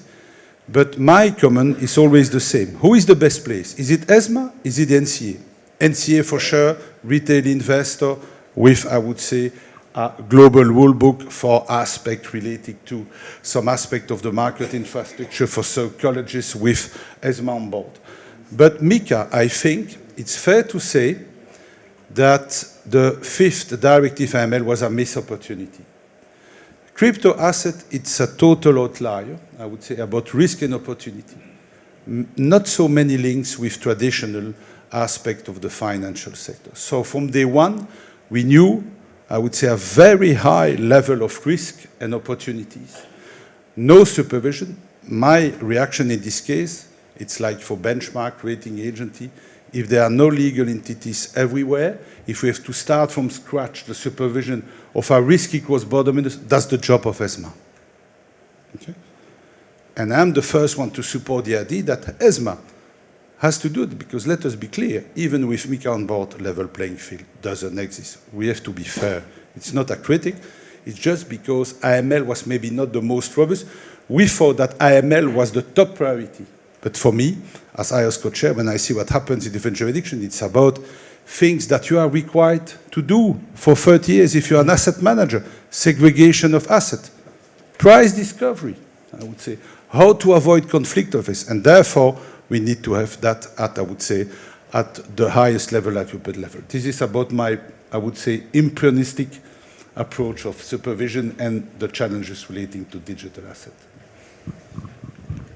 Thanks so much. And looking at the time, I think that concludes this really on the spot time-wise. Thanks so much for... Yes, totally. It's remarkable. Very good.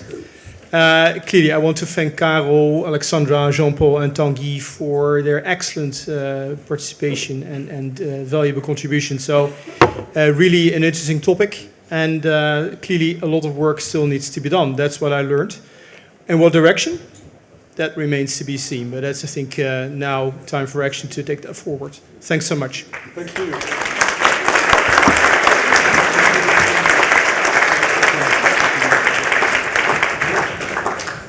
Thank you for a very lively and stimulating panel, and thank you especially for finishing on time. I'm now going to introduce our final speaker for the day, and I think she's probably the reason that there are still so many of you in the room, so we really appreciate her coming at this hour. We have the new European Commission's, now I'm going to get this right, the Commissioner for Financial Services and the Savings and Investment Union, Maria Luís Albuquerque. She probably needs no introduction beyond that. I know we're all very much looking forward to what she has to say, so I'll invite her to join me. Thank you.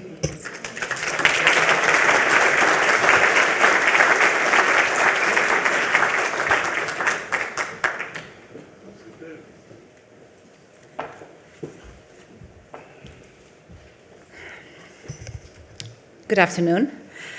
And I'd start by thanking ESMA for the opportunity to be here with you today. I hope you've all had the opportunity to engage with the speakers and among yourselves. And I do regret not being able to be here from the beginning, though it's good that I could still listen to this very last part. Regardless of me not being here, the themes that have been central to today's discussions are at the forefront of our work in the Commission.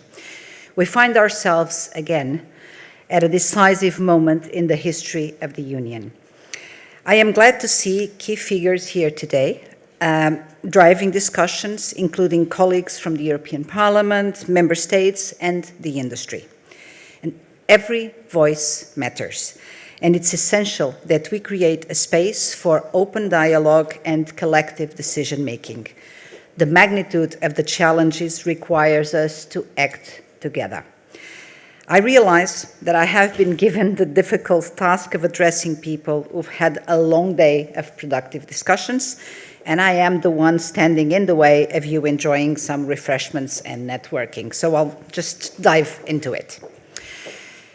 As we prepare to launch a new chapter in the development of European financial markets, I'd like to give you a glimpse of my vision for the coming years. You may be aware that my team has been working tirelessly to draft a comprehensive strategy for the Savings and Investments Union, and I will discuss this in more detail in the coming weeks.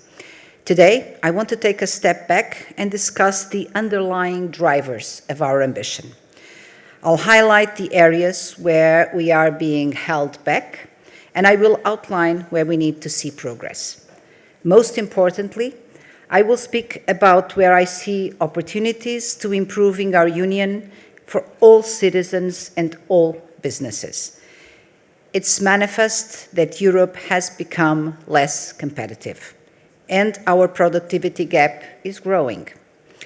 The Letta and Draghi reports, landmark studies in their own right, documented the reality and highlighted the risks and the far-reaching consequences of this. Both of them focus on the need to regain our competitiveness. But competitiveness is not an end in itself. We don't regret losing competitiveness because it's a nice to have. This is not about remote policy concepts. We need competitiveness and growth because we need to cater for our citizens and businesses, and we want to maintain our economic and social models. Democracy, as we collectively built it, demands that we deliver on the expectations of European citizens. As we stand, Europeans don't make the most out of their savings. The reasons are multiple, from the level of financial literacy, just mentioned, to a risk-averse attitude, but also inefficiencies in the functioning of European capital markets. And this has significant knock-on effects. In particular, persisting fragmentation in capital markets makes it difficult, if not impossible, for savers to invest their money throughout Europe. As a result, we often see European savers looking to foreign markets that are deeper and more efficient for investment opportunities with satisfactory returns. With over 11 trillion euros in household savings in Europe on cash and deposits alone, there is significant opportunity for our capital markets to give savers attractive and well-remunerated alternative investment solutions. By better integrating our markets, opportunities would increase and savers would have more choice and more possibilities to grow their financial wealth. And I mean every European citizen. The fragmentation of our capital markets also holds back businesses, making it harder for them to grow and succeed. Due to fragmentation, capital pools don't grow enough, which makes them insufficient and more costly. The price discovery becomes highly inefficient. So the issue is not a lack of capital, but rather a lack of access to it. In particular, European companies with game-changing innovative capabilities need to have capital at their fingertips. But currently, that capital is out of reach because the connections between the savers and those in need of funds are simply not working. And that is one of the main reasons we see many of those innovative companies leaving Europe in search of better opportunities. And with them, they take their talent, innovation, and economic potential. But we can change that. Last summer, President von der Leyen announced the Savings and Investments Union, with investment becoming a cornerstone of this mandate, with a clear view to finance innovation and productivity in Europe. The Savings and Investments Union is an enabler for growth and competitiveness, and it can bring new opportunities for EU citizens to obtain higher returns on their savings, a new push to ensure the seamless flow of investment across our union, an efficient infrastructure linking them up, and an ecosystem built on efficiency. Our goal is to create a pathway for private savings to flow into European companies, fostering growth, prosperity, and returns for savers, while boosting the European economy. Better capitalized companies can innovate more, can grow, and can create better jobs with better salaries. The Savings and Investments Union is a way to reinforce competitiveness across all sectors. This means betting big on the EU and following through decisively. Let me focus on each of the 4 topics that I just mentioned. First, at the heart of our Savings and Investments Union will be our citizens and their economic well-being. We want to empower our citizens to put their money to work by giving them better and easier access to capital markets. We need to make households' wealth creation more accessible and cost-effective.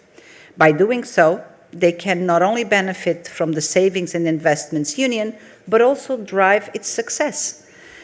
We aim to simplify the process of saving for significant life events, like buying a home, supporting their children's education or retirement.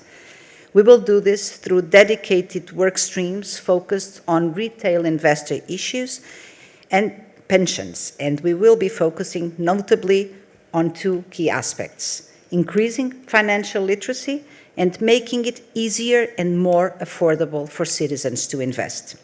We want to ensure that investing is accessible to everyone without imposing high costs or low returns.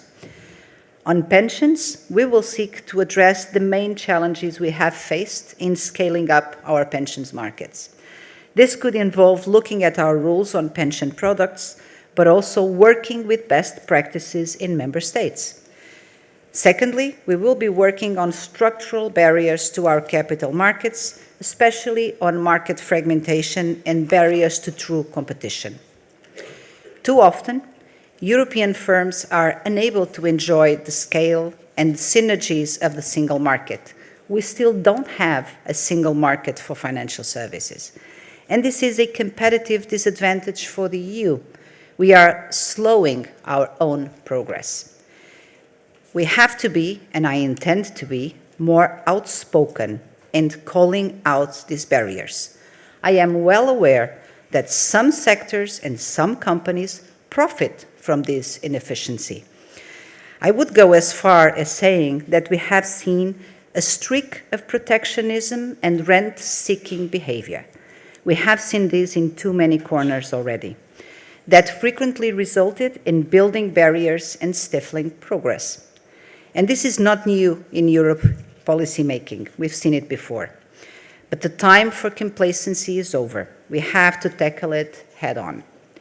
We will not shy away from tackling the non-market forces that hold back consolidation and integration. And this covers my third point above. A stronger single market requires deeper liquidity, real competition, and improved EU market infrastructures. Our goal is to unlock these benefits for consumers and industry, driving growth and prosperity across the EU. Let me stress that the development of a single market for capital will be beneficial for investors, big and small, and for all those seeking financing on European markets. Some markets that previously lacked the scale and liquidity will grow and be able to reach a wider audience. But the coexistence of a thriving EU financial system and prosperous local markets will be essential to the success of the Savings and Investments Union. We'll achieve this by integrating and developing both simultaneously. This is why we need member states to act at their own level and in coordination with each other, to leverage their national market and complement EU actions. This is particularly important, obviously, in areas where the EU has limited competencies, like taxation and pensions. Let me turn to my fourth point, the ecosystem. And I would like us to reflect on the role of supervision in European capital markets. When we speak about European competitiveness and reducing fragmentation, supervision has a significant part to play. Of course, the primary focus of supervision is to protect investors and ensure prudential soundness. But we need to consider the bigger picture. Clearly, different national laws can create barriers to entry, increase costs, and hinder the growth of our financial sector. And the different implementation of the same rules creates uncertainty and further complicates the landscape for cross-border investment. Duplicated processes between supervisors add more burden on companies and, again, stifle our competitiveness. We need to ensure predictability for all investors, regardless of their size, their market, and the sector in which they intend to invest. We should see a more harmonized supervisory culture in Europe as a step towards a simpler, more efficient investment ecosystem. The Commission's efforts to streamline processes for companies take many forms. But true simplification means effective implementation, avoiding gold plating, and building a shared culture among supervisors. The Savings and Investments Union will also need to bring more regulatory alignment, fostering the level playing field, cutting down on market fragmentation, simplifying processes, and removing barriers. The current situation is still challenging to many, and at the minimum, we need to continue improving supervisory convergence.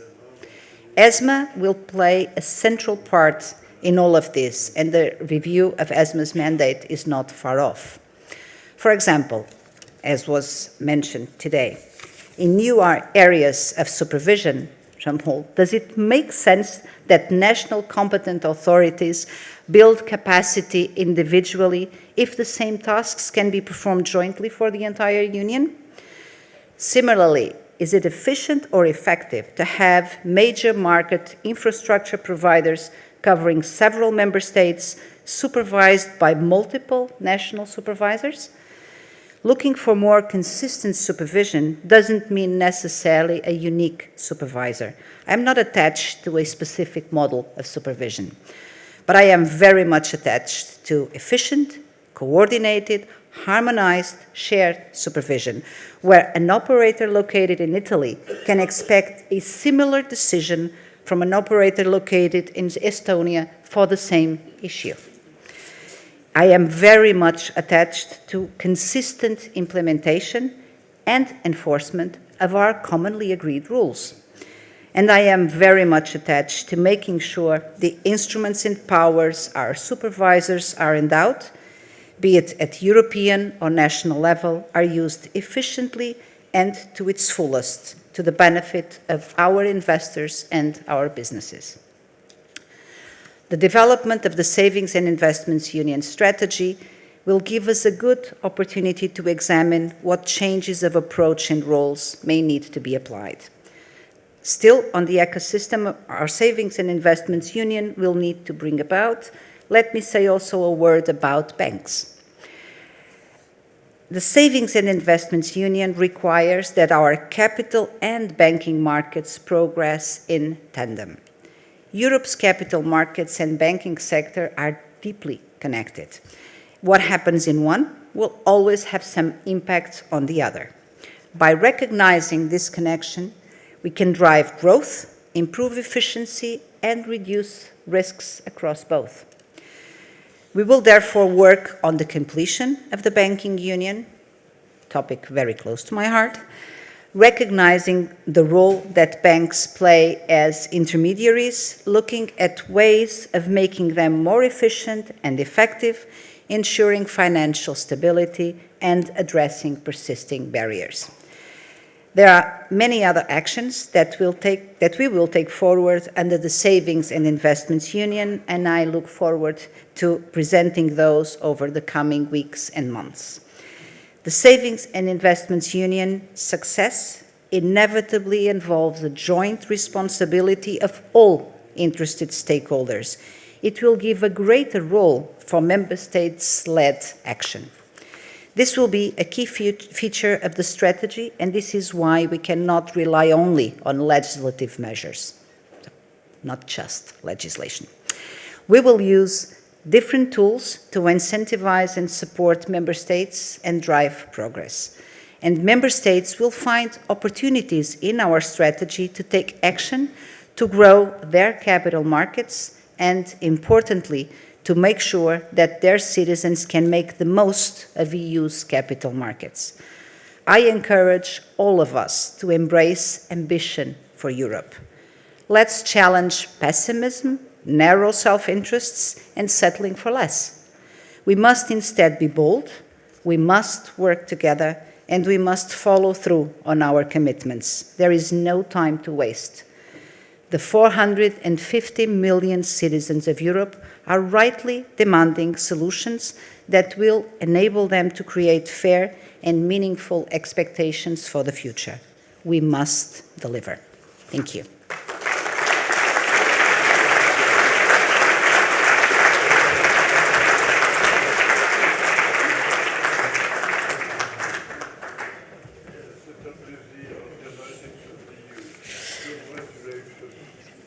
Thank you very much, Commissioner.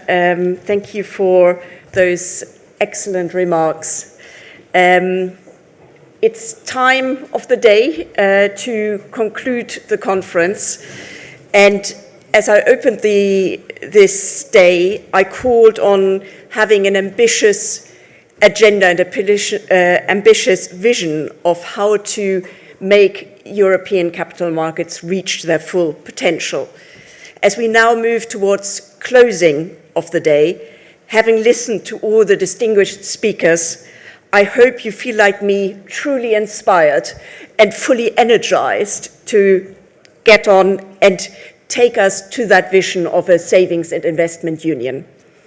To me, it is striking that while our speakers come from such a wide range of different backgrounds and perspectives, and I think you heard it here on the various panels, very different views, but what I certainly heard a lot today was the word action and urgency. We certainly need to take the next steps. And there, I think what I also picked up was that we need to make sure to make the savings and investment union really connecting the savings that we have in Europe with the need for the investments. I think Enrico Letta made that very clear. I also really liked Adina Friedman giving us this positive, energetic push, Europe can do it, and actually being very positive about the perspectives of Europe. I think then looking at the two other panels, what we heard very much about the funding of the companies is we also need to look at where is our regulation too complex, too difficult, and too heavy to handle, and where can we actually cut down on that. At the same time, similarly for the investors, how can we make the investor journey easier, engage more with the investor to really get interested in engaging in capital markets. Then obviously, many thanks, Jacques, for your reminding us of the achievements that we have made on the single rulebook, but also sharing with us your dream. And certainly, as ESMA, we will try to do everything to make your dream come a reality. And finally, and by no means least, thank you very much, Maria Luís, for your remarks. It was, I think, so good to hear the real commitment of the Commission to take the next steps, take actions, and make the Savings and Investment Union happen on the ground. As you rightly say, we still live in a world which has persistent fragmentation, and we need to make sure we break down some of these barriers to bring the European markets together, to create the liquidity and the funding opportunities for our economy, for our investors, and for our businesses. And so there's more to do, and all I can say is ESMA certainly stands ready to play its part in that journey. And I want to thank everyone who has been here and joined us today, whether in person or remotely, and thank you for everyone who's been not able to come to the conference in person, but who has listened and hopefully also got something out of it remotely. I want to particularly thank everyone who has been part of our speakers today. Thank you very much to all of them for bringing their perspectives to bear. I want to thank the moderators.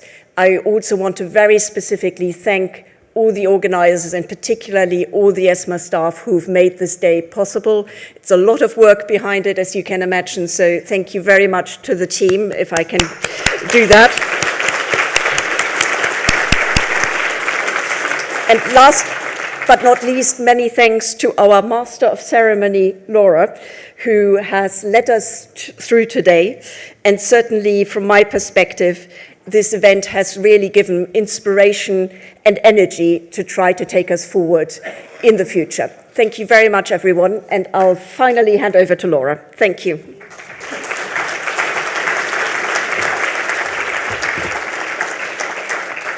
Thank you very much, Verena. Before we wrap up, I'm going to subject you to one final Slido, which we're going to have up there. So we had a poll earlier this morning for anybody who wasn't here, trying to gauge the level of confidence and enthusiasm around Capital Markets Union in this room.